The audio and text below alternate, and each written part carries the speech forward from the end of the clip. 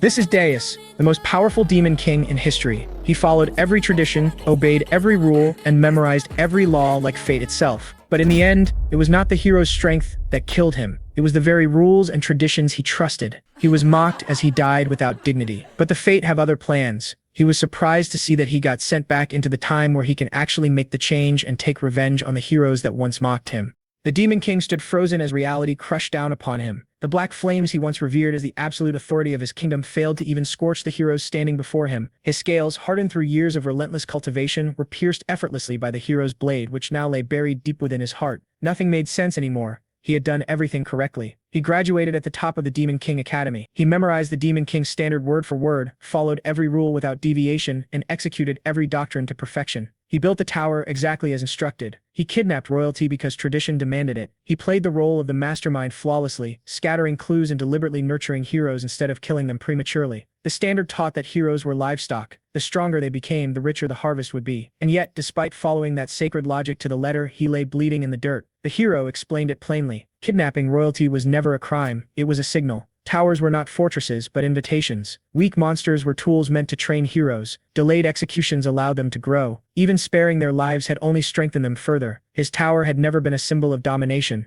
It was a training ground, a farming zone. The heroes laughed openly, expressing their gratitude for raising their levels and providing excellent loot. Even the fallen heroes were dismissed as insignificant sacrifices made in pursuit of fame. The mockery cut deeper than death itself. Consumed by rage, the Demon King attempted to unleash his final power. Before it could even take shape, his head was severed cleanly from his body. As his consciousness faded, he sacrificed everything he had left to trigger one final explosion, swallowing the battlefield whole. Then came darkness. A voice called his name. Deus opened his eyes to thunderous applause. He found himself standing once again in the Demon King Academy, 15 years in the past, his graduation badge resting in his hand. Before him, the glowing laws of the Demon King standard materialized as they once had. This time, he understood everything. When asked to swear the oath, Deus refused. He openly denounced the standard, declaring it trash, a cruel joke designed to enslave demon kings and fatten heroes for slaughter. His words stunned the entire academy. In that instant, the greatest genius of the era became something far more dangerous. The madman of the century. Archduke Arcane Blair was the first to completely lose his composure. He slammed his hand down with such force it seemed as though he intended to split the table in half, roaring about immediate execution for what he deemed an unforgivable affront to their sacred standards. The sheer rage in his voice reverberated through the hall, making everyone feel as though the academy itself was caught in a violent earthquake. Then he paused. The Archduke reconsidered. That child had always been a shining star, possessing absurd discipline, overwhelming talent, and an academic record bordering on perfection. Executing him on the spot would be an irreversible waste. With a flicker of reluctant mercy, the Archduke issued a final ultimatum. Deus was to either retract his words and apologize to the entire demon realm, or be exiled to the hellhole known as the Aryan region. The moment Aryan was mentioned, the hall erupted into hushed gasps and frantic whispers. Aryan was infamous. A graveyard for demon kings, a dimension where dozens perished every year without leaving a trace. No one could understand why someone who had committed such blasphemy was even being offered a second chance. In their eyes, no apology could ever atone for that level of sacrilege. The Archduke reminded them that Aryan was the most hostile place in existence, a void that had devoured countless demon kings without even leaving behind an echo. Before the murmurs could settle, Deus responded with icy resolve. He demanded the assignment immediately, accepting it as though it were a reward rather than a punishment. The Archduke was left speechless. His composure crumbled entirely. The realization that Deus intended to use Aryan to expose the standards as a farce shattered what little patience he had left. Orders thundered through the hall. Deus was to be transferred to Aryan at once. Every privilege granted to top-tier demon kings was stripped away. No minions. No preparation time. Nothing. The portal flared open. The command was final. Deus was banned from returning until he conquered that hellhole. As Deus tumbled through the portal, he understood that this outcome was inevitable. Reality struck hard as he fell. Aryan was the very place where the heroes who killed him in his previous life had risen to prominence. Back then, he had chosen Aryan out of arrogance, believing the strongest should face the toughest challenges. That pride had led him straight into a trap. Those heroes had exploited his blind obedience to the standards and annihilated him. But this time was different. As he spread his wings and landed safely within the icy grip of the Urgus Mountains on the northern continent, he welcomed the biting cold. This life would not repeat the last. He resolved to twist the standards to his advantage instead of letting them devour him again. Meanwhile, back at the academy, chaos brewed on the morning of the graduation ceremony. Gordon Deerick prepared with meticulous care, polishing every detail with a precision that would impress a drill sergeant. In the demon world, the highest-ranking demon was assigned to serve the top demon king, a position that sparked envy hotter than dragon fire among the graduates ranked just below. Gordon viewed all demon kings as extraordinary, but Deus stood above them all, a once-in-a-millennium existence, a descendant of demonic dragons, a figure destined to carve his name into history. Graduating alongside him felt like a divine blessing. Gordon imagined conquering dimensions together, statues immortalizing them as king and loyal assistant. Then came the moment when Deus publicly rejected the sacred standards. That memory struck Gordon like a freight train. The image he had idolized shattered instantly. He could barely comprehend that the figure he revered had cast aside the sacred teachings as if they were worthless trash. Now, deep within the frozen expanse of the Urgus Mountains, Gordon trudged through relentless snow, weighed down by packs that felt impossibly heavy. Confusion and despair twisted his face into an expression of disbelief. He could not understand how everything had spiraled out of control so quickly. When Deus finally noticed him, his expression shifted to genuine astonishment. He had been told no demon would follow him. Yet there Gordon stood. Gordon's composure finally collapsed. He unleashed a torrent of questions, demanding to know why Deus had caused such catastrophic upheaval, why he dared to insult the sacred standards, and why they were both stranded in the most dangerous region on the continent. Deus responded with infuriating calm, brushing off the questions as though unaware of the chaos surrounding them. That indifference only fueled Gordon's frustration. He reminded Deus of the single moment that condemned them both to this frozen purgatory. Deus attempted to lighten the mood with humor, but Gordon had no tolerance for jokes while panic gnawed at his core. As Deus watched Gordon unravel, memories of the man he once knew resurfaced, the confident warrior who once charged eagerly toward Aryan. Now fear had seized control. Revealing the truth about time reversal would only worsen the situation, so Deus chose silence. Eventually, Gordon managed to steady himself. He apologized stiffly, reaffirming his duty despite the doubts still lingering in his mind. Relying on the teachings he still believed in, he insisted that the first rule remained unchanged. They needed to build a tower, but not just any tower.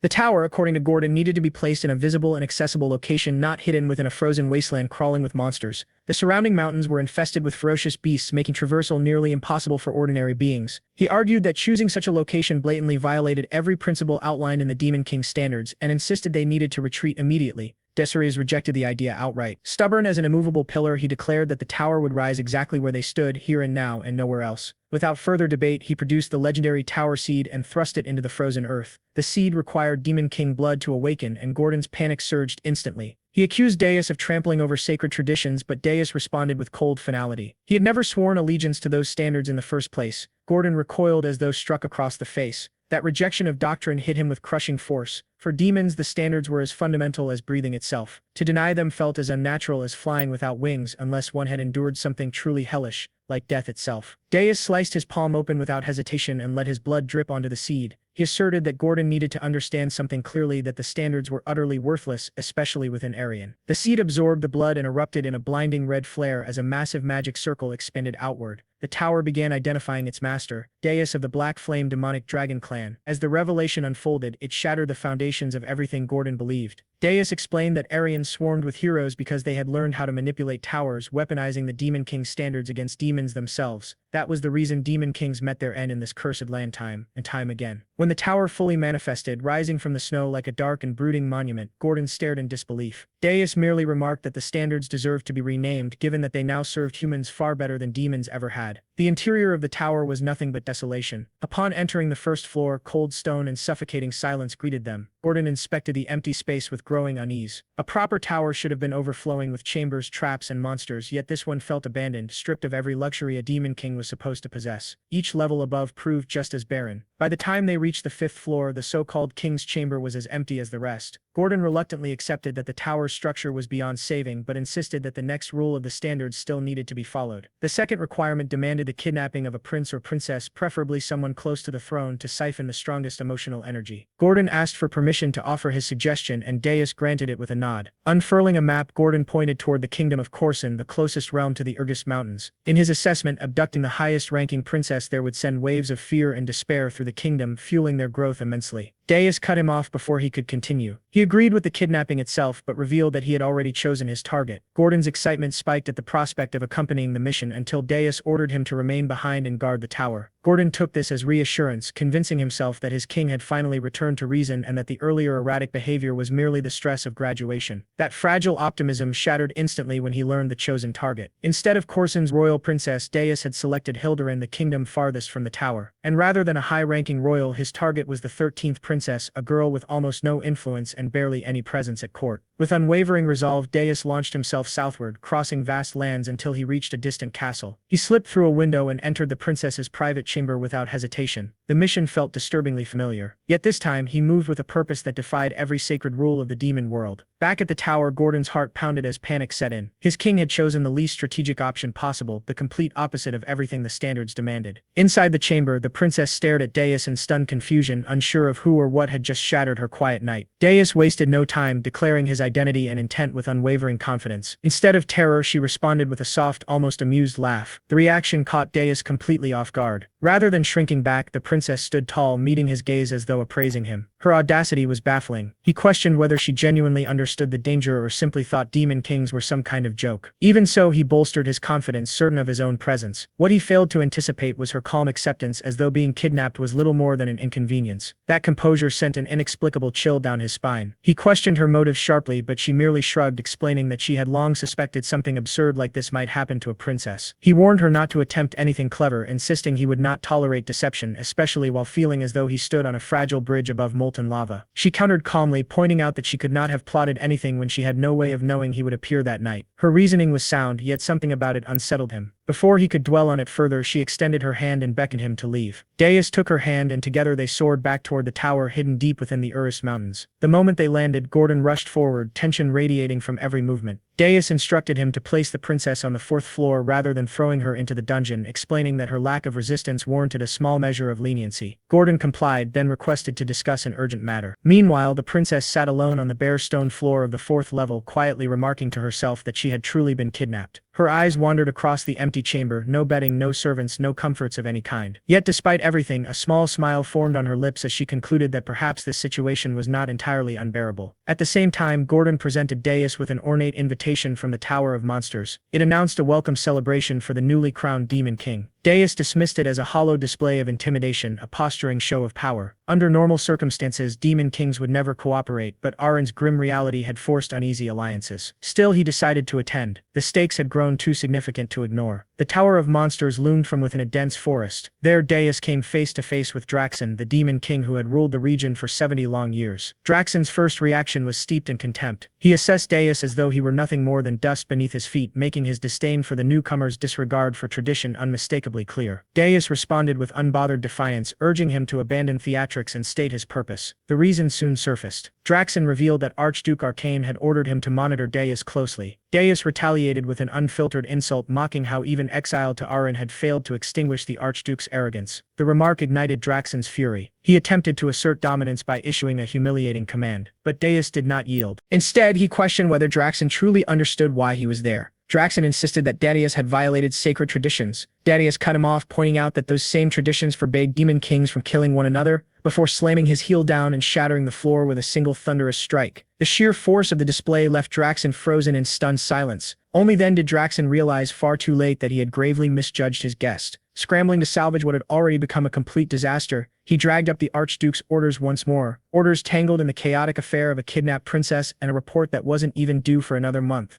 Deus responded casually, mentioning that he had already taken a princess for himself, and with a wicked grin added that she was exactly his type. Draxen was left utterly baffled as Deus strutted out of the tower as if he owned the damn place. Back in his own tower, Gordon was practically bouncing off the walls, showering Deus with praise for his overwhelming, unfiltered display of power. Deus waved it off like it was nothing, firmly convinced that Draxen wouldn't dare escalate things now. Still, he warned Gordon to stay alert. He instructed him to check on the princess and see how she might be turned into a valuable asset. Despite his outward confidence, unease churned deep inside him. He couldn't stop worrying about the other demon kings. If they decided to unite, they could become an overwhelming threat. Mocking tradition carried consequences far heavier than he had anticipated. Even so, he knew he would make the same choice 1,000 times over. Facing death was preferable to bowing before those he despised. He had plans to rebuild everything from the ground up. In his mind, expending a measly amount of energy to kidnap a low-ranking princess had been an absolute steal. That confidence shattered the moment he opened his system panel and saw the number staring back at him, over 13,000 points. the shock hit him instantly. Before he could process it, a video message arrived from the Tower of Monsters. Draxen appeared on the screen, suddenly cheerful and overly cordial, congratulating him and offering a gift. He claimed admiration for Darius's accomplishments and hinted that mocking tradition might have served some hidden purpose. The abrupt shift in tone was deeply unsettling. Before Darius could unravel the meaning behind that twisted message, Gordon burst into the room, pale as a ghost and shaking uncontrollably. He reported that something was seriously wrong on the fourth floor. Darius rushed over and stopped dead in his tracks. The spare room had transformed into a lush, living garden. Flowers bloomed in vibrant colors, butterflies drifted lazily through the air, and an entire ecosystem flourished inside the tower. Elemental spirits swirled around the princess, who stood at the center like a sovereign of nature itself. Only a master of all four elements could create something so extraordinary, and there was only one spirit elementalist of that caliber on the entire continent. In that instant, Darius realized the truth. She was not the 13th princess. She confirmed his suspicion with a sly smile, revealing that her true name was Aryan, the first princess of the kingdom, a kingdom now poised to erupt in fury. Within hours, news of her kidnapping spread through the royal palace like wildfire. The king erupted in rage, swearing vengeance against the demon king who had dared touch his precious daughter. He rallied the mightiest heroes and ordered the full mobilization of the army to ensure her triumphant return. The situation had spiraled into absolute chaos. The princess appeared once more, her presence shimmering with regal authority, reminding Darius of the question she had posed earlier, whether he could truly handle her. She made it unmistakably clear that this was the core issue. Ever the keen observer, Darius made it known that her enchanting appearance fooled him not in the slightest. He had heard tales of a genius elemental witch whose mana overflowed like a raging volcano. Power of that magnitude was impossible to ignore. What truly intrigued him was how she had managed to suppress such an overwhelming presence so completely. With dramatic flair, Aryan revealed a magnificent ring on her finger, explaining that it was a royal heirloom capable of concealing her magical energy. She then fixed Darius with a piercing gaze, questioning whether he intended to send her back now that he knew the truth. Darius scoffed at the idea. Returning a princess would turn him into the kingdom's greatest joke, shatter his fearsome reputation, and destroy his ability to harvest demonic energy from the terror he inspired. Letting her go was never an option. At that precise moment, the system detected an explosive surge of fury directed squarely at him. His demonic energy skyrocketed to 19,000 points. The realization hit him immediately. The kingdom had discovered her disappearance and identified him as the culprit. Whether she was the first princess or the 13th made no difference. To them, she was his hostage. Back at the royal palace, the king roared orders to annihilate the demon king and rescue his daughter. His advisors, however, remained confused, still uncertain of the true perpetrator. Reconnaissance units pleaded for patience, but his fury erupted uncontrollably. He berated them for their incompetence while his daughter remained trapped in an unknown hell. A seasoned advisor recalled a recent scandal in a neighboring realm where a prince had been kidnapped by the demon king of lust, an incident that united the world and ended with the demon king's public execution at the hands of heroes. The idea that another demon king would repeat such a mistake sent chills through the chamber. The king concluded with grim certainty that a new demon king had emerged. At that moment, a soldier burst into the hall, reporting the detection of teleportation magic moving north toward the Urgis Mountains. Shock rippled through the room. Those mountains lay far to the north while the kingdom rested in the far south. The implications were deeply troubling. Within the tower, Gordon voiced concern over the impending arrival of the kingdom's forces. Darius, however, remained calm and confident. He knew their army would never reach him. The journey crossed multiple hostile nations, natural barriers, and political minefields. None of those kingdoms would welcome Hilderan's soldiers. That left only one option: hiring a heroes guild. The king reluctantly issued the order, but fear swept through the guild headquarters the moment the Urgis Mountains were mentioned. The heroes refused outright, treating the request like being asked to fix live electrical wiring. To them, it was suicide. Just as Darius had predicted, mercenaries driven by profit and self-preservation would never march towards certain death. That was precisely why he had chosen that location. Gordon found himself increasingly impressed by Darius's strategic brilliance and uncanny understanding of the world of Aryan. It felt as though his master had lived there before, despite that being impossible. Back at the palace, the king erupted once more upon learning that no heroes had accepted the mission. An advisor explained that heroes in Aryan treated battles like job listings. If the risk was too high or the pay too low, they simply ignored it. Inside the tower, Darius browsed the system store. Skeletal soldiers cost 10,000 points each, and weakening dimensional interference required even more. Building a proper army would demand time he didn't have. Sitting heavily on his throne, he admitted that his current demonic energy was insufficient to face a united hero force. Memories of his past life's fear crept back in. To overcome this, he ordered Gordon to contact Draxen. He intended to sell demonic energy in exchange for human currency. Gordon reacted in horror, knowing demonic energy was essential for breaking racial limits and unlocking powerful features. But Darius was confident Draxen would pay dearly. Disguised as a mercenary, Darius arrived alone at the fortress city of Holton. The guards mocked the idea of a lone mercenary heading toward the Urgis Mountains until he tossed them a gold coin. Their attitude shifted instantly and they allowed him entry. Inside, he realized he needed a guide. That led him to the Scarlet Hawk Mercenary Guild where members lounged and drank. They discussed rumors of a new demon king, dismissing them as nonsense meant to extort gold from the kingdom. When Dedius appeared behind their leader, panic erupted. They demanded to know who he was. Dedius merely smiled, noting how well informed they were and deciding they would serve as suitable guides. When they attacked instead, a brutal fight broke out.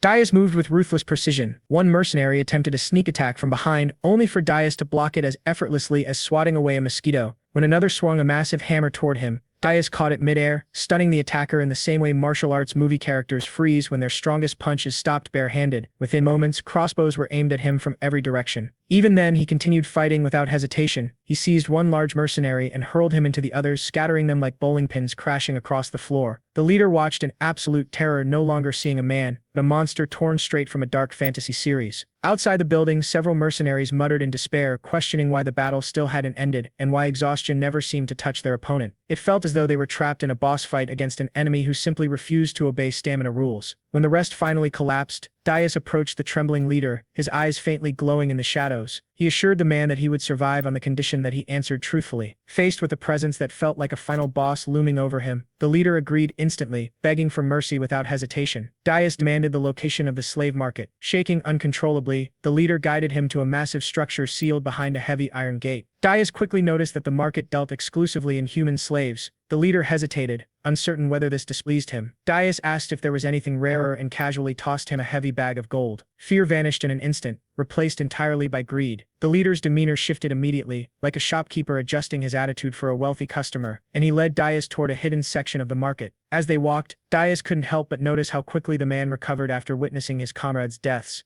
In that instant, he realized humans and demons were not so different. One chased money, the other chased energy. They descended into underground dungeons where the leader finally revealed what Dias had come for. Gordon's earlier question now made sense. Dias had come to buy slaves, not humans but members of other races captured by mankind. His goal was to acquire an elf known for unwavering loyalty, someone capable of acting as a spy to destabilize the heroes. Meanwhile, back in the kingdom, Helen Cardinal arrived. The king welcomed him with visible relief, and Helen accepted the mission without hesitation, vowing to rescue the princess and take the demon king's head with the confidence of a shonen hero beginning a new arc. Back at the slave market, the traitorous leader asked what kind of slave Dias desired. Dias pointed toward a captured elf and calmly stated that the mercenary accompanying him would handle the payment. The mercenary exploded in shock, protesting like someone watching a friend order the most expensive dish on the menu using their wallet. One cold glance from Dias silenced him instantly, forcing his agreement into stiff, terrified compliance. Dias then ordered his companions to wait outside, explaining that he needed to inspect something alone. The merchant issued a warning, cautioning that the elf could be dangerous, the same way shopkeepers warned customers not to handle fragile merchandise. Dias dismissed the concern, assuring him he would cover any losses if something went wrong. He examined the bound elf carefully, observing how humans had reduced a once proud race to chained commodities. A spark of anger stirred within the elf as he sensed the demonic aura surrounding Dias, unable to understand why such a being would take interest in him. Dias offered him the chance to seek vengeance against mankind. The idea tempted the elf, but he made it clear that demons were no more trustworthy than humans. Dias claimed he was different and proposed a contract, 50 years of loyalty in exchange for freedom and protection. He reminded the elf that for a long-lived race, 50 years was little more than a brief interlude between story arcs in an ancient fantasy saga. The elf rejected the offer, stating that demons sought to destroy the world tree, the very foundation of elven belief. Trust, therefore, was impossible. Dias did not argue. He understood the fear, knowing the situation felt as unnatural as a villain calling a timeout in the middle of a battle. Instead, he swore an oath under the sacred code of demons, pledging never to harm the world tree and to honor his promise as a demon. The weight of this oath matched the sanctity the world tree held for the elves. In return, he requested that the elf, Granada of the Maple tribe, swear 50 years of loyalty upon the world tree itself. Disturbed by the demon's strange sincerity, Granada agreed on one condition. He demanded to meet the demon king who had supposedly issued such an oath. Dias revealed that he himself was the demon king. Granada mocked the claim instantly, stating that no demon king would personally attend a slave market. He added that demon kings weakened when far from their towers. With smug confidence, he offered a wager. He would swear 100 years of service instead of 50 if Dias could prove his identity. It was the kind of reckless bet characters made moments before realizing how badly they had misjudged everything. In the next instant, reality shifted. Granada found himself standing on the 5th floor of Dias's tower. Dias reminded him of the promised 100 years. The realization struck Granada like a plot twist he never saw coming. Though the truth finally sank in, it didn't stop him from complaining. He immediately began criticizing the tower like a gamer reviewing a broken survival base, remarking on its emptiness, the useless lower floors and the fourth floor being overgrown and unguarded. He scoffed at the idea that such a place could withstand a hero's assault, claiming Dais wouldn't last even a year. Declaring he had no intention of serving in such a ruin, he sealed his mistake. In response, Dais released a crushing wave of demonic pressure. The force slammed into Granada like a heavyweight finisher in a fighting anime, pinning him to the ground without a single blow. Terror flooded his mind as the contract he had agreed to resurfaced. Only then did the truth fully dawn on him. The tower stood in a region infested with catastrophic-level monsters, yet none dared approach. It was like living beside a volcano that remained dormant only because something even more terrifying resided at its core. Accepting reality, Granada bowed and swore 100 years of loyalty in the name of the Great World Tree. Deep down, he expected his first assignment to be something grim, perhaps even a chance to exact vengeance on humanity. Instead, Dais instructed him to cook. Granada froze, utterly baffled. It felt like preparing for a climactic boss battle only to be handed a grocery list. Confusion clouded his thoughts as he chopped vegetables in the kitchen. Soon after, Princess Aryan joined him, cheerfully offering assistance like a friend suddenly joining a co-op game mid-session. The absurdity continued to pile up. Before long, everyone gathered in the fifth-floor dining hall, seated before a lavish feast that looked nothing like the lair of a demon king. Proceeding cautiously, Granada inquired about the girl, only to learn she was Princess Aryan, the kingdom's first princess. Shock struck him once again. He had assumed she was merely a kidnapped noble. He questioned how such an empty tower could possibly withstand the hero destined to arrive. Dais offered no explanation, simply instructing him to sit and eat. He then revealed the true reason for purchasing Granada, the elf's extraordinary cooking skills. The princess continued smiling as Granada sat there, feeling as though he had wandered into the wrong story entirely. After the meal, Granada assumed his role would be guarding the fourth floor against approaching heroes. Dais rejected the idea immediately, explaining that if enemies reached that level, everything was already lost. It would mean they had crossed the Urgist Mountains. Only then did Dais reveal his real plan. Granada would infiltrate human society as a spy to sow chaos and disorder. Before that, however, Dais needed to test his abilities. Sensing an opportunity to gain leverage, Granada agreed. Dais laid out the rules. He would fight using only one hand and without drawing upon demonic power. If Granada emerged victorious, 50 years would be removed from his contract. Hearing this, Granada accepted with the resolve of a character granted a rare power-up quest. Their battle began immediately.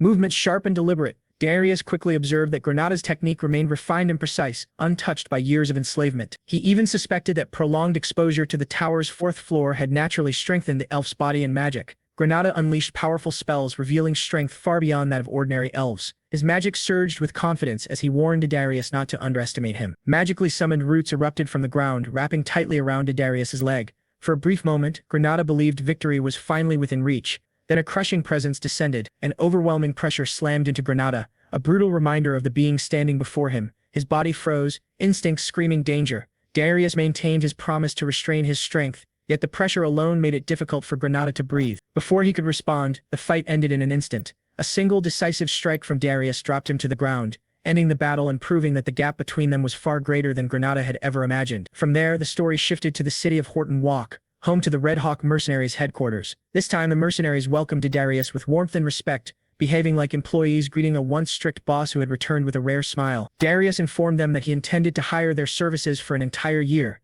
Their captain accepted immediately, asking about payment. One mercenary muttered under his breath, clearly irritated at how eagerly their leader bowed to the same man who had flattened them earlier. In response, Darius placed a heavy sack of gold onto the table. The sound alone shifted the atmosphere. The mercenaries straightened instantly, enthusiasm igniting as they swore loyalty without hesitation. Their captain even considered, in private, replacing some members with a stronger team later on. Darius then informed them that the man beside him would be joining as a new member and would relay all future orders. The group hesitated, until Granada stepped forward. Seeing his swollen, bruised face erased all doubt. Sympathy replaced suspicion as they welcomed him like a long-lost companion, recognizing that he had suffered under Darius just as they had. Shared trauma bonded them faster than any introduction ever could. Watching them, Darius noted that despite their rough demeanor, these mercenaries were seasoned veterans and not easily replaced. His thoughts drifted to the only hero who had answered Hildurin's call, Hillen, the hero renowned for slaying the demon king of lust. Now in command of the mercenaries, Darius revealed their first mission: gather every fragment of information related to Hillen,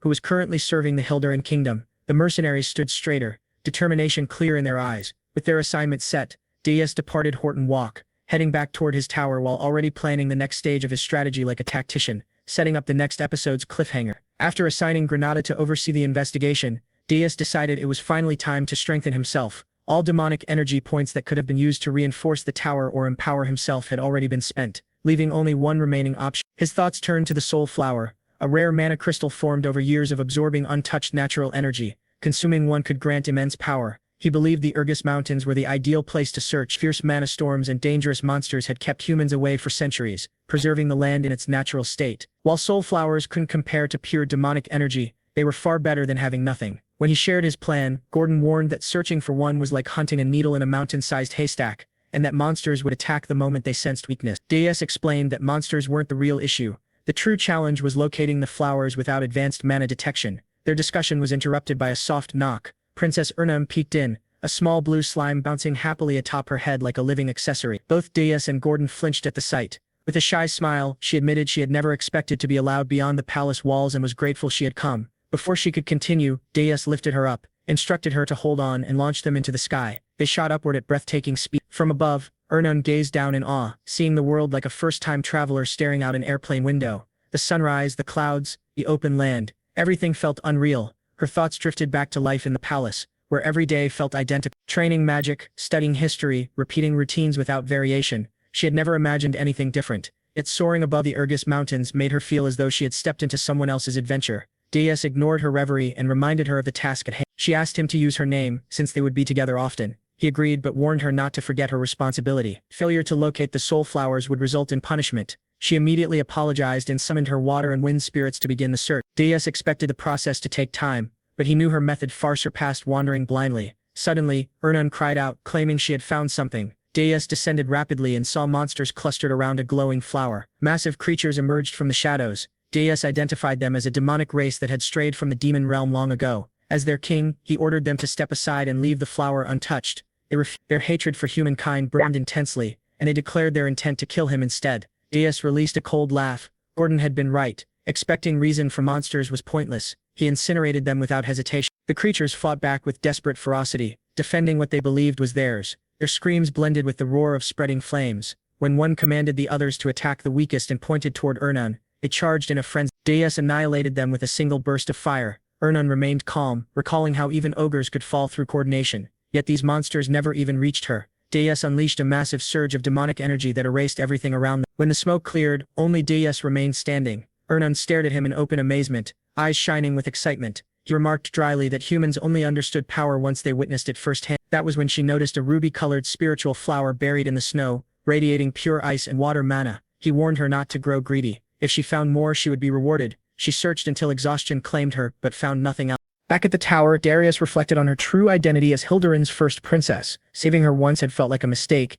yet now she seemed far more useful than he had originally expected. Gordon soon arrived with news from Granada. Hillen and 32 heroes had already left the capital. However, rather than heading toward the Urgus Mountains, they were following the standard route, gathering allies, accepting village quests, and steadily leveling up. Gordon presented several strategies, urging Darius to examine them carefully. Darius casually tossed the proposals aside, leaving Gordon stunned. He made it clear that he had no intention of placing even a single monster or barrier in the hero's path. Weak challenges, in his view, only forged stronger heroes. He then instructed Gordon to send word to Granada and have the mercenaries accompany the heroes, allowing them to earn the heroes' trust. Gordon complained inwardly that his master never followed common sense and voiced his concern about how the tower could possibly be defended in its current condition. Darius reassured him that the tower would be reinforced, but when he mentioned doing so with the help of a dwarf, Gordon immediately protested. Housing a dwarf alongside a human and an elf, he argued, would turn them into a laughingstock. Darius ignored the complaint and explained that the true prize was not the dwarf himself, but the advanced magical weapons that only dwarves were capable of forging. His next move was both simple and ruthless. Heroes always expected weak monsters on the first floor of a demon king's tower. This time, they would instead be greeted by rows of cannons. Gordon immediately grasped the implications, realizing that such an ambush would be impossible for the heroes to anticipate. Shaking his head, he remarked that the plan shattered every established rule. Suddenly, he froze before shouting that another kidnapping had occurred. The view shifted to the underground dwarf city of Wolfner. There, Logger Friedrich, the greatest blacksmith among the dwarves, worked quietly at his forge, completely unaware that he had just become the Demon King's next target. The scene lingered on Wolfner, the bustling city of dwarves, as Darius entered in disguise. He recalled having fought countless dwarves before his regression, yet this marked his first time setting foot in their city. Darius stepped into a shop known as the Midnight Inn. Upon arrival, he handed money to a man and explained that he had come to commission a weapon, though he did not know where to begin. He asked to be directed to the most outstanding blacksmith in the city. The man accepted the money and laughed, commenting that for a human, Darius certainly understood how to conduct business. Darius replied by remarking that he had heard dwarves loved money just as much as heroes did. The man smiled and explained that Darius should head deeper into the city. He described a massive hole that would be impossible to miss and instructed him to board the lift there. Once inside, his identification would be checked and he would be taken to the desired floor. The man further explained that this was a two-step security system designed to identify intruders. He then instructed Darius to go to the lowest floor in the deepest room where he would find the city's finest blacksmith, Lager Friedrich. Following those directions, Darius took the same route and eventually arrived at Lager's domain. As he observed the forge, Darius thought that the display of metallurgy made it seem as though the metal itself was dancing. He questioned whether Lager truly was the best blacksmith, then considered how much easier things would be if he simply abducted him quietly. Reaching out, Darius attempted to place a hand on Lager's shoulder. At that moment, Lager sensed his presence and forcefully raised his hammer. A powerful aura erupted, overwhelming Darius and hurling him backward under the sheer pressure. Darius realized that Lager had detected even the faint trace of demonic energy and wondered if this dwarf might be more formidable than expected. Lager charged at him, hammer raised. Darius caught the weapon mid-swing and declared that Lager was a hero. Lager loudly affirmed this, identifying himself as Lager Friedrich, the blacksmith who carried the power of heroes. He condemned Darius for daring to enter dwarven land as a demon. Darius responded with a smirk, stating that Lager would not leave the city alive and remarking that despite all the bravado, Lager was surprisingly weak. He then clarified that he was not merely a demon, but a demon king. With that declaration, Darius seized Lager by the throat, causing him to groan in pain. Hearing the commotion, several soldiers rushed over and called out to Lager, apologizing for interrupting his work and asking about the noise they had heard. Moments later, they realized Lager was gone. Shouting that there was an intruder, they ordered all exits sealed and demanded a full search of the facility. The scene shifted again, revealing Darius holding Lager high above the city. Darius warned him that making a single sound would result in instant death. Lager wondered why a demon king had come and assumed it must be for their princess. Darius dismissed the assumption, stating that the princess did not interest him. Lager insisted that this was a lie. Darius countered by mentioning rumors that dwarven blacksmiths dug underground escape passages for emergencies. Grinding his teeth as tears streamed down his face, Lager convinced himself that the demon king truly had come for the princess. He cursed his own fate, thinking that the only reason he had lived quietly until now was his fear of confronting demon kings. He lamented that this misfortune had fallen upon him. It was then revealed that Lager was in truth weak. Darius noted that coaxing information from him would not be easy and proposed an alternative. He would kidnap the princess instead and allow Lager to live, provided that Lager guided him. Lager reacted in shock, struggling to understand Darius's intentions. He imagined the consequences of a rumor spreading that a selfish hero had sold out the princess to save his own life. Such a story, he realized, would forever change how the other dwarves viewed him. Crying out in despair, he cursed Darius as a vile and evil creature, believing that everyone already knew he was weak and that such a rumor would easily be believed. Darius then presented him with a choice: either sell out the princess or walk away under his own power. Internally, Darius knew Lager would choose betrayal, as he clearly wished to avoid torture. He promised that if Lager cooperated, his safety would be guaranteed, swearing this vow upon the Demon King's standards. Lager recalled that those standards were treated as sacred among demon kings and believed that a vow made upon them could never be broken. Coming to a decision, Lager suddenly forced a dramatic smile and agreed to lead Darius through the underground passage. Darius commented on the expression, remarking that it made him feel sick. Back at Lager's workshop, his status was listed as absent while knights searched the area. At the same time, Princess Louise Weft of the Dwarven Kingdom stood nearby, dressed in a strange outfit. She cried as she wondered where Lager had gone while crafting her weapon. One knight explained that they believed he had been kidnapped. Louise angrily ordered him to be silent, insisting that Lager was a hero and that it made no sense for a hero to be abducted. The knight carefully explained that while Lager was a hero, he was also a blacksmith, which explained his lack of combat ability. Louise again demanded silence and ordered the knights to find the kidnapper and bring him before her at once. The knight acknowledged her command. She then issued a dark warning, stating that if they failed, she would personally rip off their heads. The knight once again acknowledged her authority. The scene shifted to the secret passage. Lager led Darius through a narrow tunnel, walking ahead while Darius followed behind. Darius was forced to stare at Lager's large backside the entire time, which steadily irritated him. He complained about how long he had to endure the sight. Trembling, Lager explained that it could not be helped due to the tunnel's tight space and urged him to be patient, saying they were almost there. Darius ordered him to move faster despite his large build. Eventually, Lager emerged from the tunnel and led Darius to a castle. He declared that his role was finished, explaining that he had fulfilled his part by revealing the underground passage and that Darius was now on his own. His voice shook as he announced his departure. Darius's expression darkened as he called out the absurdity of Lager's claim. Trembling, Lager reminded him of the vow made upon the Demon King's standards, insisting that his safety had been guaranteed. Darius responded with a smirk, dismissing the vow as worthless and stating that he did not care in the slightest. Lager broke down in tears, questioning what kind of Demon King Darius truly was. Darius casually wondered aloud what should be done with him now. Crying, Lager regretted not selling out the princess earlier. Lowering his head, he claimed that he was actually quite useful, boasting that no one could rival his metallurgy skills. He promised to forge any weapon Darius desired. Darius noted the irony of a hero willingly offering service to a demon king. Lager argued that there was nothing strange about such an arrangement and offered himself completely, even suggesting he could act as a spy. Darius stated that if Lager swore allegiance to him, he would be spared. Lager expressed his gratitude and praised the great demon king, though in his heart he mocked Darius as a fool, convinced he would never truly obey. The scene changed once more as Darius brought Lager to Burge's tower on the 4th floor. Lager froze completely, stiff as a statue. Gordon, terrified, exclaimed that the demon king had brought back a dwarf, no, a hero dwarf. Darius ordered him to be silent. At that moment, Granada contacted them, stating that he had a report to deliver, only to react in shock upon seeing the dwarf. Darius instructed him to give the report later. The princess then addressed Lager, asking whether he had come to save her, quickly adding that he probably had not. Confused, Lager asked Darius why he had been brought there, reminding him that he had been promised freedom. Darius calmly stated that no such promise had been made. Lager insisted that mercy had clearly been guaranteed. Darius confirmed that mercy had indeed been granted.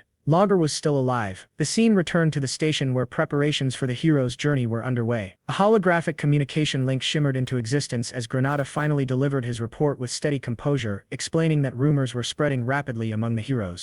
Intelligence suggested that the newly emerged Demon King wielded black flames, a belief that had driven the heroes to equip themselves with fire-resistant gear in preparation for battle. Granada continued his report by revealing another rumor circulating among them. Many heroes believed the Demon King had refrained from unleashing demonic beasts out of fear. His prolonged silence was not interpreted as strategy, but as weakness. In their view, restraint signified hesitation rather than calculation. Darius listened without any visible reaction. His expression remained unreadable, his posture perfectly still. When he finally responded, his judgment was cold and dismissive. From his perspective, the heroes had never lost their desire to kill. Darius issued his final directive, ordering Granada to continue monitoring the heroes and report any changes without delay. The connection severed shortly after, leaving Darius alone with his thoughts. He reflected on the Demon King's approach of deliberately withholding demonic beasts. Hero morale was being eroded slowly and methodically. Their expectations were subtly distorted, yet what unsettled him more was the realization that this Demon King possessed an unusually profound understanding of human psychology. Darius wondered whether such a figure had ever existed before. The thought sent a rare chill through him, followed almost immediately by relief. This Demon King was not his enemy. The scene then shifted to Darius's tower, its interior cold and oppressive. There he issued orders to the dwarf blacksmith, Lager Friedrich. Fire cannons were to be installed on the tower's 1st floor, but with one absolute restriction: mana stones were strictly forbidden. The command sent Lager into immediate panic. Constructing such weapons without mana stones bordered on impossibility, and even if completed, their effectiveness against heroes would be severely compromised. Darius silenced any resistance instantly, declaring that discovering a solution was the blacksmith's responsibility alone. He explained his reasoning clearly. Heroes were favored by the dimension itself, granting them exceptionally sharp sensitivity to energy. Any trap powered by mana stones would be detected long before activation. That was precisely why mana stones could not be used. When Lager attempted to object again, Darius's demeanor darkened. A sphere of black magic formed calmly in his hand as he reminded the dwarf of the reason he had been brought there. Lager was known as the greatest blacksmith. If he failed, replacements were plentiful. Crushed emotionally, Lager hastily revealed an alternative method. Lager explained that he had once developed a device capable of completely erasing mana traces. The research had taken 3 years, and the finished prototype remained in his workshop within the dwarf kingdom of Wolfner. Suspicion hardened Darius's expression as he demanded confirmation that this was not another desperate fabrication. Trembling and in tears, Lager swore his honesty. After brief consideration, Darius chose to believe him, though not without precautions. A purple rune-etched collar was secured around Lager's neck. Darius explained its function with disturbing casualness. The restraint could sever the wearer's head instantly with a single gesture and also distorted perception, preventing others from clearly recognizing Lager's face. Any attempt to remove it would be interpreted as escape and result in immediate death. Fully grasping his situation, Lager collapsed and swore absolute obedience. After issuing further instructions, Darius departed with Lager. Together they traveled across multiple kingdoms in search of rare materials and compatible components. The journey lasted nearly a month, during which Darius stored every item within a spatial pocket, preserving each carefully. Their final destination was Wolfner, the dwarf kingdom. By the time they arrived, chaos had already taken hold. A massive boulder crashed down near a group of dwarves, shattering stone and scattering debris. At its center stood Princess Louise Weft, radiating fury. More than a month and a half had passed without any sign of Logger's capture. An elderly dwarf nervously attempted to explain that Logger had constructed countless underground tunnels over the years, and that despite extensive efforts, he had likely escaped. Louise dismissed the explanation outright, concluding instead that Logger must have been kidnapped. In a violent outburst, she seized the old dwarf and issued a deadline of 2 weeks. Failure would result in total extermination. Orders were immediately given to collapse every tunnel Logger had ever created, and the dwarves rushed to comply.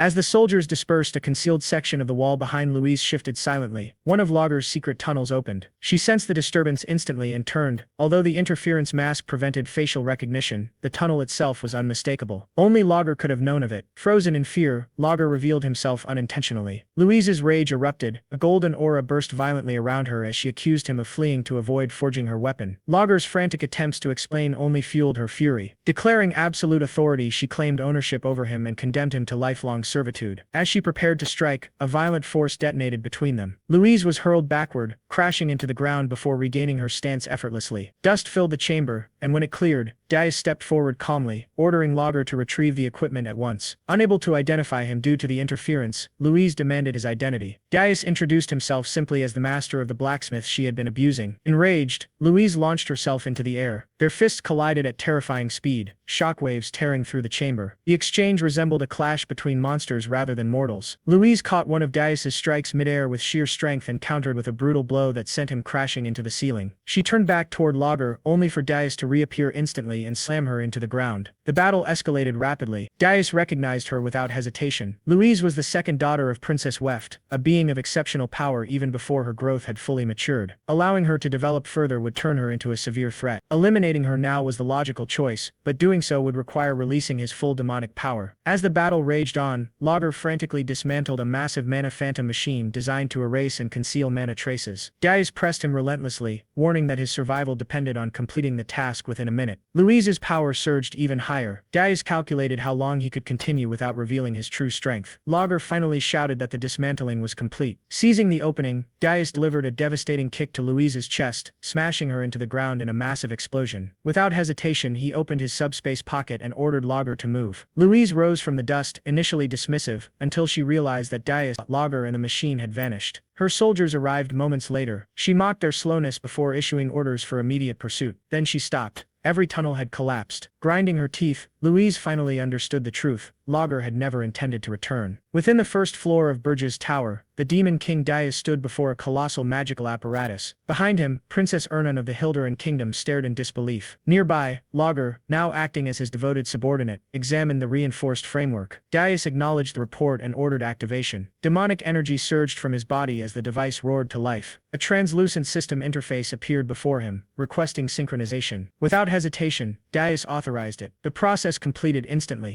A final system update confirmed that the Mana Phantom had acknowledged Darius as its master. Its power source was fully converted, shifting entirely from mana to pure demonic energy. Darius turned his gaze toward Logger. The dwarf reacted with barely restrained excitement, insisting fervently that he had not interfered in the process in any way. Even so, amazement overwhelmed him. The fusion of the monophin with the tower, let alone the complete conversion of its energy source, surpassed anything previously thought possible. Logger immediately recognized it as a breakthrough beyond even what the original creator could have envisioned. Princess Ernan stepped closer, her eyes gleaming as she stared at the awakened structure. Darius casually suggested that she test it herself. Delighted by the opportunity, she eagerly began preparing a spell. Complex magical symbols formed rapidly as a massive sphere of multicolored magic condensed in the air. Logger panicked instantly. The thought of releasing such overwhelming power after he had just finished cleaning the tower nearly drove him to tears. His frantic pleas were completely ignored as Darius focused solely on observing the phenomenon. A spell of that scale should have been detectable far beyond the tower's walls. Darius moved toward the entrance and examined the outside world. There was nothing, no visual disturbance. No fluctuation in perception. The magic did not leak in the slightest. The effect was immediately apparent. A tower fully synchronized with a monophin completely concealed all internal magical activity. Curiosity stirred within Darius. He extended his demonic energy and attempted to manipulate the tower itself. In an instant, the entire structure vanished from existence. Moments later, with another gesture, it reappeared exactly as before. The realization struck him with quiet intensity. The tower could now be concealed or summoned at will. Though controlling this power freely would take time, Darius immediately understood its future value. A restrained smile formed as demonic light flickered within his eyes. Outside the inner chamber, Lager finally lost all restraint. His excitement burst forth as he begged for permission to examine the device further, nearly requesting permission to dismantle both the magical apparatus and the tower itself before hastily correcting his words. He declared the discovery unprecedented in all recorded history, his behavior bordering on obsession. Dadius studied him carefully, noting how completely Lager had lost control. After brief consideration, permission was granted under one condition. If Lager annihilated the heroes trapped on the first floor, he would be free to do as he wished afterward. Crimson energy surged around Lager as he immediately began chanting, fully immersing himself in what he now considered sacred research. Dadius then turned to Princess Ernan and calmly proposed that she confront the heroes who had reached the fourth floor. She hesitated, momentarily taken aback, though her protest carried a playful tone. Dadius reminded her that she was also a gifted spirit and that she had no intention of returning to her former royal life. Even as he spoke, Dadius recognized the weight of his decision. She remained an innocent princess, unfamiliar with the cruelty of the world, and asking her to oppose her own kind carried undeniable gravity. Ernan fell silent, uncertainty flickering through her thoughts as she considered what powers she could even use. Before she could settle on an answer, Dadius stopped her. Combat would not be necessary. All she needed to do was disrupt the heroes and openly reveal herself as their enemy. Success would be rewarded with another wish. She met his gaze, nodded slowly, and agreed on one condition. She wished to be introduced not as a princess but as his subordinate. Dadius accepted without hesitation. Her face lit up with unmistakable joy, her excitement barely contained. Even so, Dadius instructed her to follow his orders precisely. Some time later, Dadius sat in silence, studying the system screen floating before him. The plan unfolded clearly in his mind. The first floor would thin the heroes' numbers through overwhelming monarch cannon fire. On the fourth floor, Princess Ernan would serve as bait, drawing in survivors to be eliminated. Even so, the strategy was insufficient. With more than 200 heroes advancing, it would not erase even half of them. Only one option remained, strengthening himself further. His gaze shifted to a radiant treasure resting in his hand. Dense demonic energy coiled around it as it shimmered faintly.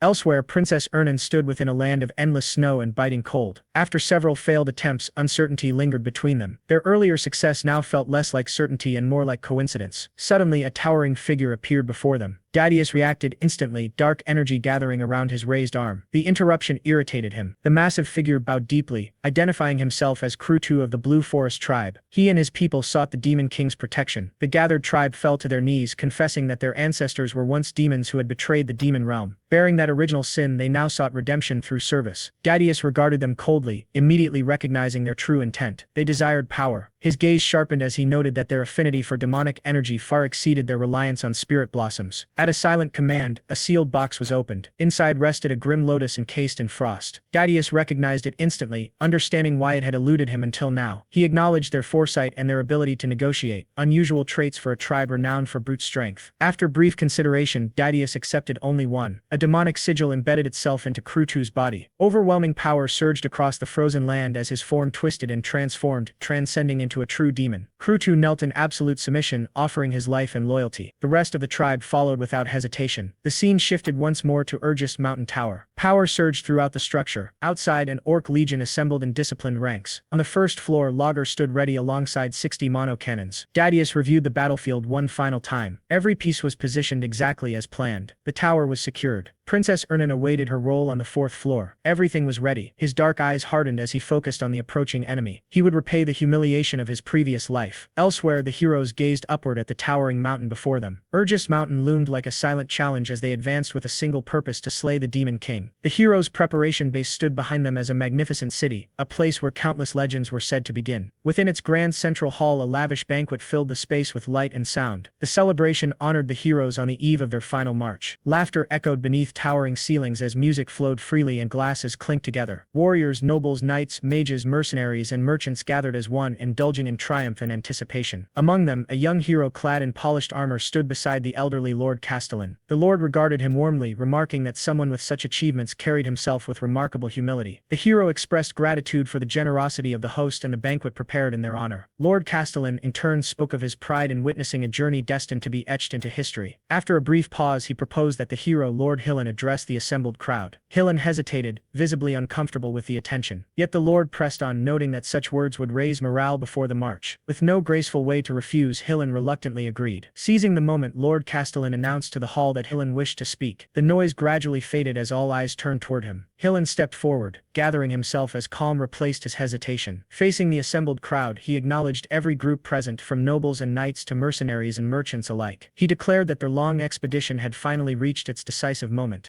With unwavering confidence, Helen spoke of their march for justice, boasting that it had frightened the Demon King so thoroughly that not a single monster had dared obstruct their path. Laughter erupted throughout the hall as confidence surged among the attendees. Yet Helen tempered their enthusiasm, reminding them not to lower their guard. Every possible preparation, he assured them, had already been made. His resolve sharpened as he proclaimed that the following day would mark the end of the foolish Demon King. Raising his glass, righteous fervor blazing in his eyes, he invoked the kidnapping of the Hilderan Kingdom's crown princess, Princess Ernan, declaring it time for the world to remember who truly held power. The speech ended in a fiery declaration of dominance, and the hall exploded into thunderous cheers. Amid the chaos, Granada the elf observed everything from a distance. Calm and analytical, he noted that the size of the expedition had neither grown nor diminished, exactly as the Demon King had predicted. Reflecting on the speech, Granada acknowledged that Helen's charisma was the true driving force behind the expedition's success. Helen had secured funding from the guilds and retained the loyalty of even the most unreliable mercenaries. Yet unease lingered. Granada's thoughts returned to the last tower he had investigated, entirely empty. That unsettling memory made him question whether the final confrontation would truly be as straightforward as it appeared. A dark, treacherous thought briefly surfaced, whether now would be the perfect moment to betray the heroes. Panic seized him instantly. He chastised himself for even entertaining such an idea. Subjugating the Demon King would finally free him from his curse, a future that undeniably benefited him. Shaking off the thought, Granada decided to clear his mind. He stepped outside for fresh air, intending to send a report. Later that night, beneath the glow of a full moon, Granada stood alone on a high balcony. A faintly glowing device rested in his hand as he communicated quietly. From the other side came a calm report confirming arrival at Holton Walk and stating that the climb would begin the following day, this time unmistakably belonging to the Demon King Deus. His tone carried cold authority as he issued final warnings. Granada was told to beware of the snow during the climb, to remain vigilant at night, and to heed one final cryptic instruction. When the tower door opened, he was never to be near it. The connection ended abruptly. Granada stood frozen, unable to grasp the meaning of the warning. Confusion weighed heavily on his mind. Suddenly, a presence emerged behind him. Startled, Granada turned to find Helen standing there, relaxed and observant. Quickly noticing Granada's tension, Helen offered him a drink, an elven fruit wine known for its calming warmth. Granada accepted, and as he drank, his nerves gradually settled. Helen casually remarked that Granada seemed troubled and asked whether he truly believed they could succeed against the Demon King. The tone was light, almost teasing, but the question lingered heavily. Granada hesitated before responding. As he did, Helen stared into his own cup, his reflection wavering. The cheerful expression he had worn earlier slowly faded, replaced by quiet honesty. He admitted uncertainty. Granada was caught off guard by the sudden candor. Helen continued, explaining that although people trusted him and followed his lead, attacking a Demon King's tower had always been hell. It had never once been an easy victory. Attempting reassurance, Granada mentioned Helen's past achievement, defeating the Demon King of Lust, implying that a newly emerged Demon King should not be as dangerous. As the words left his mouth, Granada realized something unsettling. Very little was actually known about how Helen had killed the Demon King of Lust. Growing curious, he asked about that battle. Helen avoided the subject. His expression shifted once more, returning to the familiar heroic facade. He credited his past victory to the brave comrades who had always stood at the front, facing monsters head-on. Turning to Granada, he placed a firm hand on his shoulder and reaffirmed his trust in him. With renewed confidence, Helen declared that he would lead the coming battle and asked Granada to guard his flank. Granada nodded in agreement. Satisfied, Helen wrapped an arm around him and guided him back toward the banquet hall. The two walked side by side, Helen leading his elven companion, his expression calm and unreadable, concealing the true nature of their alliance. Later, alone with his thoughts, Helen reflected on the conversation. A cynical smirk crossed his face as his gaze drifted to a ring set with a red gemstone. In that moment, the heroic mask vanished, revealing something far darker beneath. His true thoughts surfaced clearly as he silently placed his expectations upon Granada once again. The following morning, the preparation base buzzed with activity. As the massive expedition finally departed, citizens lined the streets, cheering loudly. Words of encouragement filled the air as the heroes marched forward. Cries praising Lord Granada and Lord Wharton echoed throughout the city. At the head of the procession, Granada marched with calm focus, his gaze fixed straight ahead. Beside him, Helen walked proudly, basking in the admiration of the crowd. Soon the city disappeared behind them, and the noise faded into silence. The expedition entered the harsh Urgest Mountain Canyon. Endless snow-covered cliffs surrounded them as biting winds cut through the air. The massive force wound its way through the desolate landscape, the cold their constant companion. Casual conversations emerged. Earlier worries slowly faded. Some remarked on the surprisingly mild weather, noting the clear sky and lack of snowfall. Confidence grew as others claimed that reaching the tower would be easy at this pace. Laughter followed, along with jokes about the absence of rumored disaster-class monsters and claims that any such creatures were likely too frightened to appear with Helen leading the expedition. That confidence shattered abruptly. A warrior felt a tap on his shoulder. When he pulled his hand back, it was coated in sticky purple slime. Confusion turned to horror as he turned around. Towering over them stood a massive ghoul. Panic erupted instantly as screams tore through the canyon. More ghouls poured in from all sides. Hillen's presence cut through the chaos as he raised his sword, his resolve unshaken. Orders were issued swiftly, placing the expedition on full alert. The narrow canyon became a battlefield. Knights shielded the mages and pushed forward, steel clashing against undead flesh as magic lit up the frozen terrain. Suddenly, a new warning echoed through the ranks. A colossal skeletal frost giant emerged from the canyon wall, its massive body formed entirely of ice. Shock rippled through the expedition. Hillen immediately ordered a retreat, declaring his intent to face the monster alone. As the expedition fled the canyon, Hillen charged forward. Blue energy crashed against the frost giant, yet the creature remained unmoved. Undeterred, Hillen pressed the assault. The frost giant's crimson eyes glowed as it swung its massive arm downward. Hillen met it with a powerful upward slash, shattering the icy limb and sending shockwaves through the canyon. Without pause, he destroyed the creature's remaining arm and carved through its massive frame, overwhelming it with relentless force. Seizing the perfect moment, Hillen unleashed a final flurry of devastating attacks and signaled the expedition to escape. The heroes did not hesitate. They surged past him as explosions erupted behind them. Hillen continued to hold the frost giant at bay until the last moment. Enraged and denied its prey, the monster released a final furious roar before collapsing inward and self-destructing in a colossal explosion that shook the canyon. The survivors stumbled into a nearby snowy forest, collapsing from exhaustion and shock. Conversations quickly turned grim as they reflected on the horrors they had endured. Yet casualties were low. Many credited their survival to Hillen's overwhelming strength. Speculation spread rapidly. Rumors claimed that Hillen had absorbed the power of the Demon King of Lust, placing him on par with the Demon King himself. Confidence returned as faith in Hillen solidified. Granada listened in silence, wondering if Hillen truly could defeat the Demon King. That hope was short-lived. Ahead of them stood another threat, a tribe of massive blue-skinned orcs led by a towering chieftain with curved horns. There was no time to rest. Granada immediately recognized them as pole beings infused with demonic energy, servants of the Demon King. As the chieftain stepped forward, the ground beneath the heroes began to tremble. A deep rumble echoed through the mountains. Deus's warning resurfaced in Granada's mind. Terror spread across his face as understanding dawned. The snow began to shift. Cracks spread across the mountainside as ice groaned under its own weight. The sound of an avalanche filled the air. Panic consumed Granada as the disaster struck. A massive avalanche tore down the mountainside, burying the entire expedition in an instant. Snow and ice swallowed warriors, mages, and heroes alike, dragging them into frozen chaos. Granada's final scream was crushed beneath the overwhelming weight. Far away, within his towering fortress, Demon King Deus sat calmly upon his throne. Holographic screens displayed the unfolding catastrophe. One by one, the images of the heroes vanished. A sinister smirk spread across his face as he watched their final moments. Leaning back, his eyes gleamed with cold satisfaction. His plan had succeeded perfectly. This time, none of them would escape. Still seated upon his throne, Deus remained utterly composed. His posture showed no tension, and his expression betrayed nothing. When he spoke, there was no emotion in his voice, only absolute certainty. The design he described had been set in motion long before the heroes realized it. The cold intensified until it became suffocating, and damage reports became meaningless as the blizzard erased all sense of order. Everything within that frozen domain was consumed. Amid the roaring wind, Deus raised his voice, issuing commands through the storm. He ordered the heroes to establish a temporary camp and search for those scattered by the earlier catastrophe. Every movement was slowed by relentless snow and freezing gusts, turning even the simplest actions into exhausting struggles. As the calamity unfolded, the Demon King continued his explanation with calm detachment. The second command had already been issued. When darkness finally settled, the situation worsened even further. From within the forest's deepest shadows,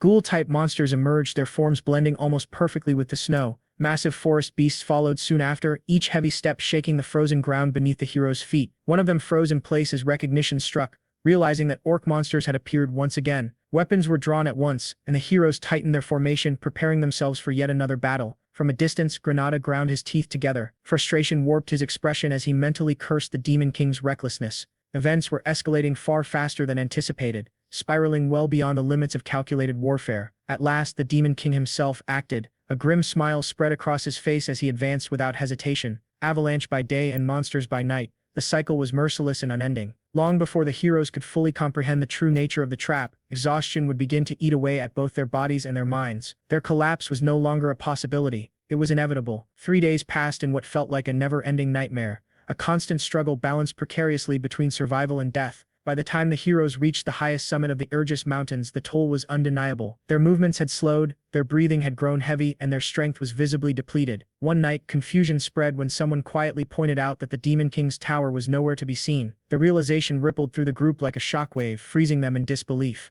Deus raised his voice, disbelief cutting sharply through his words as he emphasized that a tower was supposed to stand at the summit. Before the heroes could move, a commander stepped forward and halted him. With a firm stance and a restrained but resolute tone, the commander declared the mission a failure, stating that continuing any further would only lead to meaningless loss of life. From that point onward, survival had to take precedence over victory. Dais froze. He turned slowly, shock plainly visible on his face. The response he received was unwavering, tinged with apology yet unchanged. Grinding his teeth, Dais remained silent. 6 days after entering the Urgis Mountains, the Demon King's tower was finally discovered. The moment it appeared, fury erupted among the heroes. When the tower gates were forced open, confidence surged once more through the heroes' ranks. One knight laughed dismissively, declaring the first floor nothing more than a nest of weak enemies and urging everyone to advance without hesitation. That was when the Demon King spoke. His voice echoed coldly throughout the tower, reverberating from every direction at once. A chilling smile spread across his face as his mere presence became suffocating. The moment the tower doors opened, those who stepped inside were cast directly into hell. Magical cannon constructs materialized across the battlefield, rising into position and completely encircling the heroes. Lightning tore violently through the air, its roar deafening. Dais stared ahead in disbelief as the sheer scale of the threat revealed itself. Any lingering confidence shattered instantly. From within the control chamber, the Demon King observed calmly. This had only been the opening strike. Below, Dais struggled to steady himself. He tightened his grip on his sword and forced his body upright, his breathing uneven. Confusion and rage churned violently within him as nothing he had just witnessed aligned with logic, strategy, or any battle experience he possessed. Through the drifting smoke, Granada emerged. Though visibly shaken, he remained unharmed and reported that he had narrowly avoided the cannon strike. Relief briefly crossed Dais's face. Without hesitation, he pushed for advancing to the next floor. Granada hesitated, carefully studying him now that only the two of them remained. The danger was undeniable. Dais responded firmly, reminding him of his past victory over the Demon King of Lust and the power gained from that battle. Compared to that ordeal, this enemy was not beyond reach. As long as they stood together, victory was still possible. After a moment of silence, Granada agreed, and the two advanced side by side. The second floor was empty. The third floor was no different. Slowly, anger crept across Dais's expression. The absence of enemies felt deeply unnatural. A tower of such scale should have been crawling with monsters, yet there was nothing, no movement, no hostility, not even lingering mana. As Hillen voiced his frustration aloud, Granada remained silent, sensing deliberate intent behind the emptiness. If both floors were completely vacant, then the battlefield itself was being rearranged by a powerful hand. His thoughts inevitably turned to Princess Ernan. Even so, Dais refused to lower his guard. He warned that danger could emerge at any moment and continued forward with measured steps, prepared for hidden traps. When they reached the fourth floor, both stopped in disbelief. Before them stretched a lush forest, vibrant with greenery and arranged like a tranquil garden rather than a battlefield. Granada released a slow breath and confirmed the truth, identifying it as a curse, a spatial distortion created through advanced magic. Doubt crept into Hillen's thoughts as he questioned whether they were even inside the Demon King's tower anymore. Before any answer formed, he noticed a figure standing quietly ahead. His breath caught. A young woman stood there, clad in demonic attire and radiating dark mana. Her appearance was delicate, almost fragile, yet profoundly unsettling. She identified herself as one of the 4 heavenly kings who served and guarded the Demon King, the Dark Spirit Master. Her demeanor was light and playful, as though the situation amused her. Hillen had come to rescue a princess, yet she now stood before him as an enemy. Silence fell over the forest, then realization struck him like a blade. Recognition widened his eyes as despair flickered across Granada's face. The young woman rejected the title of princess and asserted her identity as the Dark Spirit Master. With effortless ease, she summoned dark spirit magic. Hillen's shock deepened as he recognized the spell, a pinnacle of spirit arts that only Princess Ernan could wield flawlessly. Everything connected at once. The nighttime ambushes, the hidden tower, the mono cannons, the empty floors, none of it had been chaos. It had all been strategy, and Princess Ernan stood at its center. Disbelief curdled into bitterness as Dais let out a hollow laugh. Warmth drained from his expression as the truth settled in. The princess he had crossed hell to save had been protecting the Demon King all along. Rage surged violently within him. Before he could act, the space trembled. Dark purple energy erupted across the garden, crushing the ground beneath their feet. The Demon King appeared, his presence warping the air itself as demonic power poured outward. His cold gaze locked onto Dais. The Demon King had finally revealed himself. Resentment ignited deep within Hillen. Realizing how completely he had been cornered, he understood that power alone was no longer enough. He needed more. Turning sharply, he demanded Granada's strength. The ground trembled as the Demon King's gaze shifted. Hillen stepped closer, insisting that they combine their power. Granada hesitated, confusion flashing across his face as he questioned how such a fusion could even be possible. Before any explanation came, his body stiffened. Vitality began draining from his blood. Panic surged as the sensation intensified, his strength bleeding away with every heartbeat. Hillen's expression hardened into something cold and detached. He reassured Granada calmly that everything would be fine as long as he remained by his side. Granada collapsed. The Demon King recognized it instantly. The artifact Hillen revealed exposed the truth, a forbidden relic known as the Elf Eater, capable of converting an elf's boundless vitality directly into mana. Once activated, survival was impossible. Hillen pressed his foot against Granada's face, justifying the act as a necessary sacrifice for the greater good. The Demon King watched in silence. Then he smiled. The act was contemptible, disgraceful, and unmistakably human. He calmly noted that removing the ring would instantly erase all borrowed strength. Hillen erupted into manic laughter, convinced that even the Demon King of Lust had failed to take that ring from him. The Demon King responded with a single name: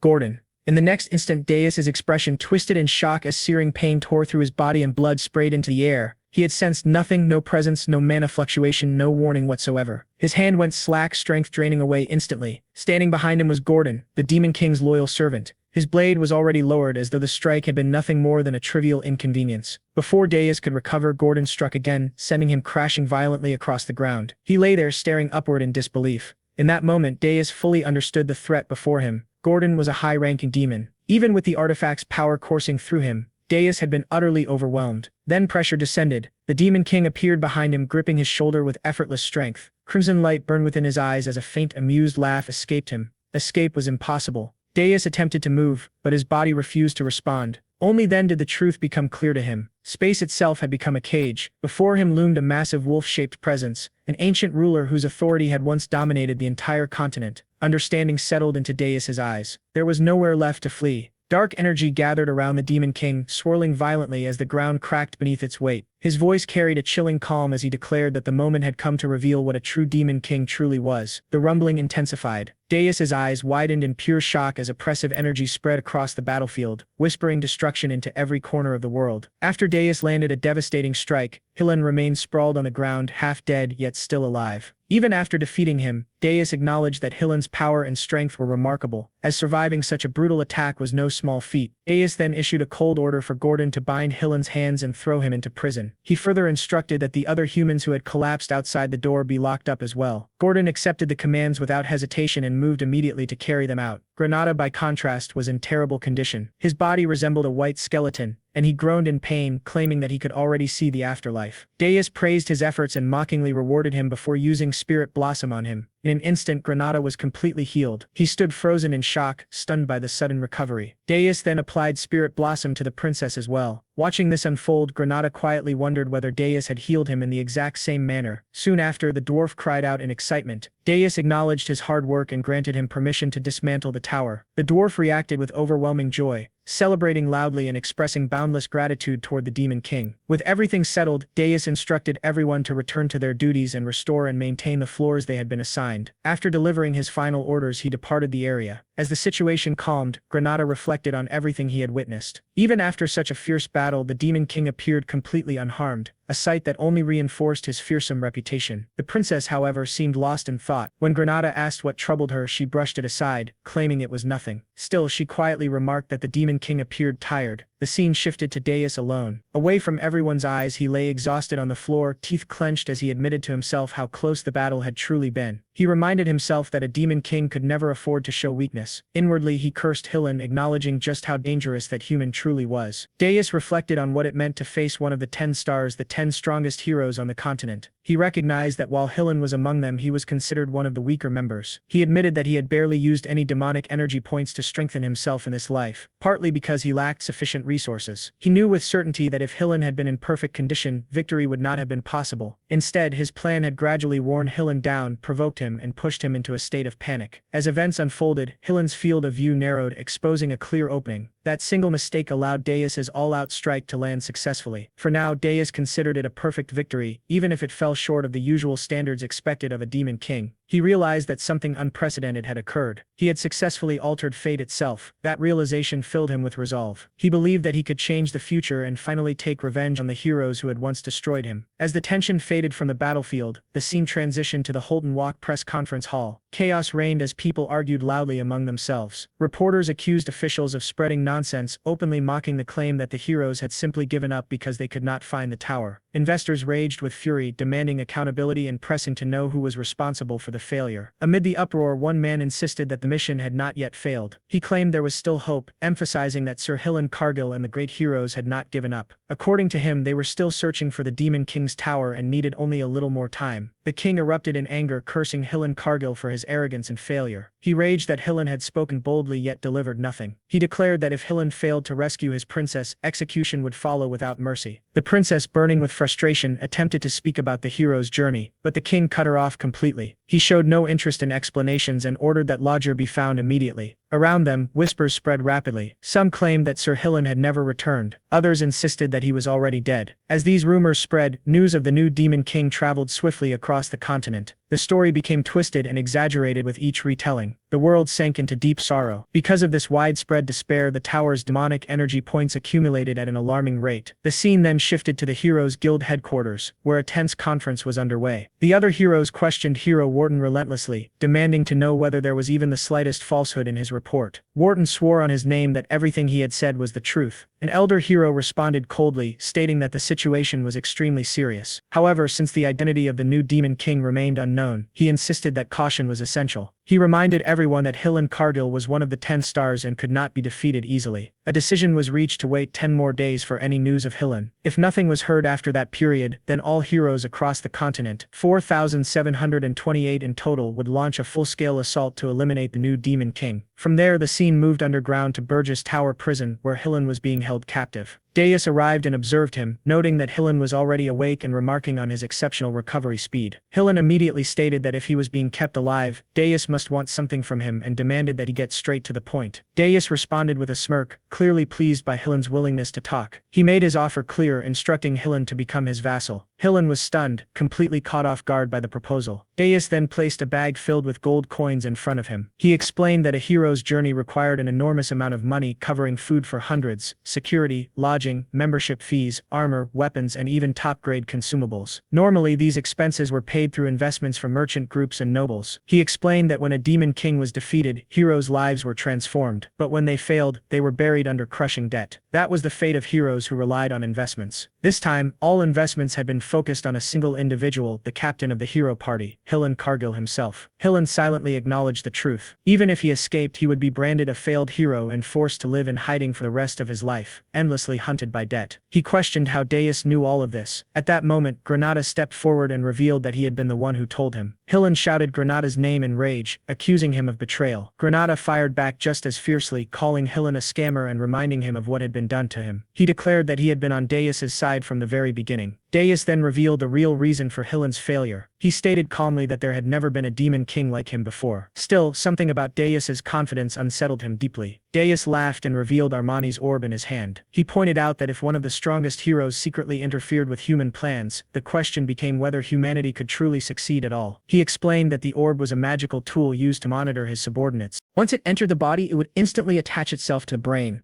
Darius would immediately know if Hillen harbored any hostility toward him. Then it was shown that the rest of Hillen's companions lay scattered across the ground, half dead and groaning in pain as they struggled to move. Hillen desperately tried to stop Darius, insisting that a hero as strong as himself was immune to mind control magic. He believed that the moment the orb entered his body, it would disappear and that none of this was his fault. Granada responded with a grin, explaining that a hero could have their mental defenses dispelled by their own will. Darius reacted with a mocking smirk, making it clear that Hillen's own words had sealed his fate. Enraged, Hillen hurled insults at Darius, calling him a deranged elf and demanding to know if he felt any shame. He declared that Darius should be the one ashamed, accusing him of wasting a precious magical tool, and swore that he would never submit to a Demon King. Ignoring his resistance, Darius coldly silenced him and forcibly made Hillen swallow the orb. Agonizing pain tore through Hillen's body as the magic took hold. Granada observed that Hillen was remarkably tenacious and questioned what would happen if he chose death instead. Darius showed no concern, calmly reasoning that a greedy human who treated his comrades as disposable tools for money would never sacrifice himself. A status window appeared, identifying Hillen Cargill. His equipment was listed as Armani's orb, and his status was now marked as a Demon King's vassal. Hillen cursed bitterly as the transformation was completed. The scene then returned to the castle where Gordon addressed Darius. Although Hillen Cargill had been made a vassal, the massive debt of 100,000 gold meant his actions would be heavily restricted. Gordon pointed out that the gold coins previously exchanged for demonic energy points amounted to barely 2,000 gold, a sum comparable to a small nation's annual budget, and questioned how more would be gathered. Darius responded with a confident smirk, stating that it was about time he received a message. When Gordon expressed confusion, Darius clarified that he was referring to the annual gathering of demon kings known as the Unison of Towers. In his thoughts, Darius reflected on his previous life, remembering how he had never attended such gatherings because he found the idea of demon kings banding together repulsive. Yet now he reasoned that the other demon kings had survived in Aryan for a long time and must have accumulated vast amounts of gold and treasure. Gordon reacted in shock, believing that Darius intended to exchange demonic energy points for money once again. In the past, Gordon would have protested strongly, but after confronting the heroes directly, he understood the necessity of Darius's methods. He realized that if they had followed the old standards, they would never have been able to stop the heroes. With no other choice, he accepted this truth and resolved to believe in his demon king. At that moment, news arrived that an invitation to the Unison of Towers had been delivered. Gordon immediately informed Darius. Darius responded with a sly smile, declaring that they would go. He resolved that they would swindle his senior demon kings. Gordon acknowledged the order and pledged his obedience. The scene shifted to the Tower of Lies, specifically the demon king's room on the 13th floor. Darius entered with a faint grin, noting that he hoped he was not late for the appointment. He observed that everyone had gathered early and wondered if there had really been that much to discuss without him. Draxen Doldov, the Beast King of the Wolf Beastmen race, stepped forward and welcomed Darius. Reyna Soldan, the Demon Lord of the Winters and a Frost Demon, remarked that Darius was the one everyone had been talking about. Uger Belvek, the Demon King of Indestructibility from the Titan race, stated that the fool who had insulted Jason Kochman had already been taken away. Jason Kochman, known as the Devil of Lies from an unknown tribe, also happily welcomed Darius. Darius responded with a smile, internally labeling them as pathetic. He commented on Harmony and questioned whether a Demon King should feel ashamed. In his thoughts, he admitted that he knew this was the right path for Aryan, yet something still lingered in his mind. Belvek suddenly erupted in anger and cursed at Darius, demanding what a newcomer like him could possibly know about Aryan. Darius calmly reflected that by scratching the surface just a little, it was easy to read people. He sensed that Belvek was openly radiating murderous intent. Darius smirked and mockingly called him an idiot, stating that he thought he was the only one in charge there. Belvek's rage intensified as he threatened to kill Darius if that was what he wanted. Darius replied casually, telling him to try if he could. As the two demon kings locked eyes, Jason intervened, reminding Belvek that this place existed for harmony and asking him not to ruin it. In Darius' mind, he noticed that the killing intent of both demon kings vanished instantly. He realized it was not magic and wondered whether it was Jason's power or the power of the tower itself. Darius agreed to proceed. Jason thanked him for his cooperation. Darius considered whether this phenomenon was similar to Mana's ghost, then dismissed the thought as unfounded speculation. He reminded himself not to let his guard down. Jason announced the start of the harmony at the top and declared that everyone could now speak freely. Darius remarked that it was not particularly impressive. Draxen angrily demanded to know from Belvek where Hillen Cargill was now. Darius fell silent and finally stated that Hillen Cargill was. The scene smoothly transitioned to the adjutant's reception room within the Tower of Lies. There, the aides of the Demon King of Beasts and the aides of the Devil of Lies stared coldly at Gordon. One of them questioned whether Hillen Cargill was dead. Gordon, visibly nervous, claimed that he did not know and explained that he had not even come to the top. He guessed that Hillen Cargill might be wandering around Mount Irgist and begged them not to question him further. Another beast scoffed, saying that it made no sense and that the tower should be visible if that were true. Gordon responded that it was not their tower. A different beast remarked that perhaps the rumors were true and mentioned His Majesty the Demon King. Gordon thought to himself that everything was indeed as Darius had said. Darius' earlier instructions echoed in his mind, reminding him that if other officers asked about Hillen Cargill, he was to say that he did not know and to act as a spy. He recalled Darius emphasizing that strict confidentiality was the top priority. Even so, Gordon felt something was strange. He realized that the Demon King had not been wrong. Gordon finally spoke. He suddenly shouted that the devil he served was a rebel, a fool who never listened to anyone. He complained that if left alone for even a moment, that devil would start doing bizarre things and angrily declared that if things were going to be like this, then everything should just be done without him. As the outburst ended, Hillen felt an unexpected sense of relief wash over him, and he could not understand why it felt so refreshing. Hearing Hillen outburst, the remaining beastmen responded with understanding. They expressed that they already knew and truly understood how things were. They complained that all demon lords were the same and repeated the the words about their own demon king again and again. As Hillen heard this, tears poured from his eyes. In his heart, he realized that he had truly needed this small moment of comfort.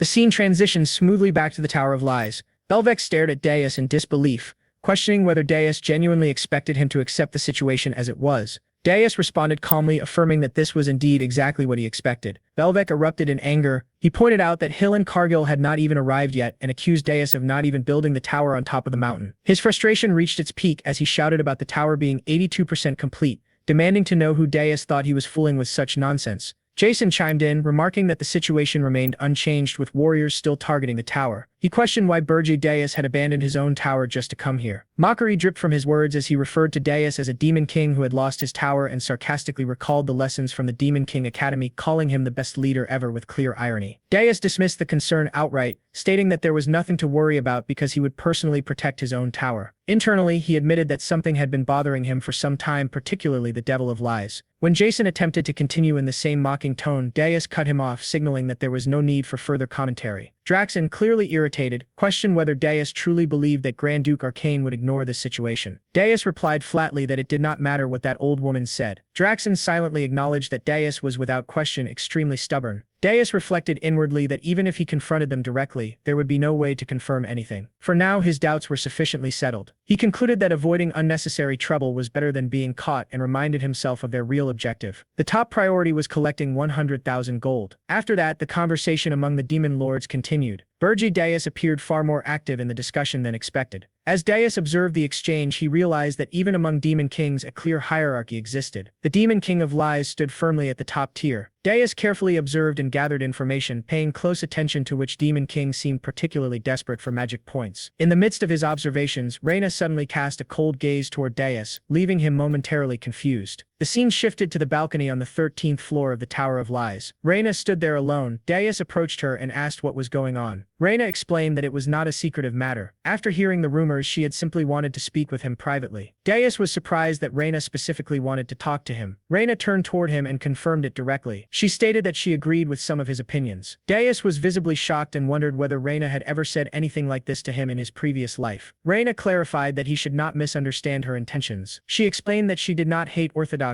the way he did and that she believed in classical values. However, she also believed that flexibility was sometimes necessary, especially in Aryan, which was precisely why she had wanted to meet him. Compared to the others, she added, he was at least someone she could communicate with. Dais shared his thoughts in response. Reyna replied that it was not bad and admitted that he was better than she had initially expected. Dais accepted the compliment with mild surprise. Reyna then handed him an item and explained that it was a personal communication port. She told him that if he ever needed advice, he could contact her at any time. She added that as long as he did not insult the Demon King's standards in front of her, she would tolerate him. She expressed her hope that someone capable of proper communication like Dais would not disappear anytime soon. Dais asked why she did not simply speak with the Devil of Lies instead. Reyna explained that his mind could not be read and that while he was better than the other two, there were still limits. With that explanation, Reyna left the balcony. Left alone, Dais admitted to himself that he still could not fully trust her. Even so, Reyna Soldan remained in his mind as an unexpected and valuable gain. At the same time, the scene shifted elsewhere, inside the Tower of Burgess. On the first floor of Burgess Tower, the princess arrived after baking cookies for Lodger. She cheerfully presented the cookies to him and urged him to try them. Lodger was surprised to see snacks inside the Demon King's tower. The princess laughed softly and explained that the ingredients had been purchased by the Demon King himself. With the assistance of spirits, she had attempted to bake them on her own. Lodger praised her as a genius spiritist and remarked that the atmosphere felt unusually comfortable. The princess encouraged him once more, inviting him to taste the cookies. Lodger chuckled and decided to eat them with gratitude. Inwardly, Lodger reflected that the princess had been raised without ever having to lift a finger, without even a single drop of water touching her hands. He assumed that homemade cookies from someone like her would not be particularly good. Even so, he resolved to call them tasty out of courtesy. The moment he took a bite, his thoughts completely collapsed. The flavor overwhelmed him and the taste caused his mana to sway violently. He realized that he had never tasted anything like these cookies before. To him, they tasted like heaven itself. The princess watched him closely and asked about the taste. Lodger found himself unable to look away, completely stunned by what she had created. The princess explained that she had mixed a small amount of sesame oil into the dough and waited shyly for his reaction. Relieved that it had turned out well, Lodger struggled to understand why something like this felt so precious to him. He sensed his mana draining before suddenly surging again. The princess smiled and explained that this was a gift meant to build a friendship for the future. The princess then playfully offered the idea of giving some to Granada as well, giggling as she spoke. Lodger reacted by remarking that the shock would be even greater than before. The princess grew even more excited, wondering whether the demon king himself would like them too. Lodger acknowledged the thought as the moment settled into a quiet calm. The scene then transitioned smoothly back to Dias, who had just finished his private conversation with Reyna and made his way back to the meeting hall. Upon returning, he immediately noticed that the area was completely empty. Dias observed that everyone had already left. Jason confirmed that the Harmony meeting of the tower had officially ended. Dias remarked that it had ended far too quickly. Sensing his tone, Jason offered him a cup of tea, suggesting that he might be feeling some regret. Dias dismissed the notion entirely, making it clear that he felt no sadness over it. Maintaining a calm demeanor, Jason insisted that Dias, as a human, was in desperate need of something essential, and that thing was money. The statement left Dias visibly shocked. Internally, he questioned what Jason truly meant and wondered how he could possibly know something like that. Jason made it clear that pretending was meaningless. He stated that Draxen had already told him everything. The tension in that moment sharply intensified, but Jason dismissed it entirely, stating that there was no need to waste time on meaningless psychological warfare. He immediately moved to the main point and proposed a deal involving demonic energy points in exchange for human currency. Dishers reacted cautiously, demanding to know Jason's true intentions. In response, Jason let out a quiet chuckle and revealed his plan. Aligning himself with Burgess, he expressed his hope that they would maintain a good relationship moving forward, reinforcing his willingness to cooperate and support their mutual interests. With that, the scene smoothly shifted to the first floor of Burgess Tower. Large sacks filled with gold were revealed, sent by Jason as part of their agreement. Dishers immediately gave instructions to take 100,000 worth of gold and move it without delay. Helen stood frozen in shock, realizing that Jason had truly fulfilled his promise. Dishers carefully analyzed the situation, suspecting that Jason might possess the means to track the flow of money. He realized that the worst possible outcome would be becoming nothing more than Jason's puppet. Turning his attention to those present, Dishers explained that everyone who remained had already been transformed into dark knights and dark magicians. He pointed out the individual standing at the center, stating that his name was Ammon, a member of the Golden Moon Merchant Guild, and revealed that he had already been aware of this when the contract was first established. Helen listened silently as Dishers continued speaking. Dishers instructed that the dark knights and dark magicians of Burgess Tower would be responsible for managing the funds, emphasizing that they would obey his commands with absolute loyalty and without hesitation.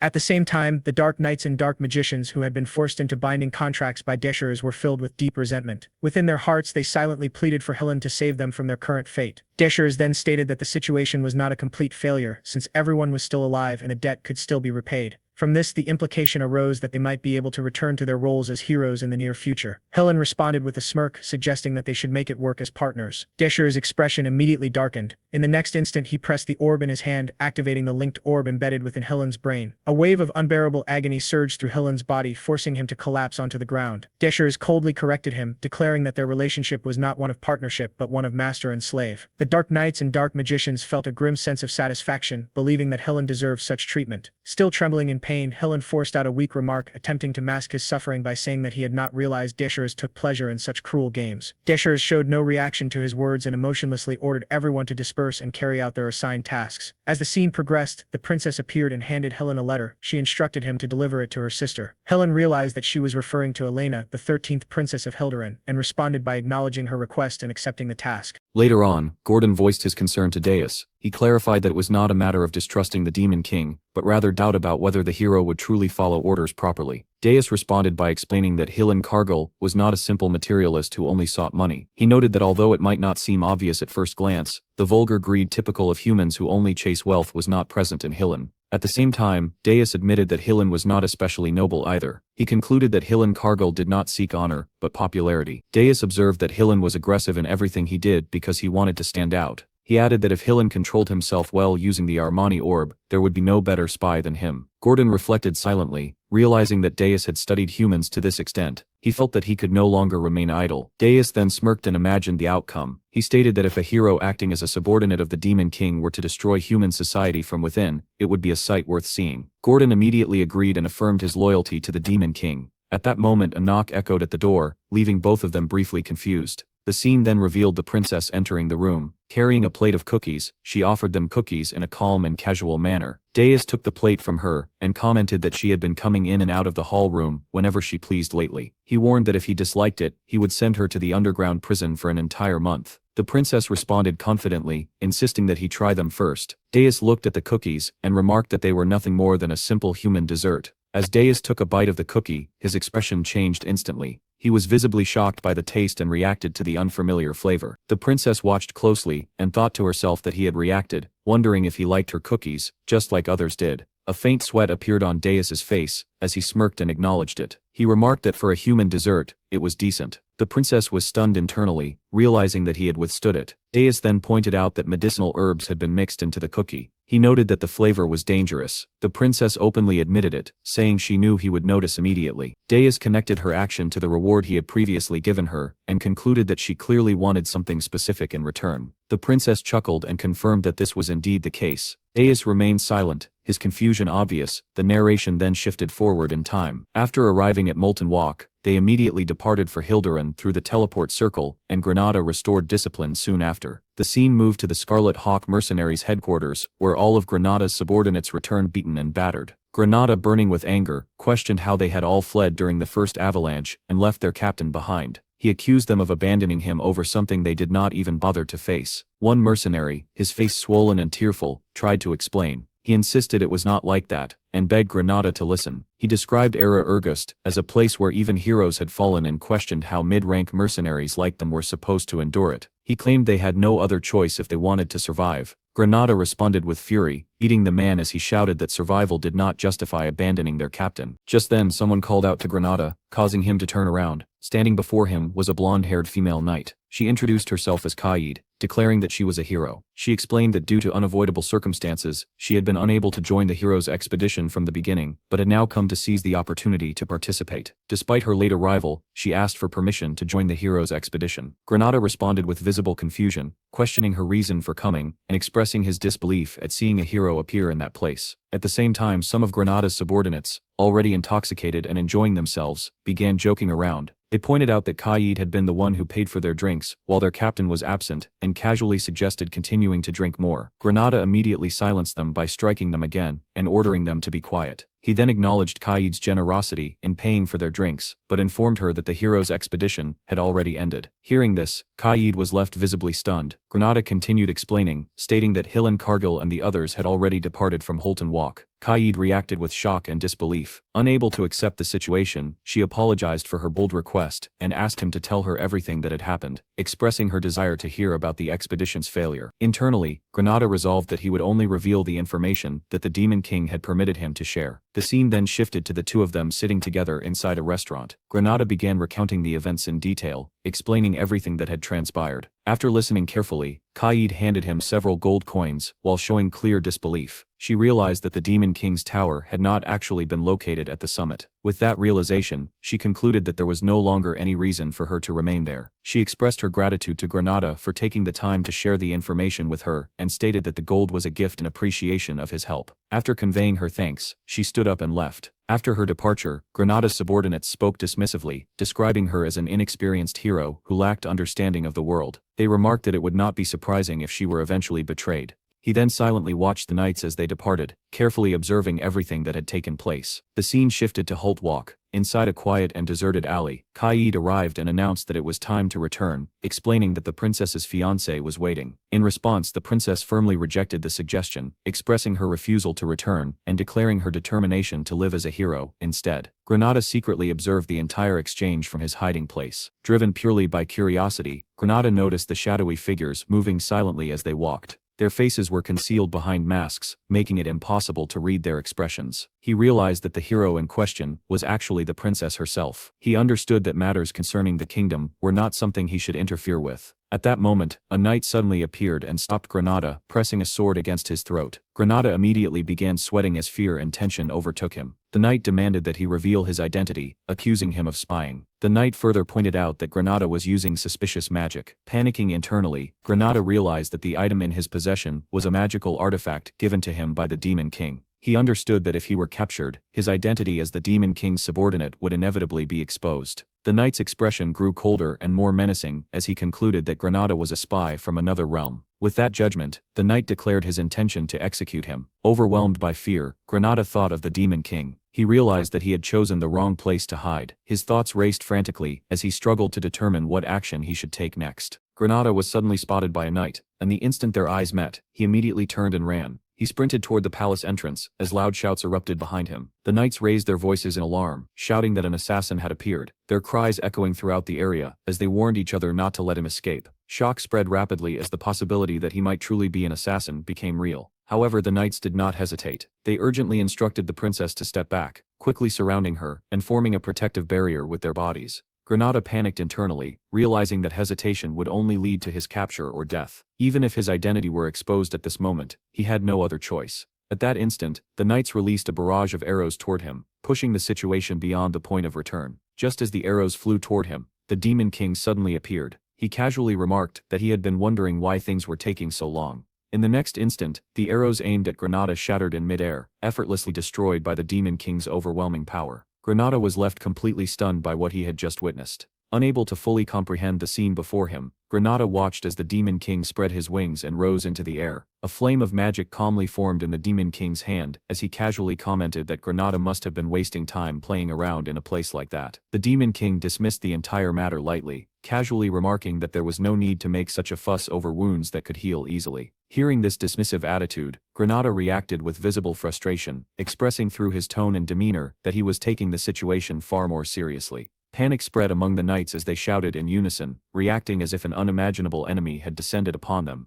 They immediately assumed that the Demon King had come for the princess and believed he intended to abduct her as part of some dark sacrifice. She urged the knights not to hesitate and declared that this was their opportunity to capture the Demon King. She ordered them to attack without concern for her well-being. The Demon King turned his gaze toward her, showing a brief hint of surprise as he realized something he had not previously known. The knights reacted with disbelief, shouting angrily as they rejected what they were seeing. Confusion spread among them as they questioned why the Demon King would appear in such a place. The Demon King remained calm, explaining that his presence there was merely coincidental, as he had been running an errand nearby, transitioning smoothly to an earlier point in time. Inside a quiet tower, the Demon King was shown sitting calmly while listening to the princess. She expressed her request, stating her desire to obtain senile powder. The Demon King immediately understood the meaning behind her request. He recognized that senile powder was a substance used to assist in forming contracts with spirits. The princess confirmed this understanding with a gentle smile, making her intentions clear. She then began recounting a story from hundreds of years ago. Long ago, an elf named Sel had returned to the human kingdom, where the king gave her a specific command. He had wished for humans to be able to form contracts with spirits more easily, and so Sel was ordered to develop a substance that could aid in that process. Through long years of effort and research, the substance later known as senile powder was eventually created. The Demon King shifted his focus back to the princess herself, calmly pointing out that based on her natural talent alone, she did not actually require senile powder. The princess responded with a faintly saddened expression, conveying that he was overestimating her abilities. She explained that, as he already knew, the tower contained very little mana, and without senile powder, her spirits would struggle to function properly. The Demon King continued, revealing that he himself had been considering forming a contract with a new spirit, specifically one of a higher level. Hearing this, the princess became visibly flustered. She turned her face away and pouted slightly in embarrassment. Her fire spirit and water spirit mimicked her reaction perfectly, reflecting her emotions. After a brief moment of silence, recalling memories from a previous life involving Ernan, she remembered that at the age of 27, she had formed a contract with a high-level spirit, an event that had shaken the entire continent and thrown it into chaos. Forming a contract with a higher-level spirit was something only a few humans had ever achieved, yet now it was happening 7 years earlier than expected. She had intended it to be a surprise. The Demon King casually finished his cookie, expressing that he had eaten well before standing and leaving. The scene returned to the present. Daius raised his hand, forming a dense and overwhelming mana flame. He expressed his intention to finish everything quickly due to his own circumstances. The Night Princess froze in shock. Without hesitation, Daius released the flame. A massive explosion instantly engulfed the battlefield. When the destruction cleared, everything had been annihilated.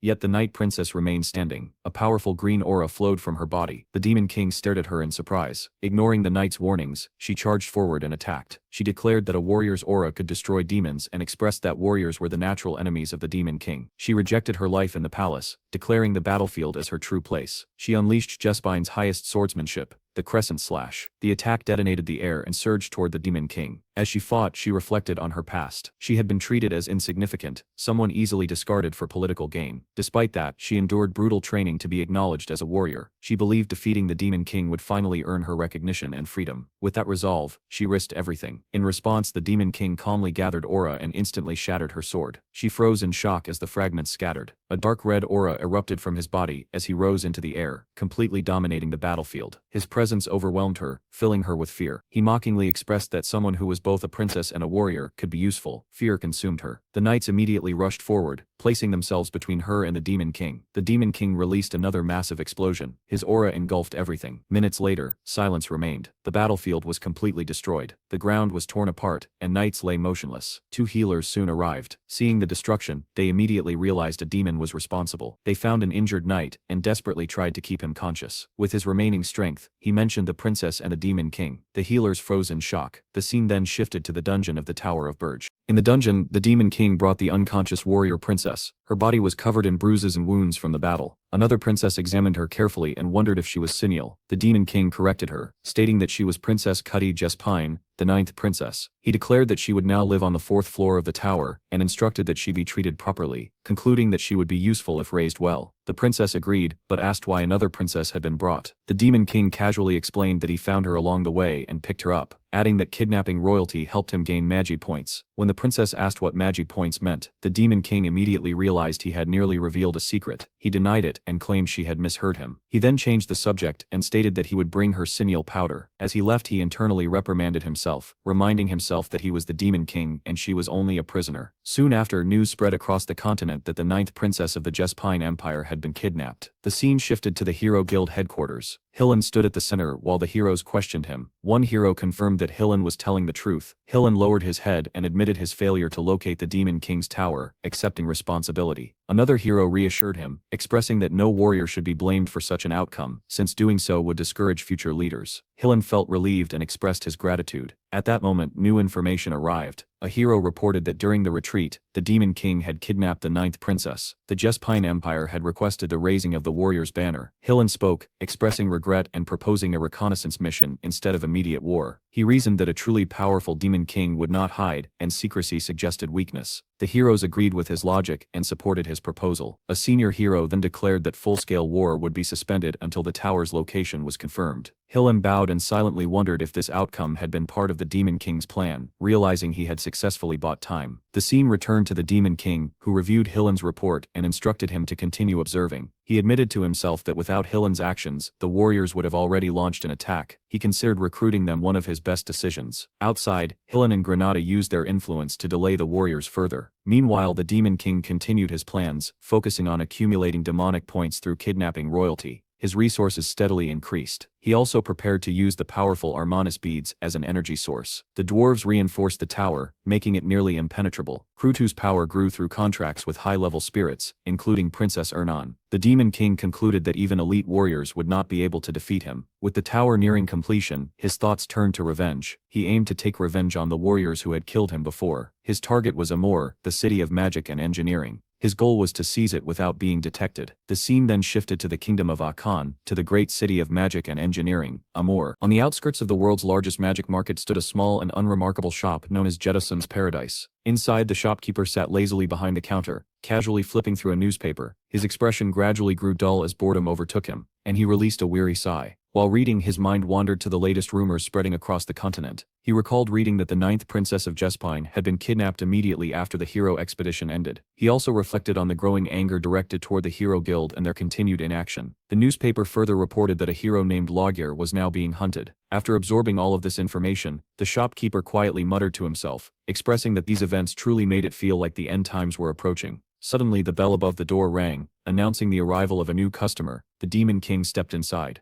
The seller immediately set aside his newspaper, straightened his posture, and greeted the Demon King with an overly bright and friendly smile. He welcomed him enthusiastically, and asked if there was anything specific he was searching for. The Demon King, however, paid little attention to the seller's exaggerated enthusiasm. His gaze swept across the dusty and run-down shop with clear disinterest. He finally spoke, stating that he was looking for some powder and asking whether it was available. In his thoughts, he recalled that the princess had personally asked him to bring this powder for her. Upon hearing the request, the shopkeeper's mood shifted instantly to excitement. His eyes sparkled as he proudly declared that they absolutely had it in stock. He began speaking with excessive cheer. The narration then further explained the setting. The kingdom of Akan was known as the sacred land of magic engineering, attracting heroes, mages, and alchemists from all across the world. Because of this, famous shops were constantly filled with powerful individuals. Even when demonic energy was carefully concealed, the risk of being detected in such crowded places remained high. This was precisely why Demeus had deliberately chosen this quiet and isolated shop with almost no customers. The shopkeeper then eagerly held up 2 glass vials filled with sin powder. Laughing loudly, he cheerfully declared that the Demon King was extremely fortunate today. He then picked up one of the vials and examined it carefully. He observed that sin powder was normally green, and questioned why this one was purple instead. The shopkeeper laughed and explained that this was a newly developed version. Lowering his voice, he revealed that it had been secretly created inside the Mage Tower, and had not yet been officially released. The seller continued his excited explanation, emphasizing that this new sin powder had not yet entered the public market. In his thoughts, he assumed that the man before him must be a wealthy noble, since no ordinary person would travel all the way to such a remote and shabby shop. The Demon King immediately saw through the seller's intentions. His expression darkened as he realized that the seller understood he had limited options and was deliberately attempting to extort him. Anger surged within him, and for a brief moment he considered killing the seller on the spot. However, before he could act on that thought, the bell above the shop door rang once again. The seller instantly shifted his attention away from the Demon King and turned to greet the new arrivals with cheerful enthusiasm. A group of people stepped inside, and one of them quietly whispered to another, expressing disbelief and questioning why they were beginning their search in such a shabby place. The Demon King looked toward the entrance and froze in shock. He immediately recognized the newcomers as Princess Louise and her knights. One of the knights calmly remarked to Louise, expressing his belief that if the man named Laguerre possessed any sense, he would avoid appearing in places that attracted attention. Louise, however, displayed clear irritation. She openly complained, expressing frustration at being forced to enter such a filthy place because of him. Hearing this, unease grew within the Demon King as he was the one responsible for kidnapping Laguerre. One of the knights then approached the seller and politely explained that they were searching for someone. Meanwhile, the Demon King carefully observed Louise. He studied her sharp temperament, her rough tone, and most notably, her distinctive twin tails. He became certain that she was Louise Werft. At the same time, he reassured himself internally, reminding himself that she would not recognize him since he had used a magic item to conceal his identity during their previous encounter. The seller laughed awkwardly, and told the knight that he understood they were searching for someone. Then, in a strange and absurd claim, he stated that he suffered from a peculiar condition, explaining that his memory would fail him if he did not sell anything first. The knight reacted with visible confusion and shock at such a bizarre statement. Louise immediately responded with fury, expressing her anger through harsh insults directed at the seller. In the next instant, she stepped forward and pressed her sword dangerously close to his neck. He screamed in panic, reminding them that murder was forbidden in the royal capital and begging desperately for his life. Trembling uncontrollably, he pleaded that if they were going to threaten him, they should at least buy something first. Staring at him in disbelief and expressing that he had completely lost his sanity, he expressed his willingness to accept any punishment they chose, as long as they agreed to buy something first. Hearing this, the Demon King remained stunned in silence. Even Louise herself appeared momentarily surprised. She stared at the seller briefly, visibly taken aback by his boldness. Then, unexpectedly, she burst into laughter. Rather than remaining angry, she expressed amusement and commented that the man was surprisingly interesting. Deciding that she was willing to see what he had to offer, seizing this unexpected opportunity, the seller quickly changed his approach. He immediately renamed the sin powder and presented it proudly as arch powder. He confidently claimed that it was an extremely valuable item, particularly useful for dwarven masters. Without hesitation, he declared that its price was 3 gold coins. Watching this unfold, the Demon King felt his anger intensify. His teeth clenched tightly as he silently cursed the seller in his thoughts, realizing that the man had attempted to scam him and was now shamelessly deceiving Louise as well. Yet to his surprise, Louise appeared completely satisfied. She accepted the arch powder without hesitation, expressed her thanks to the seller with a smile, and even offered blessings toward him, before shifting her focus back to her true objective. She then calmly asked whether a dwarf named Laguerre had recently passed through the shop. The seller shook his head and expressed that it was the first time he had ever heard that name. However, he quickly added that there was a well-known gathering place in Aachen where blacksmiths typically met whenever they visited the kingdom, suggesting that they might find useful information there. She then signaled that it was time to leave, and her knight immediately acknowledged and followed her decision without hesitation. As she turned toward the door, she quietly expressed her disgust, remarking that the seller's behavior had been utterly shameful. Once Louise and her knights exited the shop, the tension finally dissipated. After the door closed, he raised an eyebrow and addressed the seller with a faint smirk, expressing his admiration for the seller's boldness in successfully selling worthless powder for 3 gold coins. The seller responded with a proud grin as he pocketed the coins, clearly satisfied with his success. He admits he stayed silent because Louise looked like a noble who would easily pay 3 gold and would not kill him over such a small amount. Smirking, he adds that for 10 gold, he could even share a secret. The Demon King internally calls him a scammer, but finds his boldness amusing. Leaning closer, he tells him to go to the Golden Moon Merchant Guild and say he was sent by the mountain, assuring he will be accepted. The seller is confused and questions why someone would associate with a nearly bankrupt guild. The Demon King smirks and reveals the truth. The woman he scammed was Louise Werft. The seller freezes. His hands tremble, the vials fall and shatter, and his face turns pale in terror. He realizes he scammed the infamous Mad Dog Princess. Panicking, he demands to know what the Demon King wants. The Demon King calmly places 1 gold coin on the counter and repeats his answer. Join the Golden Moon Merchant Guild, where the monthly salary is 1 gold. Smirking, he warns that if he refuses, he will bring Louise back. Terrified, the seller begs for his life. But suddenly, his fear vanishes, replaced by a mocking grin. He angrily orders the Demon King to leave, daring him to bring Louise back, and scoffing at the idea. The Demon King leaves without another word, muttering that things will go as the seller wishes.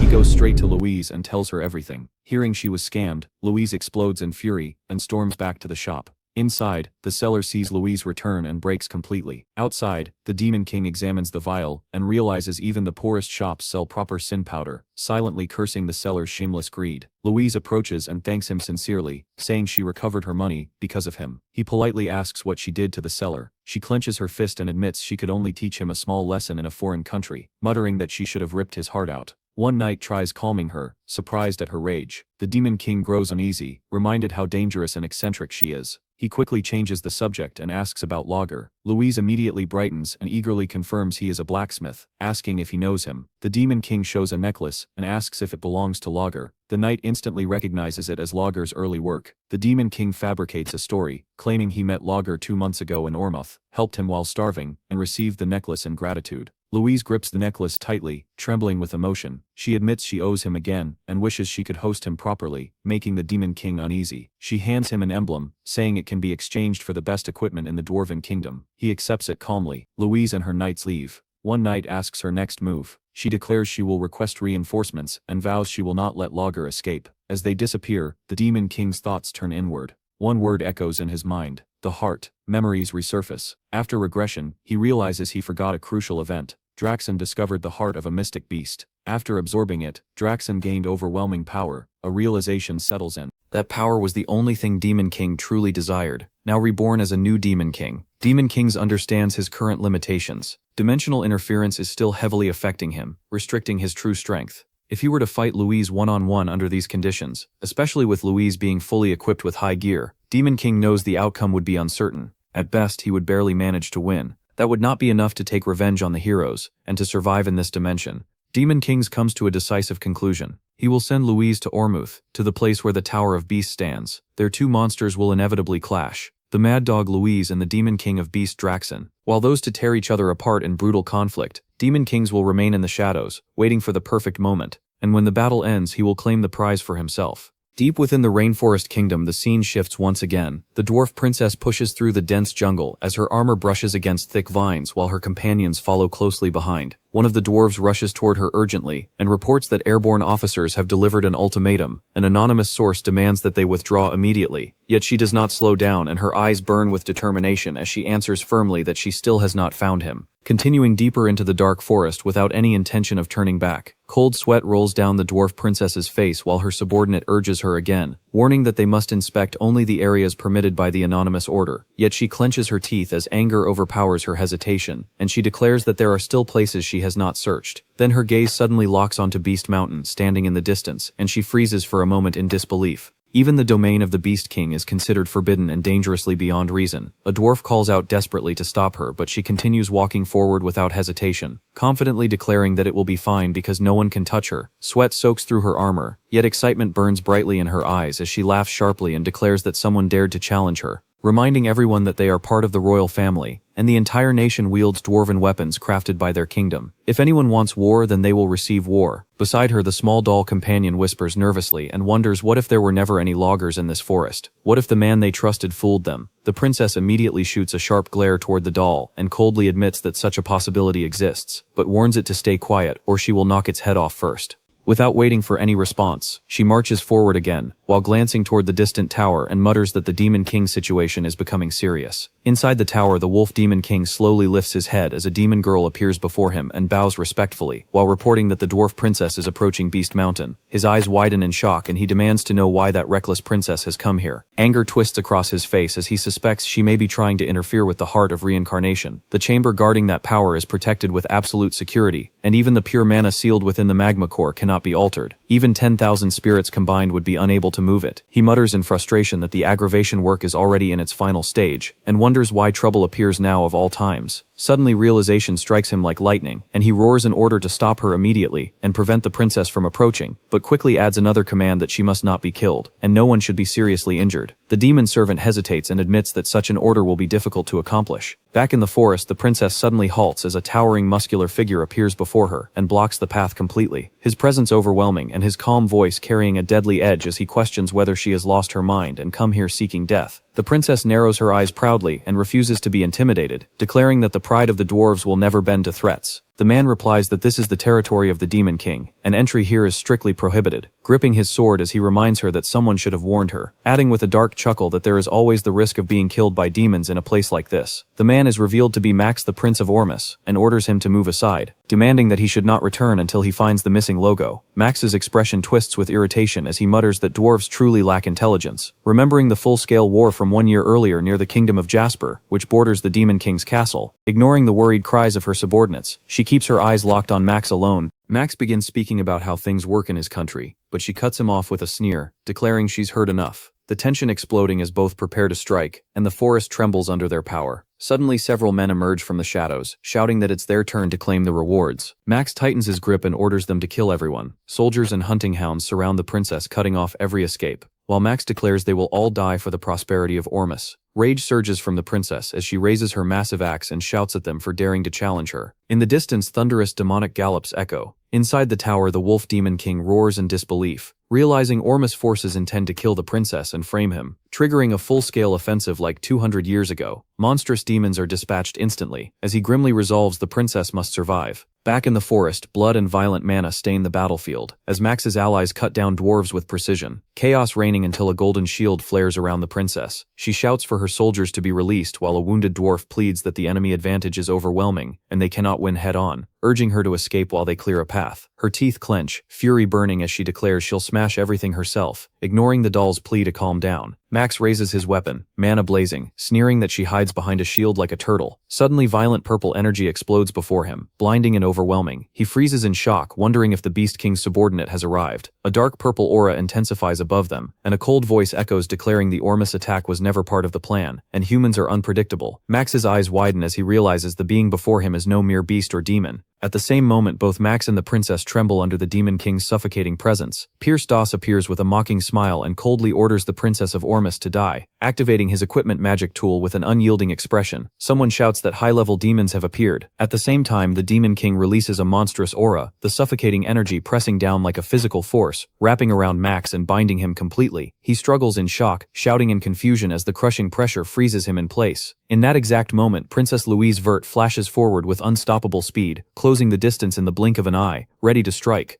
Some of Max's soldiers gather their courage and angrily shout that she dared to attack the prince and must pay for it. Yet even as they speak, they can feel the terrifying power radiating from her body, the pressure alone making it hard for them to stand their ground. Louise's expression hardens as she fires back that they came here to kill her first, and now she will send them to their prince as well. At that moment, the dwarf soldiers arrive and immediately form a defensive shield around the princess, while others rush forward to launch counterattacks. The forest erupts into chaos as explosions shake the trees and violent shockwaves rip across the battlefield. Watching everything from a distance with calm, unreadable eyes, the Demon King quietly remarks that Louise will not die here, deciding that the time has finally come to set his true plan into motion, as his gaze slowly rises toward the towering beast tower ahead. As the scene shifts to the tower, an immense surge of energy radiates from it, thick and overwhelming as if the very air itself is trembling. Inside the chamber, the Beast King rages as he realizes another demon lord has sent demons into his territory, his anger growing as he understands that the timing is far too perfect while the princess and Ormuth forces are clashing outside. Determined to see the situation for himself, the Beast King rushes to the battlefield and immediately demands to know what happened to the dwarf princess and the invading demon. His soldiers nervously explain that by the time they arrived, the princess was already surrounded by Ormuth troops, a report that only worsens his anger as a troubling thought enters his mind, that the same great war from 200 years ago might begin again. But when the scene shifts back to the battlefield, the truth becomes clear. Princess Louise is already cutting down every enemy before her in a brutal and unstoppable assault. Not a single soldier able to stand against her, while even her own troops shout desperately for her to stop before the battle turns into pure slaughter. Back with the Beast King, the soldier lowers his head and finishes the report saying the princess solved everything herself, and they were unable to help. Hearing this, the Beast King snaps in irritation and tells them not to confuse him like idiots. In his anger, the Beast King strikes the soldier. The man instantly drops to his knees and bows repeatedly, while apologizing again and again, his entire body trembling beneath the overwhelming fury. Soon more soldiers arrive accompanied by several powerful beasts. One of them hesitates before nervously reporting that Prince Max was killed by the dwarf princess. Another soldier quickly asks what should be done with the remaining Ormus warriors, clearly waiting for the Beast King's permission before taking any action. The Beast King remains silent for a moment, his expression dark and calculating, as he carefully considers the situation in his mind. Finally, the Beast King turns toward his soldiers and gives a firm order to send them alive, explaining that these men must provide their statements properly, so he will not be falsely accused. Then he looks toward the rest of his troops and sharply asks whether they have found the demon who invaded his territory. The soldiers hesitate before answering that they are still searching, their voices trailing off awkwardly. Hearing this, the Beast King grabs his head in frustration and calls them pathetic, saying that not only their heads but even their noses are useless. His anger burns fiercely, but soon his expression shifts into deeper thought. If it is a high demon that specializes in stealth, then it is no surprise these fools cannot detect it. He narrows his eyes and mutters that it has been a long time since he has faced a situation like this. Then he activates a technique known as sensory supermaximization, a powerful method that heightens the senses by concentrating magic directly into the sensory organs. By mastering this technique, even the faintest traces of stealth magic can be detected. After a moment he senses it, faint traces of an unfamiliar demon lingering in the area. His expression darkens as a thought crosses his mind that perhaps that bastard had chased the dwarf princess. Immediately he turns to his soldiers and demands to know which direction the dwarf princess ran. One soldier quickly points and answers that she went that way, but before the sentence can even be finished, the Beast King vanishes from the spot and rushes forward with incredible speed, his furious voice roaring through the forest as he curses the Demon King. In that instant, the Beast King suddenly understands everything, his eyes widening as the truth pieces itself together inside his mind. It was all about the dwarf princess and Prince Ormus. Even exposing the magic was part of the plan. Everything was meant to lure him away from the volcano. Rage surges through him like wildfire as his aura erupts violently, and he races toward the mountain, the ground cracking beneath his steps while the wind howls around him as he moves. The scene shifts deep within the Beast King's territory, inside a massive cave hidden near the volcano. Numerous beast warriors guard the area heavily, while bear demons carry materials back and forth with urgency and discipline. The entire place feels like a secret operation moving in perfect coordination. Then the view moves deeper into the cave, where the Demon King himself has already arrived at the hidden location. Standing before a massive pool of extraordinary lava while observing it carefully, the molten flow glows unnaturally as it radiates a strange and powerful energy. He quietly mutters that this is no ordinary lava, and that the energy of return is being transmitted there. No matter how tough Draxen was, it would have been impossible for him to jump into it, meaning the lava must have been secretly constructed to drain it, though he calmly adds that he does not mind at all. As he speaks, dark energy begins rising around his body while mysterious abilities awaken within him. He calmly explains that the black flame dragon's scales are capable of moving even within lava. Just then, someone senses his presence. A tiger demon, sharp and alert, instantly locks onto him and launches a full-force attack without hesitation, his weapon infused with all his strength as he strikes with deadly intent. Yet the Demon King simply raises one hand and stops the attack effortlessly, the weapon unable to move forward even a single inch. Without even looking troubled, the Demon King calmly remarks that at such a distance it was inevitable. A high demon would eventually discover him. The tiger demon bares his fangs and angrily shouts for him to stop right there. But before he can react further, the Demon King coldly tells him that he should come with him.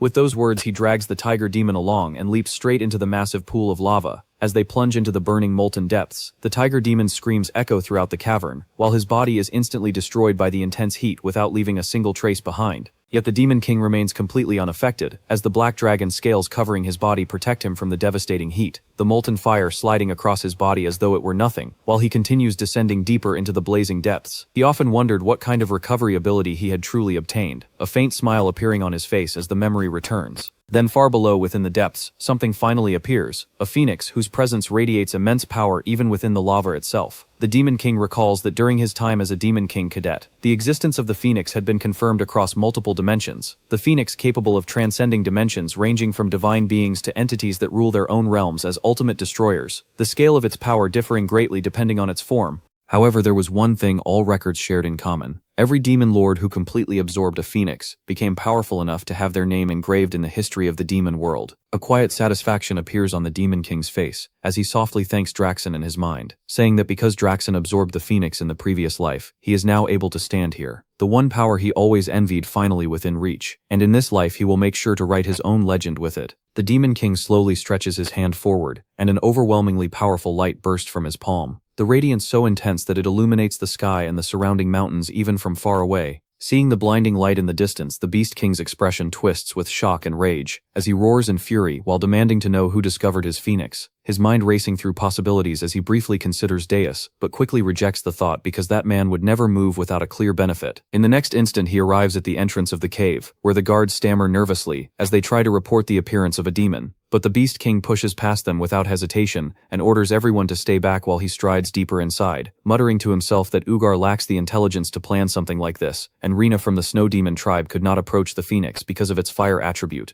Leaving only one possible explanation, he suddenly turns toward his soldiers and sharply demands whether they are safe. One soldier hurriedly explains that earlier the tiger demon suddenly jumped into the lava. The Beast King immediately snaps in disbelief, saying that such a thing is impossible, yet the trembling soldier continues and explains that the tiger claimed he was going to steal it. At that moment someone shouts that the Demon King is inside, and that it is dangerous, an immense light pouring outward from deep within the cave, growing brighter with every passing second as its glow spreads far beyond the cavern and becomes visible even from great distances. From afar several figures witness the astonishing sight: Princess Louise, Merchant Granada, Cargill, and Princess Elena, standing beside their soldiers as they watch the radiant eruption in stunned silence. Meanwhile, the Beast King's fury reaches its absolute peak as he clenches his fist and his aura explodes violently around him, roaring with uncontrollable rage that he will kill the intruder. And within the blazing depths the Phoenix finally reveals itself.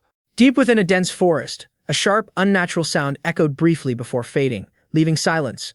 On the forest floor lay Deus, motionless, abandoned by life. Minutes passed before his eyelids trembled and opened, confusion clouding his gaze as he stared at the tangled canopy above, unsure where he was or how he had arrived. Around him, animals had gathered, wolves in the shadows, small creatures peeking from bushes, birds perched above. None attacked, they simply watched the stranger in their territory. Ignoring them, Deus slowly pushed himself up, heavy and disoriented, searching his memory. Then it hit him: the Phoenix. His plan had been simple: kill it, store it in his subspace, and return to his tower. But the volcano erupted, its force hurling him across the sky before he crashed in this forest. Walking through the trees, he reached a narrow stream and froze at his reflection. His appearance had completely changed. The face staring back was unfamiliar. Far away in Ormus, Princess Louise reported to the king about the battle. Ormus warriors had intervened bravely, but the king's son had died. Consumed by grief and rage, the king immediately ordered a massive expedition. The Beast Demon King must be defeated. Back in the forest, Deus received a holographic call from Hillen. Shock crossed Hillen's face at Deus's new appearance, but Deus calmly confirmed his identity. Hillen reported that nearly 500 participants, including 200 recognized heroes, would attack the Tower of Beast, led by the 10-star battle mage Rosal Charnt and Vice Commander Balaf Dislord. Not all groups agreed with killing the Demon King. Some wanted him alive for the tower's rare resources. Deus quickly decided Hillen would join the expedition and personally kill the Beast Demon King when the opportunity arose, boosting his reputation among humans. Soon after, Gordon reported that Draxen had summoned several Demon Kings, including Belvec and Reyna, to the Tower of Beast. Recognizing the urgency, Deus transformed into his demon form and took to the sky. The Phoenix's mana flared violently, igniting his wings. He shot through the sky like a burning comet, crashing into the barrier surrounding his tower but stabilizing safely. As Deus confirmed his safety, Gordon prepared a portal to the Tower of Beast. Heroes gathered from across regions. Rosal drew admiration as she boldly declared she would defeat the Beast Demon King, while Hillen internally resolved the victory would ultimately belong to him.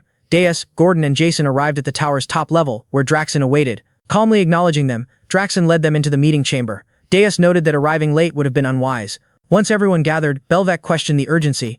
Jason casually remarked on the assembling hero forces, and Draxen revealed the truth. One Demon King had secretly sent an acetate demon into his territory. That intruder had stolen the corpse of the Phoenix that Draxen had been preparing to absorb. Even worse, the same culprit had caused the death of the second Prince of Ormus, which had triggered the current hero expedition. The other Demon Kings silently considered his words. Some wondered whether Draxen had been secretly hiding a phoenix all along. Others believed stealing such a powerful spirit beast was reckless. However, provoking the kingdom of Ormus into launching such a massive expedition clearly suggested that someone intended to destroy Draxen. Continuing his explanation, Draxen suggested that the same mysterious enemy might also be responsible for the death of the dwarf princes. If that were true, the real objective might be to ignite a massive war across the entire continent. Looking around the chamber, Draxen declared that someone present might be trying to eliminate him. But if that was the plan, he warned that he would not fall alone. Filled with anger, he swore that he would uncover the traitor responsible. To achieve that, he announced that he would purchase the black box key. The black box installed inside the tower was a special device capable of recording the movements and actions of demon kings. It had originally been created to analyze past operations and help plan future invasions more effectively. However, many demon kings who followed strict demonic traditions believed such devices were unnecessary. Using the system required an enormous number of demon energy points, and because the device would disappear if the tower collapsed, most demon kings had stopped paying attention to it entirely. But Draxen intended to use it. When Deus heard this announcement, a troubling thought crossed his mind. The black box was something he had never considered before. If Draxen opened the black box inside his tower, the truth would be impossible to hide. Draxen continued explaining that activating the device was not something he could do alone. The system required the approval of the demon king who controlled the tower where it was installed. Without that authorization, the black box would remain sealed. He looked around at the other rulers and asked each demon king present to grant him permission to open the black box in his domain. His reasoning was simple. If the one responsible for the chaos was hiding among them, that person would likely refuse the request. For a moment, the chamber fell silent. Deus listened carefully, feeling a growing sense of unease. The situation had suddenly become far more dangerous than he had expected. If the recordings inside the black box were revealed, the truth might come to light, but the tension in the room quickly dissolved. One by one, the demon kings granted their approval. Even the demon queen gave her authorization without hesitation. None of them opposed the request. Satisfied, Draxen nodded. With everyone's approval secured, the process could begin whenever he decided to activate the device. He announced that once the results were obtained, he would inform them. For now, the meeting was finished. Later, more details about the black box key became known. It was an extremely rare consumable item that could only be used once. Its price was staggering 9,999 demon power points. Only rulers with immense reserves of demonic energy could even consider purchasing it. Because of that overwhelming cost, most demon kings avoided using it altogether. Draxen himself had no intention of buying the key immediately. With the hero expedition preparing to attack his tower, spending such an enormous amount of power right now would be reckless. If he weakened himself before facing the heroes, the consequences could be disastrous. However, he had already decided what he would do afterward. If the hero expedition failed, and the situation returned to normal, he would immediately purchase the black box key. Once he obtained it, he planned to open the black boxes belonging to Deus and Jason. Only then would the traitor's identity be revealed.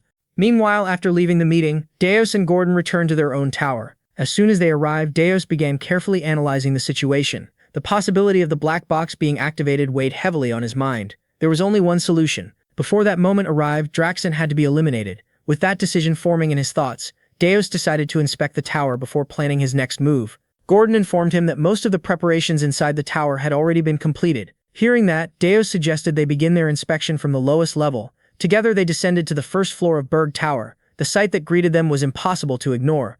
A gigantic magical weapon dominated the entire floor. The structure resembled a colossal cannon, towering like a siege machine built for pure destruction. Standing proudly on top of the massive device was Logger. The moment he saw Deus arrive, his excitement exploded. He began enthusiastically explaining his newest creation. This, he announced proudly, was the weapon forged in the Hell Forge, Hell's Catapult Mark I. His voice overflowed with admiration for his own masterpiece. According to him, the design was both magnificent and elegant. It was without question the greatest creation he had ever produced. As Deus and Gordon turned to leave, Logger continued shouting excitedly behind them, thanking the Demon King repeatedly and promising that the next weapon he created would be even bigger, stronger, and more extraordinary. Leaving the loud inventor behind, Deus and Gordon moved up to the second floor of the tower. There they found Kate Turde standing alone in the training area, practicing her swordsmanship with focused determination. The moment she noticed Deus entering the room, she did not hesitate for even a second. She lunged forward and launched an attack immediately. Her blade moved with impressive speed, cutting through the air toward him. Deus calmly raised his weapon and blocked the strike with almost no effort at all. "Nothing has changed," he remarked quietly, observing her technique. Kate Turde narrowed her eyes as determination filled her gaze. "The real battle begins now," she replied firmly. Without wasting another moment, she activated the Qin combat technique and unleashed a modified attack known as Waxing Moon, breaking the waning moon. The power behind the strike was clearly greater than before, refined through careful practice. Yet even this improved attack failed to trouble Deus. He stopped it just as effortlessly as the first. A faint smirk appeared on his face as he spoke again. "You've improved a little," he admitted, "but you still have a long way to go." K-Turd stared at him in disbelief. She could not understand how her carefully refined technique had been neutralized so easily. Before she could gather herself for another attempt, Deus launched a swift counterattack. His strike landed with controlled precision, hitting just hard enough to nearly knock her unconscious. The brief exchange ended as quickly as it had begun. Deus then turned his attention toward Gordon, curiosity appearing in his voice. He asked why Princess K-Tur had been placed on the second floor. Gordon explained that Princess Aryan was currently conducting a summoning ritual on the fourth floor. To prevent any interference during such a delicate process, he had temporarily moved K-Tur to another level of the tower. Hearing this explanation caused Deus to raise an eyebrow slightly in mild surprise.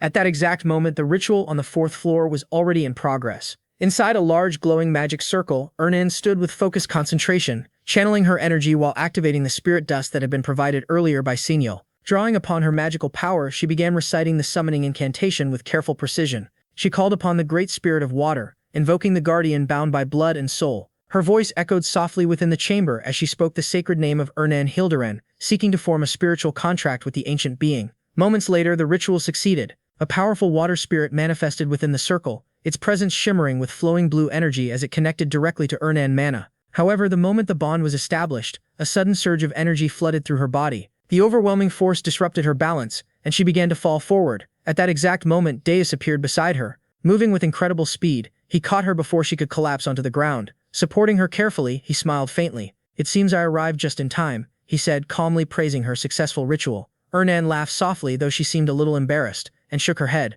She explained that the ritual had succeeded largely because of the spirit dust she had received earlier. But then something completely unexpected happened. In a quiet voice, Aryan suddenly said that she loved the Demon King. The words left her lips before she could stop them. Deus froze in surprise. Aryan immediately panicked. She insisted that she had not meant to say those words, even though the voice had clearly come from her mouth. She claimed she had no control over it at all. After a brief moment of confusion, the truth revealed itself. Those words had not actually been spoken by Aryan. They had come from the newly summoned water spirit. Aryan sighed lightly and remarked that she seemed to have summoned a particularly troublesome spirit. Hearing this, the spirit burst into laughter. Soon afterward, she introduced herself properly. Her name was Nayaruniel, a high-ranking water spirit. Her personality quickly became obvious. She loved reading romance novels, especially dramatic stories involving forbidden love. With cheerful enthusiasm, Nayaruniel declared that she truly adored the Demon King. She even pointed out that he had clearly noticed Aryan's feelings already, and immediately began asking when the two of them planned to officially become boyfriend and girlfriend. Hearing such outrageous claims left Aryan completely flustered. Her face turned bright red as she demanded to know what kind of nonsense the spirit was talking about. Meanwhile, Nayaruniel appeared thoroughly entertained by the entire situation. With a playful smile, she continued teasing Aryan relentlessly. She urged the princess to admit the rumors that were apparently spreading throughout the spirit realm. According to those whispers, the innocent demon princess had already entered a romantic relationship. To Nayaruniel, the situation was simply too amusing to ignore. She leaned further into the topic, asking when the supposed relationship had begun. In flustered frustration, she asked Nayaruniel to return to her own domain, hoping the spirit would leave and end the humiliating teasing. But Nayaruniel had no intention of leaving so soon. Deus stepped forward and interrupted. His expression remained calm, yet his voice carried a serious tone as he addressed the high-ranking spirit directly. He asked Nayaruniel what impression he gave in her eyes. Nayaruniel studied him carefully for a moment. Then a slow smile appeared on her face as she answered honestly. To her, he looked like a refined and striking demon king, someone who appeared perfectly suited to stand beside the princess. Maintaining his steady composure, he repeated the question once more. Then, without any warning, he activated his magic. His appearance began to change instantly. His hair shifted into a vivid shade of red, and the energy surrounding him transformed dramatically. Aryan and Nayaruniel were both stunned by the sudden shift. The transformation had been so intense that neither of them had expected it. Nayaruniel attempted to analyze the sensation carefully. Just moments earlier, his power had felt like a dense cluster of magical energy typical of a demon king, but now it felt entirely different. What she sensed now resembled pure monosign, refined and unlike the aura of any demon lord. Instead, it carried the unmistakable essence of a spirit. At the same time, a blazing aura surrounded Deus as flames of energy radiated outward. Calmly, he explained the purpose behind his transformation. Even a superior spirit like Nayaruniel had been deceived by his disguise. If she could be fooled so easily, then the other demon lords and warriors would likely never detect the difference either. A confident smile formed on his face as he reasoned aloud that the Beast Demon King could probably handle matters independently. For the moment, Aryan remained confused, struggling to process everything she had just witnessed. The conversation had shifted so quickly that she could barely follow its meaning when she heard the idea of one demon king eliminating another. The thought unsettled her deeply. Not long after, the scene shifted again. Deus moved swiftly through the sky, flying at tremendous speed with clear determination. While he traveled, a system notification suddenly appeared before him. Gordon's face appeared on the screen. His expression was filled with stress and urgency. He looked completely overwhelmed, even grabbing his own hair in frustration as he shouted loudly. Deus remained calm and asked what had happened. Gordon immediately responded that the situation involved the Demon King. The news surprised Deus briefly, though he quickly regained his composure. Gordon continued speaking in disbelief. He could not understand why a Demon King would attempt to eliminate another. Deus answered without hesitation. He reminded Gordon that he had already stated his intention clearly before. He planned to remove Draxen. That response only increased Gordon's panic. He protested loudly, explaining that such actions violated the long-standing rules among Demon Kings. If the others discovered that rule had been broken, the consequences could become uncontrollable. Deus tightened his jaw slightly as he considered the urgency of the situation. He explained that the matter had to be resolved quickly if Draxen succeeded in opening the black box first. The entire situation would turn against him. In that case, Deus himself would be the one to suffer the consequences. Gordon admitted that he understood the reasoning, but understanding the logic did not make the plan any less dangerous. He emphasized the risks involved. The Demon King had not yet obtained Aryan dimensional energy, and Deus still lacked the ability to fully control such power. Dimensional energy was a fundamental force that existed between worlds. Without mastering it, the margin for error remained extremely small. Every realm naturally resisted intruders from another dimension. When a being crossed into a foreign world, that world reacted defensively. It pushed back with overwhelming pressure, using dimensional energy as a barrier. The force alone was enough to suppress the abilities of the invader. Because of this natural rule, demons who entered the devil experienced extreme weakening.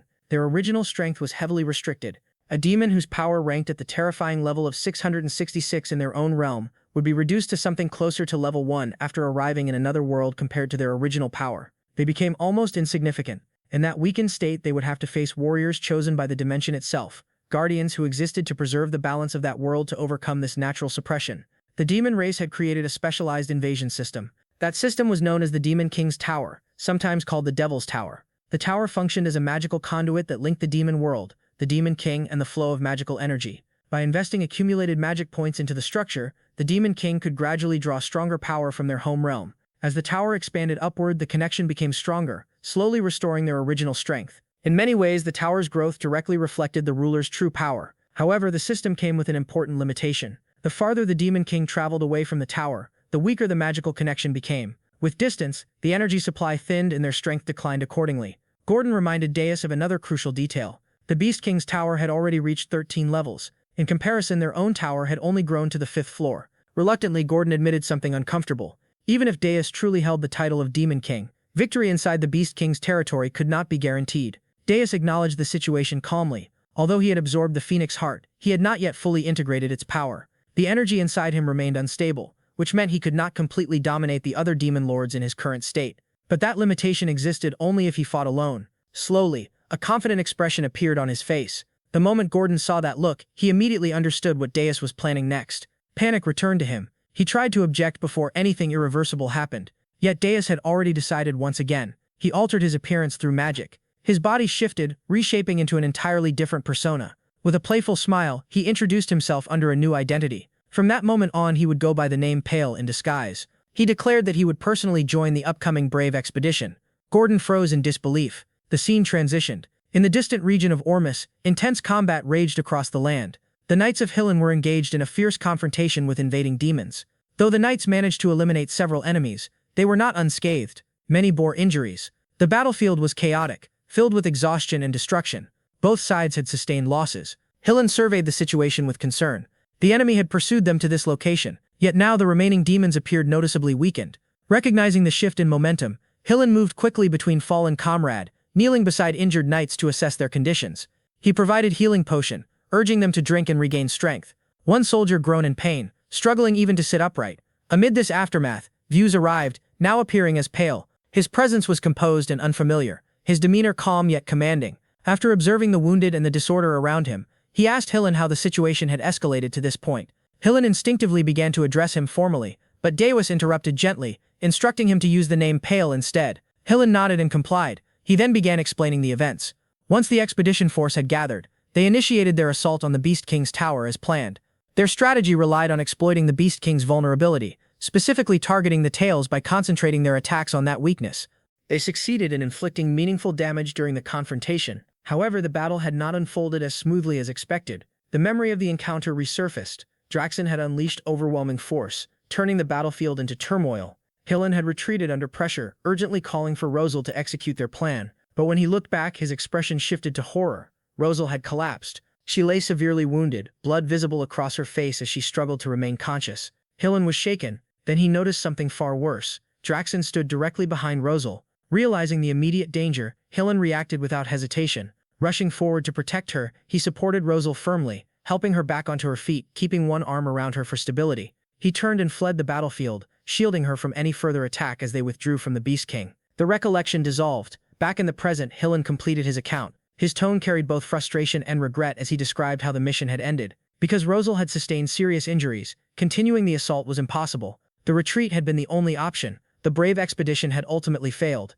Deus remained quiet after hearing everything. A subtle smile briefly touched his lips as he processed the details.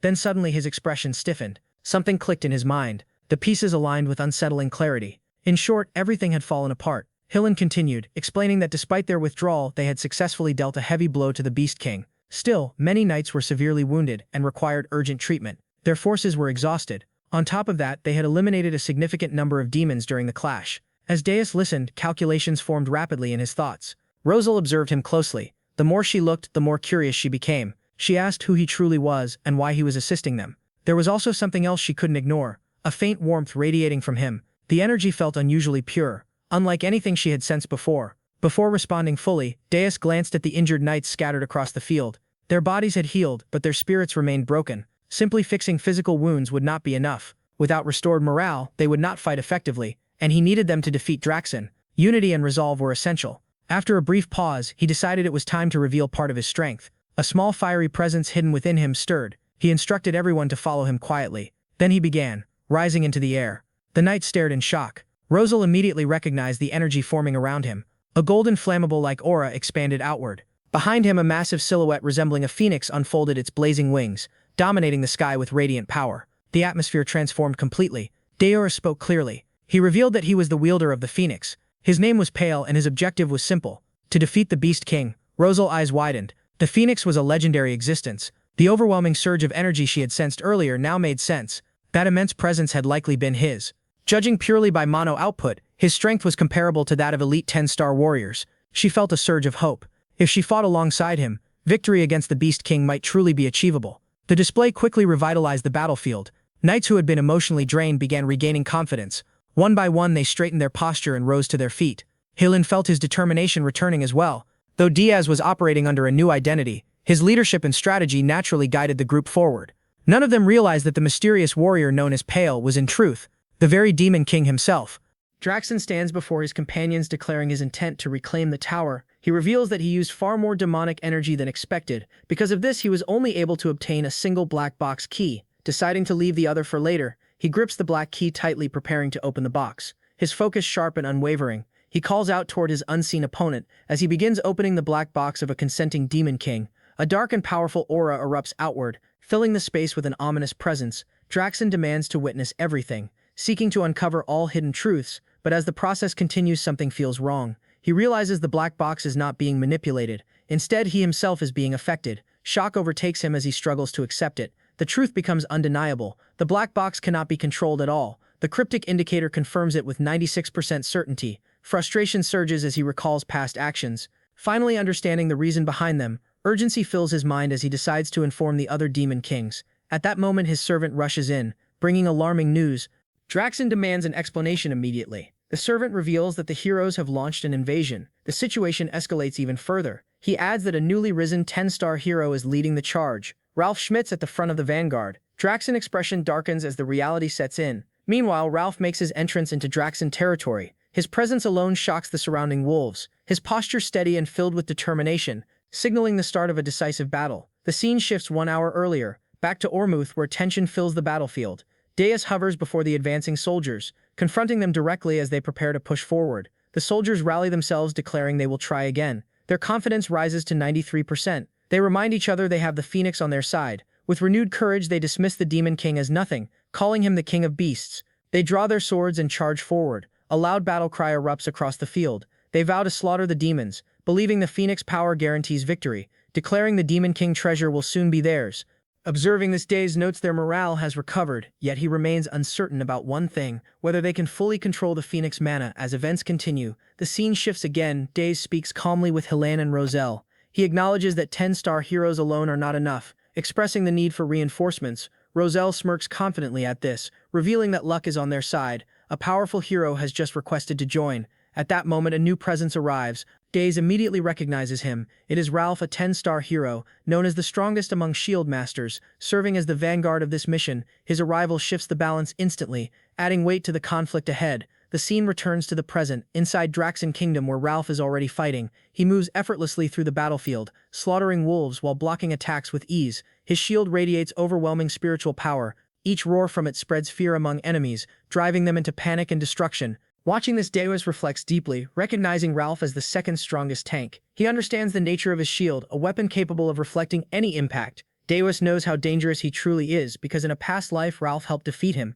and even mocked him afterward. Anger rises within Deus at the memory. He wants to tear Ralph apart immediately, but he restrains himself, knowing Draxen is the true priority. Rosal then informs him of something. Ralph only arrived after the expedition ended. Frustration fills her voice. She clenches her teeth in anger. If he had come earlier, things would be different. Together they could have won without losses. Meanwhile, the troops continue advancing. They announce the first floor has been cleared. Confidence continues to rise among them. They push forward, eager to face the Demon King, determined to end everything. But Deus warns Rosal seriously. Confidence is fine, but underestimating a Demon King is fatal. Rosal questions his warning. Deus explains that every Demon King holds a trump card, something revealed only at the brink of death, a final instinctive move capable of changing everything. As he thinks further, he considers a possibility. If Draxen reclaimed the tower and used his energy, then he would not have enough left to stop them. In that case, a rare opportunity appears. For the first time, Deus might witness the hidden trump card. The scene shifts to the Beast Tower. Reaching the 13th floor, the Demon King chamber, an eerie silence fills the space. Draxen sits alone upon his throne, his presence dominating the entire room, his eyes glowing deep blood red. At that moment, Ralph and his knights arrive. They step inside cautiously, sensing that Draxen has been waiting. They scan the area in confusion. No demons are present at all. Even though this is the final floor, they question why only the Demon King remains, recalling how it was once filled with enemies. Without warning, Draxen raises his hand. A sphere of demonic energy forms instantly. He speaks with contempt, calling them insects. He shows no surprise at their return, though he did not expect them so soon. He reveals he has been preparing for this moment. Rosal is shocked by the dense energy, realizing all demons are gone for a reason. Draxen opens his mouth, releasing a beam of aura. He confirms he gathered all his vassals into himself, planning to eliminate them in a single strike. Deus analyzes the situation carefully. This breaks standard dungeon strategy. Instead of placing strong enemies on upper floors, Draxen absorbed everything into himself. His red eyes glow even brighter. He declares he will erase them completely, ensuring they never return again. Helen, Rosal, and Deus are visibly shaken, while Ralph remains calm and focused. Deus senses something critical approaching. The moment is coming. Suddenly, Draxen unleashes a deafening roar. Dark red energy explodes from his body. Two knights rush forward to attack. Another knight shouts a warning from behind, telling them to stop immediately, but they ignore it, believing this is the perfect moment to strike. Their confidence shatters instantly. Draxen power erupts violently. A massive shockwave blasts through the room, sending everyone flying backward. Even Ralph is shaken by the force. Helen realizes the terrifying truth. Draxen magic has reached another level. Rosal cannot believe their attacks failed so easily.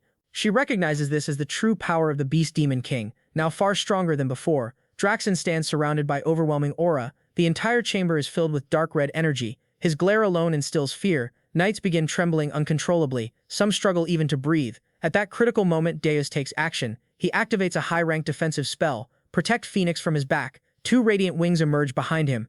The atmosphere shifts instantly. The others feel relief and gratitude, recognizing it as a legendary ability. They vow never to forget this moment, but Deus remains focused. He cannot allow Draxen to grow stronger. Creating a barrier, he protects everyone inside. He orders them not to step out, saying they will only become a burden. Grateful, they thank him sincerely. Deus steps forward without hesitation. Helen, Rosal, and Ralph follow beside him. Together they prepare to confront Draxen. Observing them, Draxen notes only four can still move. His attention locks onto one figure. The red-haired individual irritates him greatly. It becomes clear he does not recognize Deus. Under his new identity, Deus smirks quietly at this advantage, knowing this ignorance gives him an edge. As the battle reaches its decisive moment, the final clash is about to begin. The battle reached a boiling point as Draxen finally recognized Deus. Rage exploded within him as he roared about the theft of the Phoenix. Enraged that Deus dared to step foot inside his tower, his fury shook the surroundings, but Deus remained completely unfazed. With calm authority, Deus silenced him, creating a domain and activating sound removal magic. A faint smirk appeared as he declared control over every sound. The battlefield shifted instantly. Roselle immediately understood the brilliance of the move. Draxen's roar was completely nullified. At the same time, enemies could not hear spell chants. the advantage had subtly shifted in their favor. Without hesitation, Deus unleashed high-rank binding magic. Sage's chains shot forward to restrain Draxen, but Draxen responded with overwhelming force, roaring in fury as he shattered the chains effortlessly. The gap in power became clear. Draxen declared it was not a fight but a hunt, promising to tear them apart piece by piece. Even then, Deus remained calm, mocking him by saying he could not hear the barking. The silence remained focused solely on Draxen. Rosal urged the others to focus on Pale. At that moment, Deus launched a direct assault. A massive explosion erupted on impact. The battlefield descended into chaos. Both sides exchanged relentless blows. Their movements became faster and unpredictable. Deus moved so fast Rosal could no longer track him. Hillen dismissed the concern, saying following orders was enough. Draxen continued roaring in disdain, calling their actions madness, yet he acknowledged they dared challenge him. The tension continued to rise. Deus suddenly shifted direction at incredible speed, attempting to reposition himself. Draxen reacted instantly, warning him he would not leave alive, calling his name with burning rage. At that moment, Deus locked eyes with him. A memory surfaced from before the battle. He had explained the strategy to his team. Speed was the key to defeating Draxen. Draxen's massive body was matched with terrifying reflexes. They needed to bind his feet and exploit his weakness. Hillen doubted himself, questioning if he could keep up. Deus reassured him confidently, promising to give a signal. Hillen was confused about what that signal meant. The memory faded. The present battle resumed instantly. Draxen lunged forward to crush Deus, believing he had finally caught him, but Deus dodged effortlessly. Then suddenly he stopped moving, revealing Armani's orb with a smirk. Draxen mocked the attempt, calling the orb useless. Deus calmly clarified its purpose. It was meant to reveal a master's location to a vassal. Draxen scoffed, believing no vassals were present. At that exact moment, the signal was given. Hillen appeared instantly, leaping into the battlefield, activating Armani's orb. As he struck Draxen, immense pressure hit him. His head felt like it would explode, but he continued the attack regardless. Draxen erupted in anger. He was shocked that a hero had become a vassal. Deus responded with a calm smirk, saying the method was useful if one survived. His eyes remained sharp and calculating. Hillen delivered a full-force strike. The impact sent shockwaves across the battlefield. The ground cracked beneath them. Debris scattered everywhere. Yet Draxen barely staggered, mocking them once again. He called the attack pathetic. His durability made it seem insignificant. Then suddenly flames struck him, catching him off guard. For the first time he recoiled. The timing was too perfect. The plan from earlier came into play. Deus had instructed Rosal carefully. She would act once an opening appeared.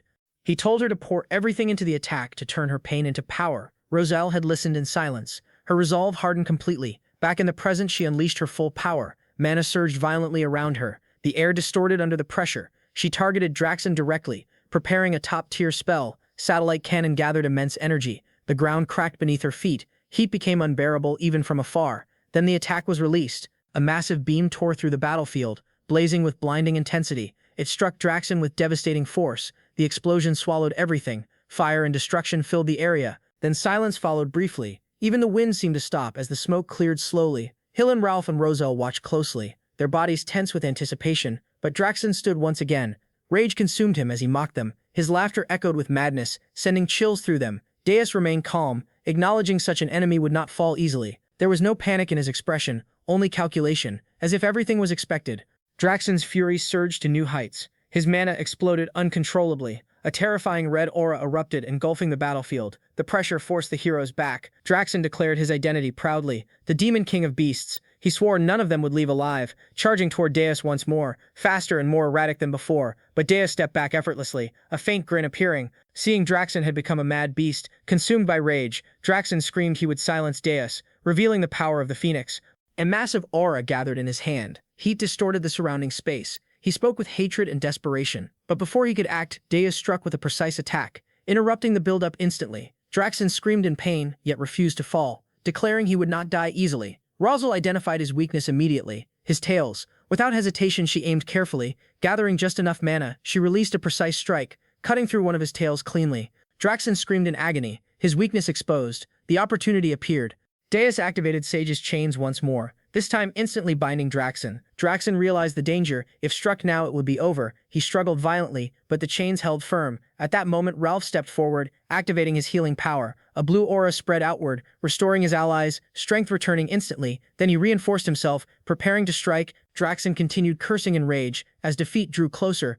Everything aligned in that moment. Draxen restrained and weakened. Unable to defend himself, the final blow was delivered. In one clean motion, his head was cut down. The battlefield fell silent. Only the aftermath remained, a battle that pushed them to their limits. Deus stood over the fallen king, a faint smirk on his face, confirming the end. He declared he would use the Phoenix, and bid farewell to Draxen, his blade slicing cleanly through the air and through Draxen's neck as the Demon King's head separates from his body, spinning away before crashing heavily onto the ground. For a brief moment, everything falls silent. Then the remaining heroes erupt into cheers as relief and triumph flood the battlefield. Voices rise in unison, declaring that they have finally won. Yet beneath that proud expression, his thoughts twist with ambition. The cheers are not enough. He craves more recognition, more admiration, more worship. He imagines a future where those voices never fall silent. The ground trembles violently. Cracks spread beneath their feet as the tower begins to collapse. Celebration shatters into chaos in an instant. As panic surges through the crowd, voices shout in every direction, while orders are barked rapidly to grab whatever treasures they can, prioritizing recovery potions for the 10-star heroes before escaping immediately. Amid the confusion, Deos stands still for a brief moment, his gaze fixed silently on Draxen's lifeless body. His thoughts linger as he reflects on the path the Demon King chose, wondering if someone like Draxen had been given another chance, whether anything would have changed. The answer comes quickly: no. Draxen had clung to his identity as a Demon King until the very end, leaving no room for anything else. Urgency finally overtakes hesitation as everyone flees the collapsing structure, carrying whatever treasures they can. Outside, Rosal approaches Hillen, her gaze sharp and observant as she calmly states that it seemed he had planned everything from the beginning, intending to be the one to take the Demon King's head. Hillen dismisses her claim, effortlessly brushing it off as a misunderstanding born from the chaos of battle. Rosal does not argue yet. Her expression reveals she does not fully believe him, recalling the moment he chose to join the fight and how suspicious it had felt. Though the Demon King had not been as overwhelming as expected, the battle still pushed them to their limits, and she cannot deny Hillen's contribution. Changing the subject, she informs him that she has taken possession of the Demon King's corpse. Asking if he objects, Hillen replies that he does not. At that moment, urgent voices call out to Rosal, urging her to come quickly, as something unexpected has been discovered among the ruins. She rushes over, only to freeze at the sight before her. The kidnapped prince, and beside him the Akan Kingdom's third princess, Lavinia Akan. Lavinia lies unconscious at first, but slowly begins to stir. Shocked, Rosal demands to know why she is there. Lavinia responds in her usual fragmented manner, mentioning materials. Rosal quickly pieces it together, realizing the truth. Lavinia had entered the tower alone to gather materials for creating a chimera. The realization leaves her stunned as the recklessness of such an act defies belief. Lavinia adds scattered words about monsters, deepening Rosal's concern as she grasps the full situation. Others watch in confusion, unable to understand how Rosal can interpret her speech. Staying focused, Rosal asks if the Demon King harmed her. Lavinia replies with disjointed words about money and monsters. Rosal interprets it quickly, realizing she had been trading monsters for money. Lavinia confirms it without hesitation. Watching them leave, Deus reflects on her actions. Entering such a deadly place alone and negotiating with a Demon King for research is not just reckless, but dangerously unpredictable. The scene shifts to the Hero Guild, where elder heroes gather to discuss the aftermath. They note the loss of the Beast Tower, once a valuable hunting ground. Frustration evident as they speak of the effort invested coordinating sponsors and managing the 10-star heroes, only for an unknown figure to claim victory. This individual, known as the owner of the Phoenix, holds no affiliation with the guild. The elders question his identity, recognizing the importance of uncovering who he is. For the first time since a Demon King descended upon Urgest, the threat has been ended so decisively. Realizing the shift in power, they decide it is time to tighten their control over the heroes once more. The scene transitions to the Ormus Royal Banquet Hall, where the atmosphere is filled with conversation yet weighed down by exhaustion and grief. The king, overwhelmed with emotion, repeatedly expresses his gratitude, thanking the heroes for defeating the Demon King and rescuing the prince. Despite the lack of preparation, he urges everyone to enjoy the banquet while knights gently try to persuade him to rest. Among the guests, Rosal stands out, dressed elegantly as she sips a cocktail, observing the room quietly, noting that despite the somber mood, the drink is surprisingly good. Hillen approaches, offering a compliment on her appearance, remarking that the dress suits her well. While mentioning the princess has safely returned to the Akan Kingdom, Rosal responds with suspicion, questioning if he is trying to leave a good impression. Hillen laughs it off, claiming such efforts are meaningless before her. Shifting the topic, Rosal asks about Pale, expressing her desire to meet him, especially regarding the Phoenix. Others echo her curiosity, wanting to thank him. Then unexpectedly, Ralph speaks, his voice alone, shocking everyone as he praises the Phoenix's owner. Hillen reveals that Pale has already left, deepening the surprise among the guests. The narrative shifts to the Urgus mountain range at Burgess Tower, where Gordon stares in disbelief, thanking Deus, asking if he truly killed the Demon King Draxen and returned. Deus confirms it calmly, leaving Gordon stunned. Struggling to process the reality, concern creeps into his thoughts as he wonders about the consequences and what comes next. Dismissing him, Demon Kings tells him to stop staring before taking his seat on the throne. He explains that with Draxen gone, the other Demon Kings will inevitably make contact and his absence would immediately raise suspicion. Gordon understands and accepts the reasoning. Reflecting on the battle, Demon Kings admits to himself that he is still not strong enough. Even Draxen's final attack had not been as devastating as expected, partly due to his weakened state. Relying solely on his current strength will not suffice. he needs to grow stronger and so must the power of the phoenix. At that moment, a message arrives from Jason requesting a meeting of the Demon Kings. The timing feels immediate, as if Jason already knows of Draxen's death. Internally, Demon King smirks knowing the truth, while outwardly feigning shock. Then another revelation comes. A new Demon King has already descended. This genuinely surprises him, as the speed of replacement suggests preparation or foresight from higher powers. Still, with no evidence linking him to Draxen's death, and the tower now gone, he feels confident enough to attend. The scene shifts to the Tower of Lies on the 13th floor, where several Demon Kings gather, including the Demon Queen of Bitter Cold, Jason the Demon King of Lies, and Big Rock Belvec. Draxen's absence is noticeable. Among them stands a new figure introducing herself as Vivian Blunt, Queen of the Blood Moon Clan. Demon King shows little interest, correcting her on his name before taking his seat. Vivian is caught off guard by his indifference, having expected acknowledgement yet receiving none. Recalling her orders, she reminds herself that Draxen's fall is suspicious and that Demon Kings is the likely suspect. Instructed to observe him, she instead finds his sharp, dismissive nature intriguing, perhaps even easier to manipulate. Deciding to test him, she rises, approaching him as the meeting begins, speaking casually about the strange cooperation among Demon Kings, before shifting focus entirely onto him. Admitting her interest, moving closer, she boldly sits before him. Demon Kings immediately questions her behavior, irritation clear. Vivian brushes it off, claiming curiosity about the kind of demon capable of disrupting the entire realm. With a confident smile, she compliments his appearance and makes a suggestive advance. Without hesitation, Demon Kings rejects her, pushing her hand away with a blunt insult. The reaction leaves her stunned, unable to process what just occurred. As a succubus queen, she is not someone easily dismissed. Yet here she stands facing a man who rejected her without a second thought. Reyna, slightly irritated, told Vivian bluntly to return to her seat. Vivian stood there, stunned by the sharp tone. Reyna continued, firmly explaining that the gathering was meant to welcome Vivian, but it also served a more serious purpose. It was a place to uncover the cause behind Draxen's senseless defeat. She emphasized that everyone present should maintain their dignity. Jason, observing the situation, found himself shocked that Lady Reyna herself was presiding over the meeting. Meanwhile, Vivian responded with a grin, teasing Reyna by implying that she too desired the same man. Reyna, growing frustrated, dismissed Vivian, thinking as shallow and lame. Vivian brushed it off casually, saying that was enough for the day before taking her seat. Jason stepped in to restore order, calling for the meeting to resume. The discussion shifted to the 10-star heroes described as the main force behind the current hero expedition. From there, the meeting continued in a monotonous manner, as the Demon Kings began sharing the information each of them had gathered individually. As the exchange progressed, one topic rose above the rest as the most significant point of discussion. That topic was the emergence of a new powerhouse known as the Owner of the Phoenix. Despite the disagreements, the meeting concluded with a unified decision to investigate the Owner of the Phoenix more thoroughly while remaining cautious.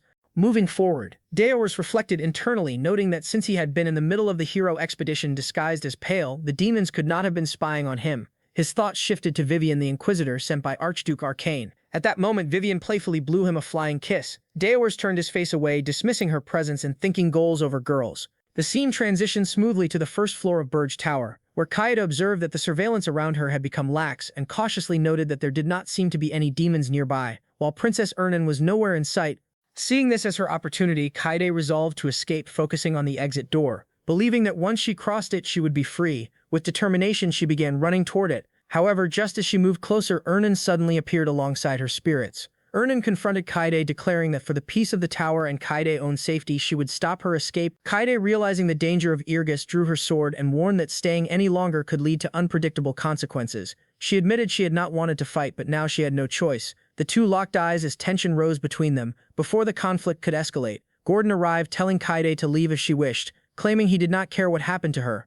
He added a dismissive remark about humans, leaving Kaide shocked and confused, unable to understand how they could kidnap her, and then suddenly act indifferent. Despite her confusion, she suspected a hidden scheme at play, yet decided to take advantage of the distraction. She planned to escape the tower, survive in the Irgis mountain range somehow, and then head straight to Holton Walk to request reinforcements. Acting quickly, Katie dashed toward the door at full speed, but the moment she touched it, an overwhelming aura burst forth from the door itself. The force hurled her back violently, sending her crashing to the ground. Everyone present was shocked by what had just happened. Gordon calmly explained that such a reaction was normal, meaning anyone not permitted by the Demon King could not leave the tower. Despite the warning, Ernan approached the door as Gordon cautioned her not to touch it carelessly or she might face consequences. However, to everyone's surprise, Ernan opened the door with ease, leaving Gordon stunned. Ernan herself seemed confused, awkwardly admitting that she simply felt like she could open it. Unsure of what to do, she attempted to close it again, but at that moment, Deus appeared from outside, pushing the door open with a smirk. He questioned whether Ernan was finally attempting an escape.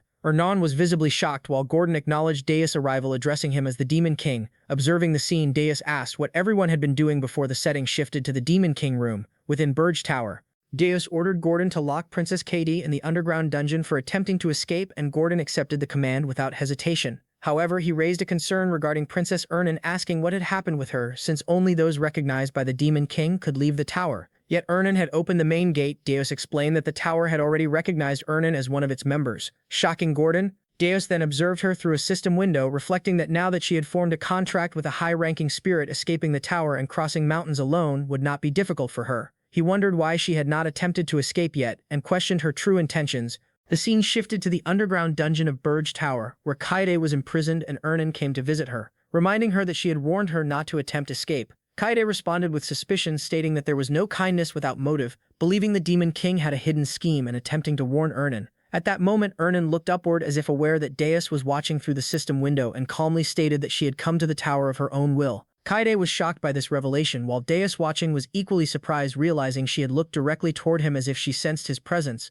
Ernan then revealed her truth, explaining that she had run away because she hated the royal palace, the royal family, and even her own father. To be precise, she admitted she had been kidnapped at first, but afterward chose not to return. Kaede was left stunned by this confession, as Deus wondered if those words were directed at him. Kaede then recalled that among the many princes and princesses of Hilderin, Ernan alone possessed overwhelming talent, questioning why someone destined to become the future queen would abandon such a brilliant future to become a subordinate of the Demon King. Ernan responded by pointing out a strange truth, revealing that there were 62 princes and princesses in the Hilderin royal family, the largest number on the continent. Yet aside from her, not a single one of them was known by name, leaving Kaede confused, as she insisted that the official number was 28. Ernan clarified that while the official count was 28, the full truth was different, and suggested that Kaede ask the emperor upon returning to the empire to learn the real answer. Kaede worried that if such a secret became public, it would damage the honor of the kingdom and the royal family. Ernan giggled, teasing Kaede by pointing out that a princess who ran away to avoid marriage should not be making such statements,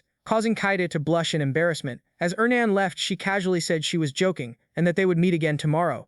Deus, reflecting on everything, realized this was a secret known only to high-ranking royals, the hidden truth of the Hilderin royal family. He then ordered Gordon to prepare Ernan, stating that he would be going out to find spirit herbs, and Gordon acknowledged the command. The scene shifted to the Irgus mountain range, where a water spirit along with other spirits began searching for herbs enthusiastically. Ernan tried to restrain it from acting recklessly, noting that it seemed excited after being outside for so long, while also mentioning that Deus himself had been away from the tower frequently. At that moment, Deus called Ernan by her name, startling her instantly.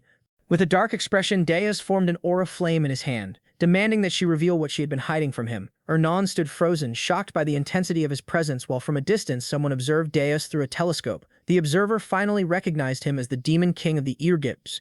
Deus' question immediately unsettled Ernan, causing her to grow anxious and hesitant. Her reaction was obvious, but Deus showed no patience. He made it clear that there was no other option, leaving no room for avoidance or delay. Without waiting, Deus moved Ernan aside and stepped forward. He extended his hand and unleashed a powerful attack. A surge of energetic purple flames erupted from his palm and shot forward with precision. The strike traveled a great distance and hit a man who had been secretly observing Deus through a telescope. The man was caught completely off guard. Shock and terror overtook him as the realization set in that his stealth had been detected from such an extreme range. It became even more alarming when it was revealed that the one struck was merely a clone. Deus regarded the situation with indifference, recognizing the enemy's reliance on cheap tricks. Ernan tried to make sense of what had just happened and questioned whether that individual had been a hero. Deus confirmed that it was indeed the case, and admitted that the presence of this figure had been bothering him for some time. Ernan continued analyzing the situation. She reflected on the unusual circumstances of a hero traveling all the way to Urgest under the guise of exploration. A hero who relied on stealth techniques could only be one person. She identified the individual as the 10-star hero, Daphne, a mercenary known for expertise in information gathering and espionage. His abilities were widely recognized, particularly his mastery of invisibility and cloning techniques. Hearing the name triggered Deus's thoughts. He recalled Daphne from his previous life, realizing that much of his own information had supposedly been exposed because of that individual. Despite knowing of him, this was the first time Deus had encountered him at such close proximity. Ernan then shifted her concern toward the tower, wondering whether it would remain safe. Deus reassured her that there was no problem. The scene then transitioned to the Burge Tower in the Irgus Mountains. Inside the tower, the same hero was analyzing the situation and confirming the existence of multiple clones. He speculated that if a Demon King existed, there had to be a tower nearby. Despite his efforts, he was unable to detect anything around him. At that moment, Deus received a notification through his system window. The ability known as Mana Ghost Remote Control had been activated, rendering the tower invisible. However, this ability came at a cost, consuming 10 demon power points every second. Deus acknowledged the activation of the invisibility function. From the moment he detected the threat, he had already taken action. He recognized the usefulness of this ability, especially for avoiding encounters with heroes. As he monitored the system, he noticed his points steadily decreasing. The cost of maintaining invisibility was significant. With the immediate danger under control, Deus turned his attention back to Ernan. He instructed her to continue their conversation and demanded that she reveal everything she had been hiding. He made it clear that refusal would result in her never being allowed to enter the tower again.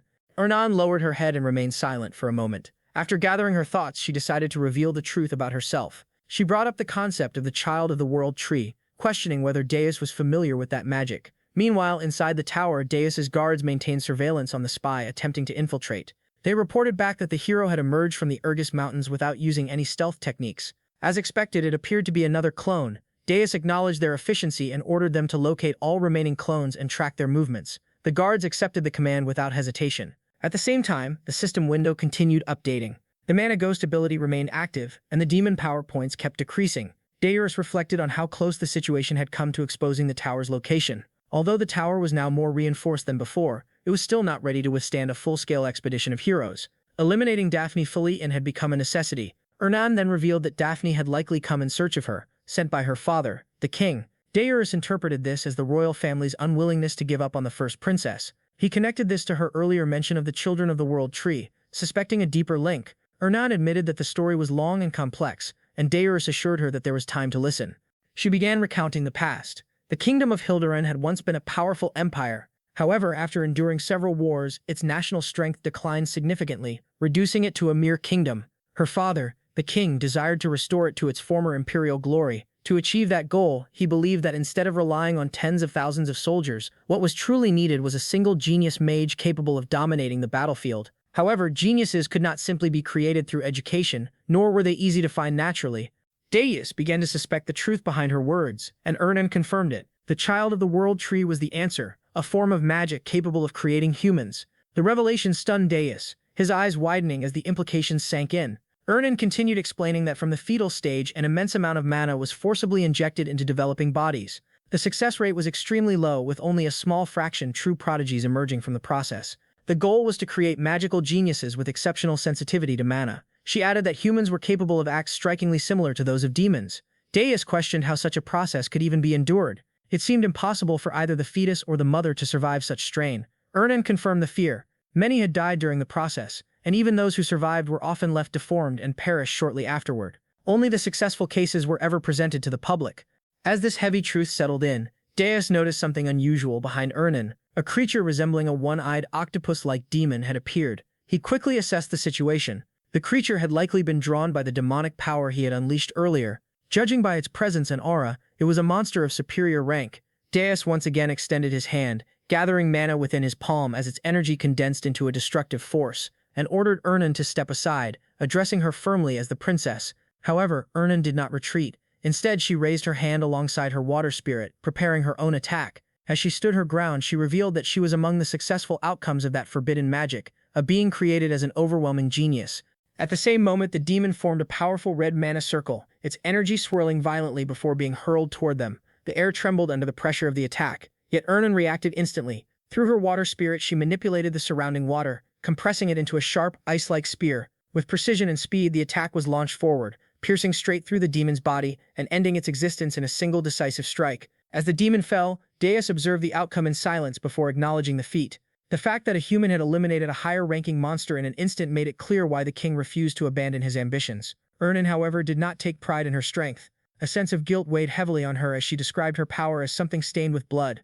Deus responded by pointing out the contradiction. With such immense power and a position so close to the throne's succession, her claim of not wanting to return to the kingdom sounded unbelievable. He questioned whether she truly expected that explanation to be accepted. Ernan, now visibly irritated, insisted that she was telling the truth. She demanded that she be taken along, just as a magical artifact had been used on Hillen. Her tone carried urgency, emphasizing her sincerity. Deus dismissed the request, explaining that the Armani orb could not withstand the mana of spirits. Raising his hand once more, he gathered mana again. He demanded that she reveal her true intentions. Frustration overtook Ernan. With a sudden movement, she grabbed Deus's hand and pressed it against her chest. Her voice rose as she insisted that the truth had been told all along. Caught off guard, Deus reacted with shock, questioning her actions and demanding that she release his hand. Ernan insisted that the heartbeat could be heard, using it as proof that nothing but the truth had been spoken. Her words left Deus momentarily confused, but then something unusual occurred. Through her, he began to sense something deeper. It was as if a phoenix existed within her, allowing him to perceive her internal state.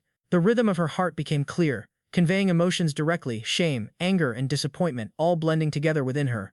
Ernan, slightly embarrassed yet still holding on to her anger, explained that this was a method of communication used by spirits. When mana was pure, it allowed one to perceive subtle waves that revealed the feelings of others. She reaffirmed that everything she had said was the truth. Deus, reflecting on what had been sensed, acknowledged internally that her words aligned with those emotions. Ernan then revealed something more personal. From the very first moment she saw the Demon King, she had sensed something different about him compared to the others, and that difference had given her hope. Deus reacted with confusion and disbelief when she spoke of needing help, struggling to understand what was being implied. With urgency and desperation, Ernan pleaded for assistance. Her intention was declared clearly: she wanted to bring down Hilderan itself. The statement left Deus stunned. Even as the words were processed, disbelief lingered, and the question remained whether such a claim could truly be taken as the truth. After hearing everything Ernan had explained, Deus finally accepted her words and chose to trust her. Ernan responded with quiet gratitude as her face turned slightly red. Watching them, Naruniel could not resist teasing. She became curious about what was happening between them and wondered how they had grown so close without her noticing. She playfully accused Ernan of pretending to be innocent while hiding something. Deus was left surprised by her reaction, while Ernan, flustered and shy, tried to explain that it was not like that and that it was only the spirit's method of communication. Naruniel continued teasing with a soft chuckle, implying the exchange seemed deeper than simple communication, clearly enjoying the moment before the topic shifted. Bringing the focus back, Deus acknowledged that he understood Ernan's seriousness. He suggested continuing the discussion about Hilderan once they returned to the tower, and Ernan agreed without hesitation. Before moving on, Deus gave another instruction, ordering Ernan to use the spirits to locate the real body of Daphne Filian since they planned to capture him. As the scene shifted, the surroundings changed into a freezing mountain where heavy snowfall covered everything. In this harsh environment, Daphne, known as the hero, reflected on his cloning magic. His ability allowed multiple clones to share power, but as their number increased, their individual strength weakened. Even so, the technique allowed him to search a vast area at once. Looking at the map, he analyzed the situation carefully. A Demon King's tower should be at least 50 meters tall, yet after scanning the entire region there had been no sign of it. Based on information previously provided by Lord Wharton Cullo and Lord Hillen Cargill, the route and timing of the hero expedition had already been calculated with high accuracy. With that in mind, he concluded the tower had to be nearby. He scanned the surroundings again, convinced it was within reach. The Demon King should also be close, yet nothing appeared. The complete absence of any trace left him unsettled as he tried to understand what was happening. Suddenly, a warning alarm rang from his map, making him realize something was wrong. His clones, capable of avoiding even high-level monsters, were being destroyed in large numbers. As the situation escalated, Deus demons moved swiftly across the battlefield and eliminated the clones one after another. After completing their task, they reported that all detected clones had been destroyed and noted that for a 10-star hero, the opponent seemed underwhelming. Hearing this, Deus smiled and ordered them to destroy every remaining target they encountered. The demons accepted the command immediately and prepared to continue their assault. Confident in his advantage, Deus began calculating his next move. He realized he still had enough points remaining and planned to eliminate all the clones before turning Daphne into a subordinate. With that accomplished, he believed he could gain control over the entire continent. However, the situation suddenly shifted when Gordon appeared through the system window with urgent news. Deus turned his attention to the update and learned something was wrong with the tower. Gordon explained that the Mona ghost was behaving abnormally and had heated up to a critical state. At the same time, the system displayed an alert stating that the tower was experiencing overload due to prolonged invisibility use. The cost to maintain invisibility had increased drastically. The updated status showed it now required 100 points per second, while the remaining demonic energy stood at 49,910. This revelation left Deus shaken as he quickly understood the severity of the situation. At this rate, there were not even 10 minutes left before failure. If he could not capture Daphne within that time, the tower's position would be exposed and the hero expedition would begin. As the pressure increased, Gordon added that outside the tower, countless clones were surrounding them from all directions. Meanwhile, the hero carefully scanned his surroundings again, yet he still could not locate the tower. The failure confused him since he was certain his calculations were correct. He became convinced the tower had to be nearby. After investing so much mana into the search, he resolved to find it at any cost. At the same time, Deus acted immediately and contacted Krutu, emphasizing that there was no time to waste. He ordered him to prevent any more clones from approaching the tower and to search every part of the area. Krutu acknowledged the command and confirmed his understanding without delay. Deus then turned to Gordon and demanded immediate data. He requested the locations of all destroyed clones, focusing on those created by that specific magic. Gordon began processing the information, and as the data formed, Deus analyzed the pattern. He understood that the clones could not move far from the original body, meaning the search would naturally center around it. From this, he deduced that the real body must be located at the center of where the destroyed clones were concentrated. Elsewhere, the hero suddenly noticed something unusual. The presence of the Demon King confirmed his suspicion that the tower was nearby. Realizing this, he prepared to retreat and report the discovery. However, before he could act, the situation shifted again. Naruniel located him first, and immediately formed a mana circle, confirming with certainty that the real body had been found. The moment the situation changed, the hero attempted to escape. Naruniel noticed and informed Deus and Ernan that he had fled. Reacting instantly, Deus demanded the location. Ernan responded without delay and confirmed the exact position, transmitting it directly to him. With the coordinates in hand, Deus moved swiftly and appeared in front of the fleeing hero. At the same time, he activated his Phoenix power, intensifying his presence. Facing him directly, Deus identified Daphne Filian and presented him with a choice, making it clear that survival depended on obedience. Daphne was overwhelmed with shock and confusion. He recognized the Demon King, but what unsettled him more was the presence of a phoenix. He began questioning the possibility of two phoenix owners. According to what he knew, the phoenix owner was Pale, someone connected to Lord Hillen.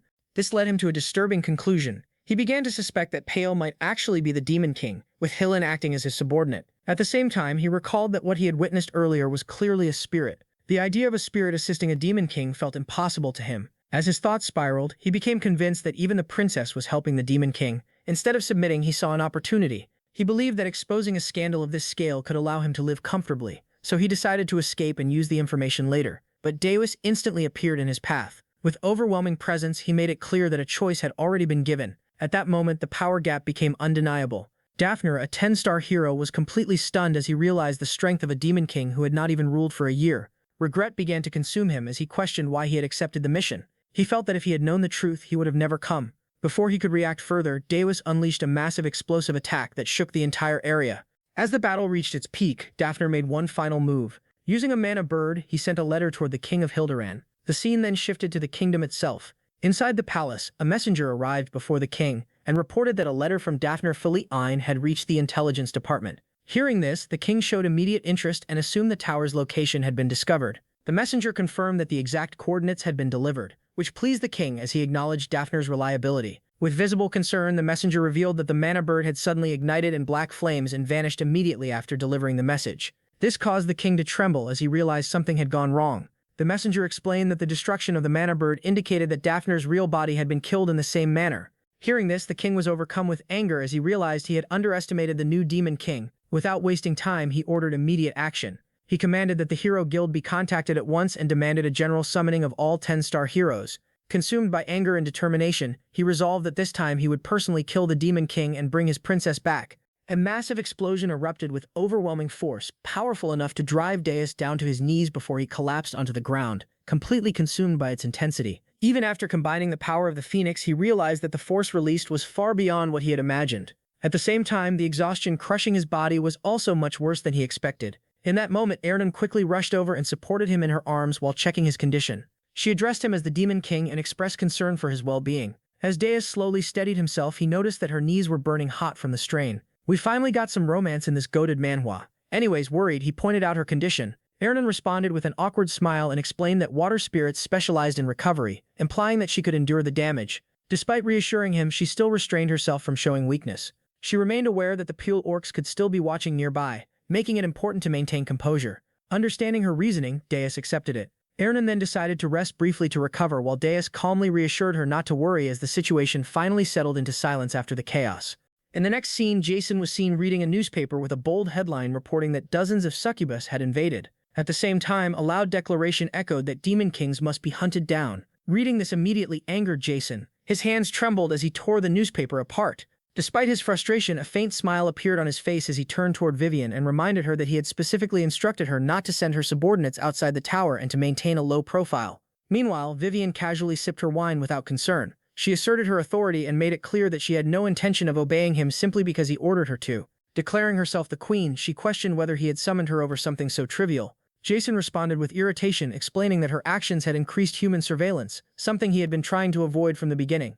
Vivian brushed off his concerns and claimed that he was worrying too much. She downplayed the threat by stating that they were only heroes. Her response left Jason confused. Vivian continued by explaining that heroes were nothing more than prey for demon kings. She treated the clash between her subordinates and a hero inside the palace as nothing but bad luck. Disappointed, Jason placed a hand on his forehead and questioned why the Archduke would send someone so reckless and lust-driven, even calling her an idiot. The remark instantly enraged Vivian. She climbed onto the table and demanded that he correct the way he addressed her. She proudly declared herself the succubus queen and insisted that she was far more than a simple lustful demon. Jason found her reaction amusing and let out a small chuckle before shifting the conversation. He reminded her that the dimension was already inhabited and asked her to consider how many heroes might actually exist there. Based on her past experience, Vivian recalled that the dimension she conquered only had around 10 heroes. She estimated that Aryan, a place famous for producing many heroes, might have around 50 at most, and questioned why everyone was panicking over such a small number. Slightly exasperated, Jason pointed out that the Archduke clearly failed to explain the real situation to her. He implied that if she had known the truth, she would have never entered that dimension in the first place. Confused, Vivian questioned what he meant. Jason then revealed that the Hero Guild currently had 4,732 registered heroes. Hearing that, Vivian forced a nervous smile while fidgeting with her hair and questioning whether he was joking. She insisted that there had to be limits and claimed it was impossible for a single dimension to contain that many heroes. Jason responded with a knowing smirk and explained that if the dimension truly had limits, the previous demon kings would have conquered it long ago. He made it clear that encountering heroes in that world was an everyday occurrence. Hearing this, sweat began running down Vivian's face as her body trembled. She awkwardly tried to deny the possibility and clung to the belief that the Archduke had promised her success. Her thoughts drifted back to the moment her superior spoke to her. She had been reminded that as Vivian Blunt, the demon king who conquered the Luna dimension and ruled as queen of her race, conquering Aryan should not have been difficult. She had also been promised the position of the next Archduke after completing the conquest, along with the responsibility of watching over Burjadeos. Still smirking, Jason revealed that he already knew she had been promised the position of Archduke. He further exposed that she had secretly been ordered to monitor Burjadeos. Shocked, Vivian could not understand how he knew such confidential information. Jason calmly explained that he understood the situation well, because it was the same method he occasionally used whenever treating someone as a disposable informant. Without hesitation, he unleashed his power and violently slammed Vivian into the ground. Stunned by both his words and actions, Vivian reacted in disbelief after being called disposable. Jason answered with a piercing glare and declared that she had already been abandoned. He mocked her as a foolish succubus queen, and warned that from that moment onward, with her limited intelligence, she should stop trying to think for herself. He demanded absolute obedience to every command he gave. Overwhelmed by fear, Vivian trembled before confirming that she understood. Meanwhile, Jason continued reading the newspaper as more alarming headlines filled the pages. The paper reported that the legendary 10-star hero Daphne Phelan had died. At the same time, it announced that Wharton Cullow had been chosen as the new 10-star hero. Another shocking report revealed that the location of Urgus Tower had finally been exposed. The article then shifted to darker news, revealing that the Demon King of Urgus had received a terrifying new title, the Demon King of Black Flames. Alongside that announcement, the Hero Guild officially declared that it would provide no support for any future conquest attempt against the tower. Following the death of Daphne Phelan, fear rapidly spread across the continent, creating an atmosphere filled with anxiety and uncertainty. As Jason absorbed the reports, a heavy realization settled over him. The world itself seemed to tremble in fear, and he silently acknowledged that this was not the outcome he wanted. Even so, he dismissed Vivian Blunt as a minor issue that could easily be manipulated. However, his thoughts soon focused on the real threat, our boy Burjadeos. He originally intended to leave things alone for a while longer, but circumstances had changed. Now believing there was no other option left, he resolved to eliminate him. Yay, good luck on that one. The scene then shifted to the tower, specifically inside Ernan's house. The atmosphere sharply contrasted the chaos outside. Ernan calmly cooked while nearby Dios rested on a bed, visibly injured in his phoenix form as his body recovered. Still cooking, Ernan noticed that he had awakened and warmly remarked that the Demon King was finally awake. She mentioned that the soup was ready and told him he could eat. While gathering his thoughts, Dios suddenly froze as shock spread across his face. He realized that he was inside his own tower. Meanwhile, Ernan casually smiled and commented that the place was beautifully decorated. Struggling to sit up, Dios questioned how much time had passed and wondered how they had managed to re-enter the tower in the first place. Anan reassured him that no one had discovered them. She explained that she had taken advantage of Gordon not being at his post and secretly entered through a fifth-floor window. She also clarified that less than 10 minutes had passed since they entered the tower. Hearing this, Dios calmly acknowledged her efforts and praised her for doing well. However, Dios soon noticed something strange about his condition. He questioned whether Ernan had done something to him because his body, which should have collapsed from exhaustion, was instead overflowing with energy. At that moment, the water spirit intervened and explained that it had shared its mana with him. Dios was shocked by the revelation, realizing that a spirit had restored the Demon King using its own mana.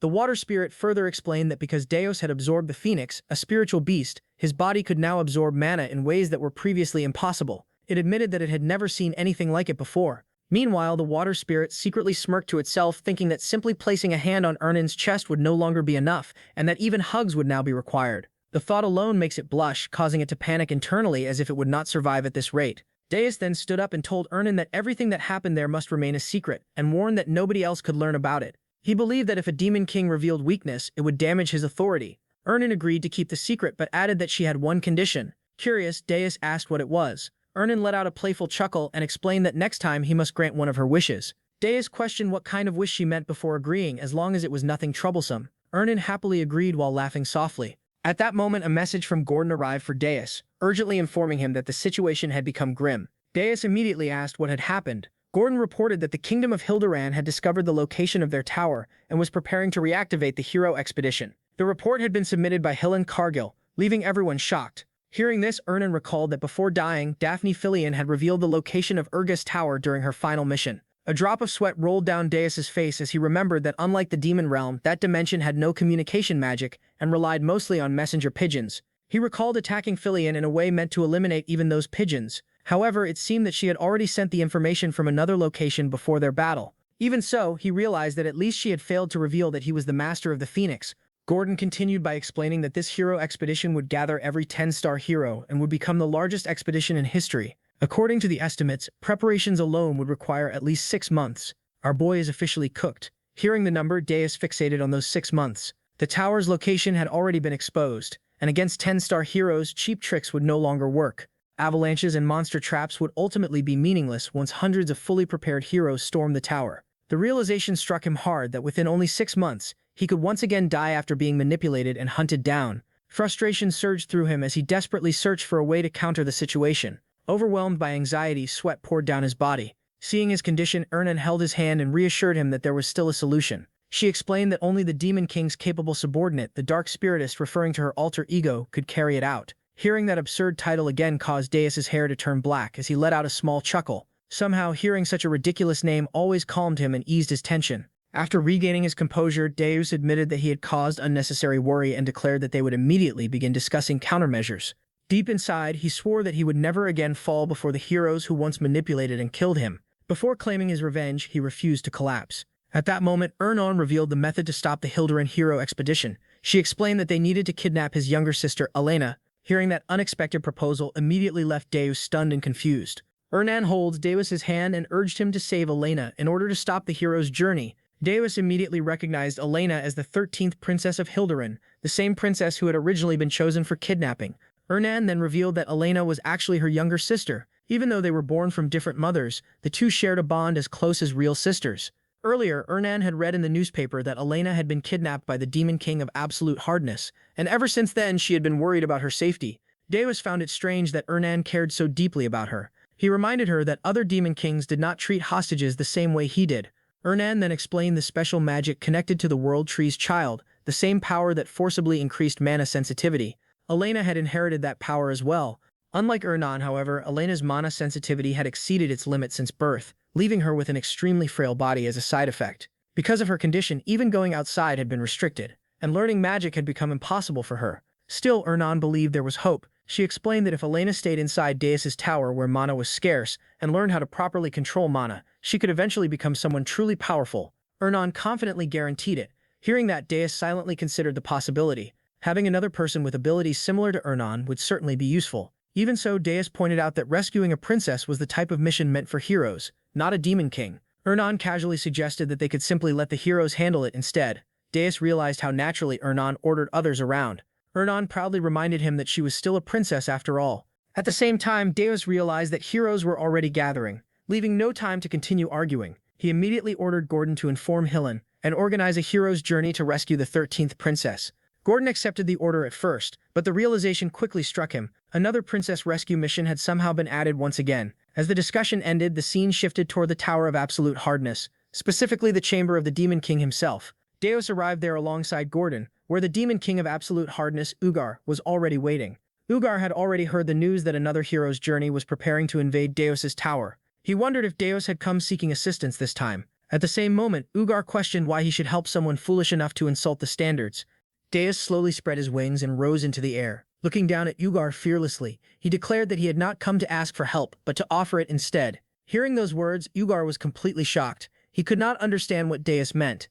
Deus calmly revealed that a hero's journey was targeting the tower. The statement immediately startled Ugar once again. Without hesitation, Deus instructed him to place the 13th princess on the first floor of the tower. He explained that if this was done, the hero's journey would simply rescue the princess and leave without causing further trouble. Ugar's anger instantly flared. Furious, he called the idea complete nonsense. He argued that there had been no reports regarding a new hero's journey. In the next moment, Ugar launched himself forward in anger. While attacking, he accused Deus of becoming arrogant and insulting the standards of Titans. The attack he unleashed was Titan Magic Gigantification Level 3. However, before the strike could even land, Deus calmly began listing names. He mentioned the 3rd Prince of Guyana, the 7th Princess of the Veloductum, the 4th Prince of Machiel, and the 6th Princess of Candaria. The moment Ugar heard those names, his movement suddenly stopped. Deus continued by explaining that all of them had either been removed from the line of succession or lacked the resources necessary to launch a hero's journey.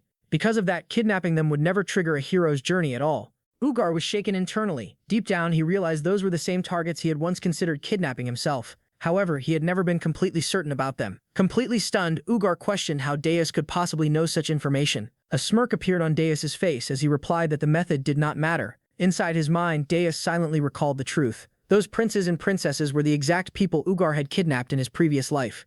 Deus then reminded him that the only thing that truly mattered was the tower's safety. Ugar hesitated and warned that if the information regarding the hero's journey, rescuing the 13th princess, turned out to be false, the consequences would be severe. Deus remained completely calm. He explained that it would not matter either way, since keeping a single hostage on the first floor would not bring harm to the tower. After hearing that reasoning, Ugar found himself unable to argue back. Ugar stared at Deus suspiciously and demanded to know why he was trying to help him. He wanted to understand what Deus truly desired from all of this. At those words, Deus formed a faint smirk. Inwardly, he mocked Ugar as a fool. Realizing that Ugar had completely taken the bait, Deus slowly repeated the question to himself, wondering what he truly wanted. Inside his thoughts, Deus reflected on the reality of this dimension. Aryan, he knew that brute force alone was not enough to withstand the overwhelming number of heroes that existed there. Deep down, he understood that Ugar shared the same fear. Deus realized that Ugar knew he lacked the intelligence needed to completely stop the heroes of this world. Because of that fear, Ugar constantly lived in anxiety, only kidnapping targets who would never trigger a hero's journey. To Deus, the situation was no different from before his regression. As he continued thinking, Deus understood what would eventually happen. The large and cowardly Ugar would one day try to cling to a certain man in order to survive within this dimension. That man would become a ray of hope for Ugar, Jason. After reaching that conclusion, Deus calmly stated that he wanted nothing in return. He simply believed that a great demon king deserved to live longer. After delivering those final words, Deus began leaving the area. As he walked away, another thought crossed his mind. He decided that he would personally take that role, bring Ugar to his side, and neutralize one of Jason's future pieces before it could become a threat. The scene then shifted to the Golden Moon Merchant Guild base, specifically the teleportation circle station. Deus arrived there while using his alternate identity. With Ugar's side already settled, his attention turned toward the next phase of the plan.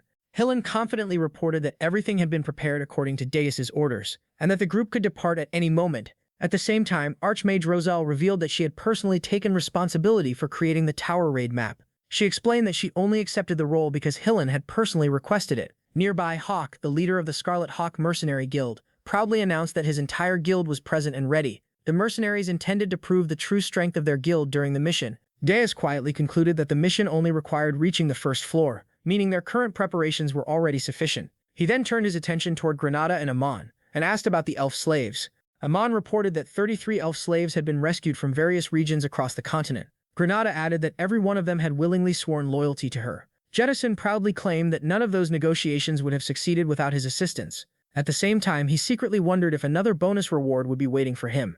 After settling everything, Deus officially announced the departure of the hero's journey. Their mission was now to rescue the 13th Princess of Hilderan. The entire group responded in unison and immediately prepared to depart. As the preparations outside came to an end, the scene smoothly shifted deep underground into the warehouse beneath the Golden Moon Merchant Guild. There, Deus questioned Granada regarding the loyalty oath she had mentioned earlier. Granada confirmed that all of the elves had sworn loyalty upon the World Tree itself. The other elves explained that Deus and Granada had saved them from lives filled with disgrace and suffering. Because of that, expressing gratitude through loyalty was the only way they could truly feel at peace. To them, serving the Great Granada was also considered an honor. Satisfied with their response, Deus congratulated them on becoming vassals of the Demon King of Blazing Fire. At that moment, Deus spread his wings and revealed his true identity as a Demon King. The entire group of elves froze in shock. Deus casually questioned why elves always reacted the same way whenever they discovered his true identity. Granada explained that such reactions were only natural. After all, no ordinary demon king would travel across the world while disguised in such a manner.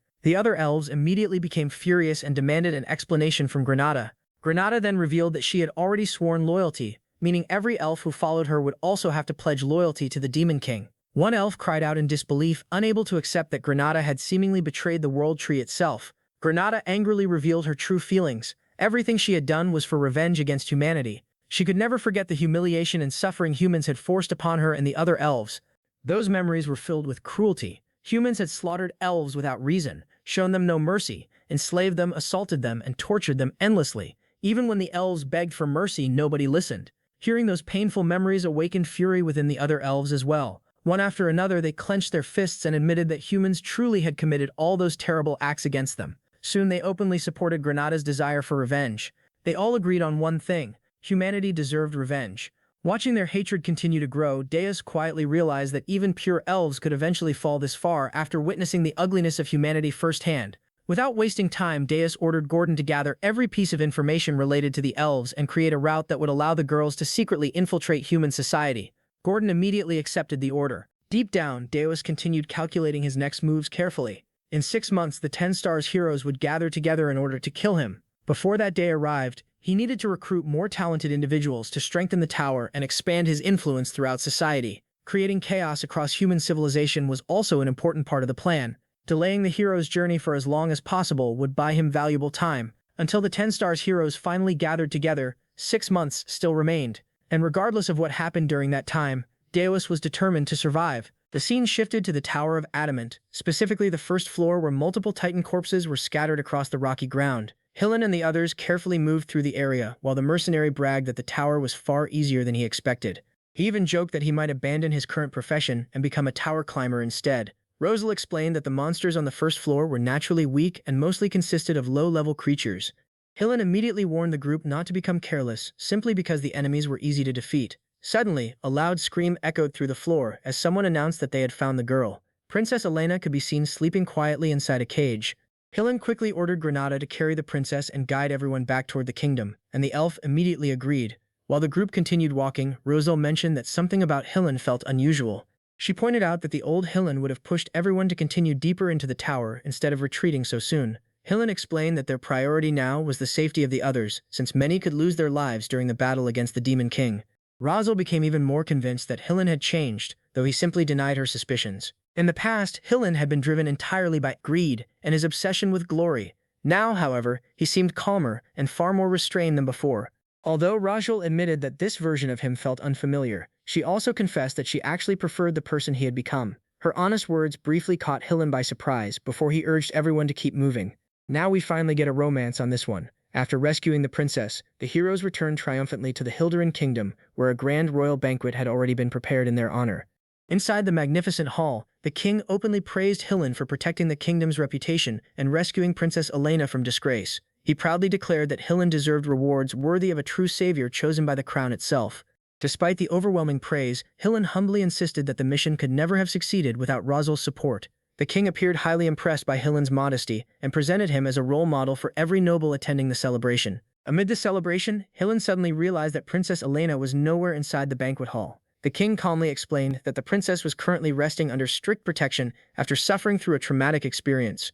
However, behind his reassuring expression, the king secretly began analyzing how emotionally attached Hillen had become to Elena.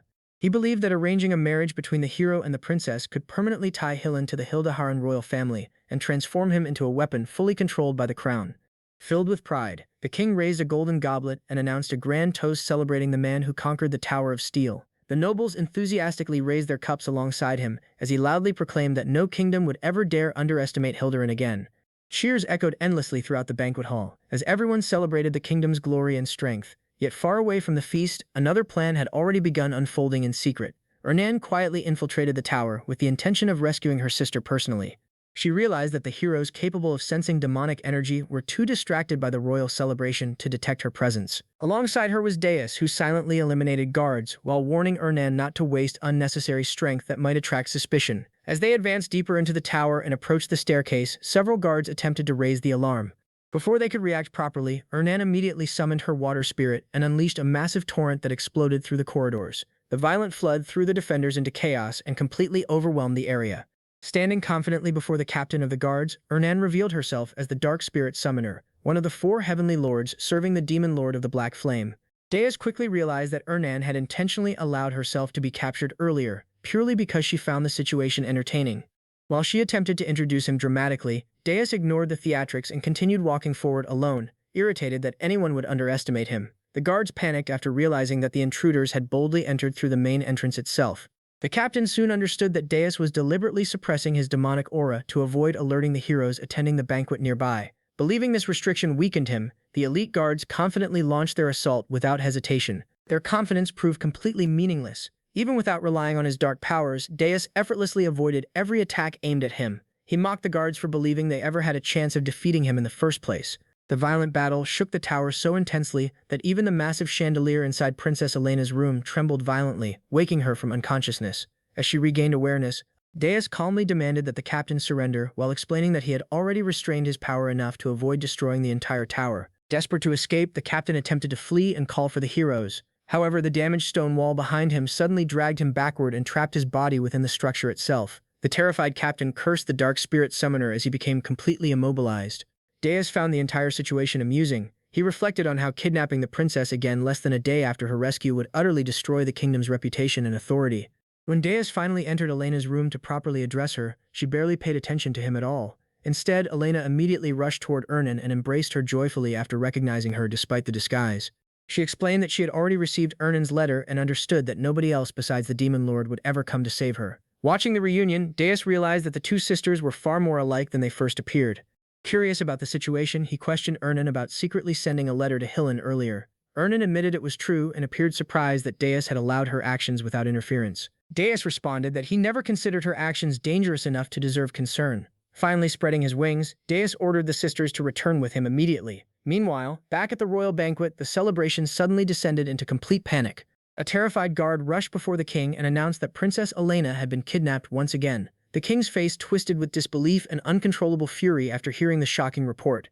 Enraged beyond reason, he violently smashed dishes across the banquet hall while screaming at his soldiers for their incompetence.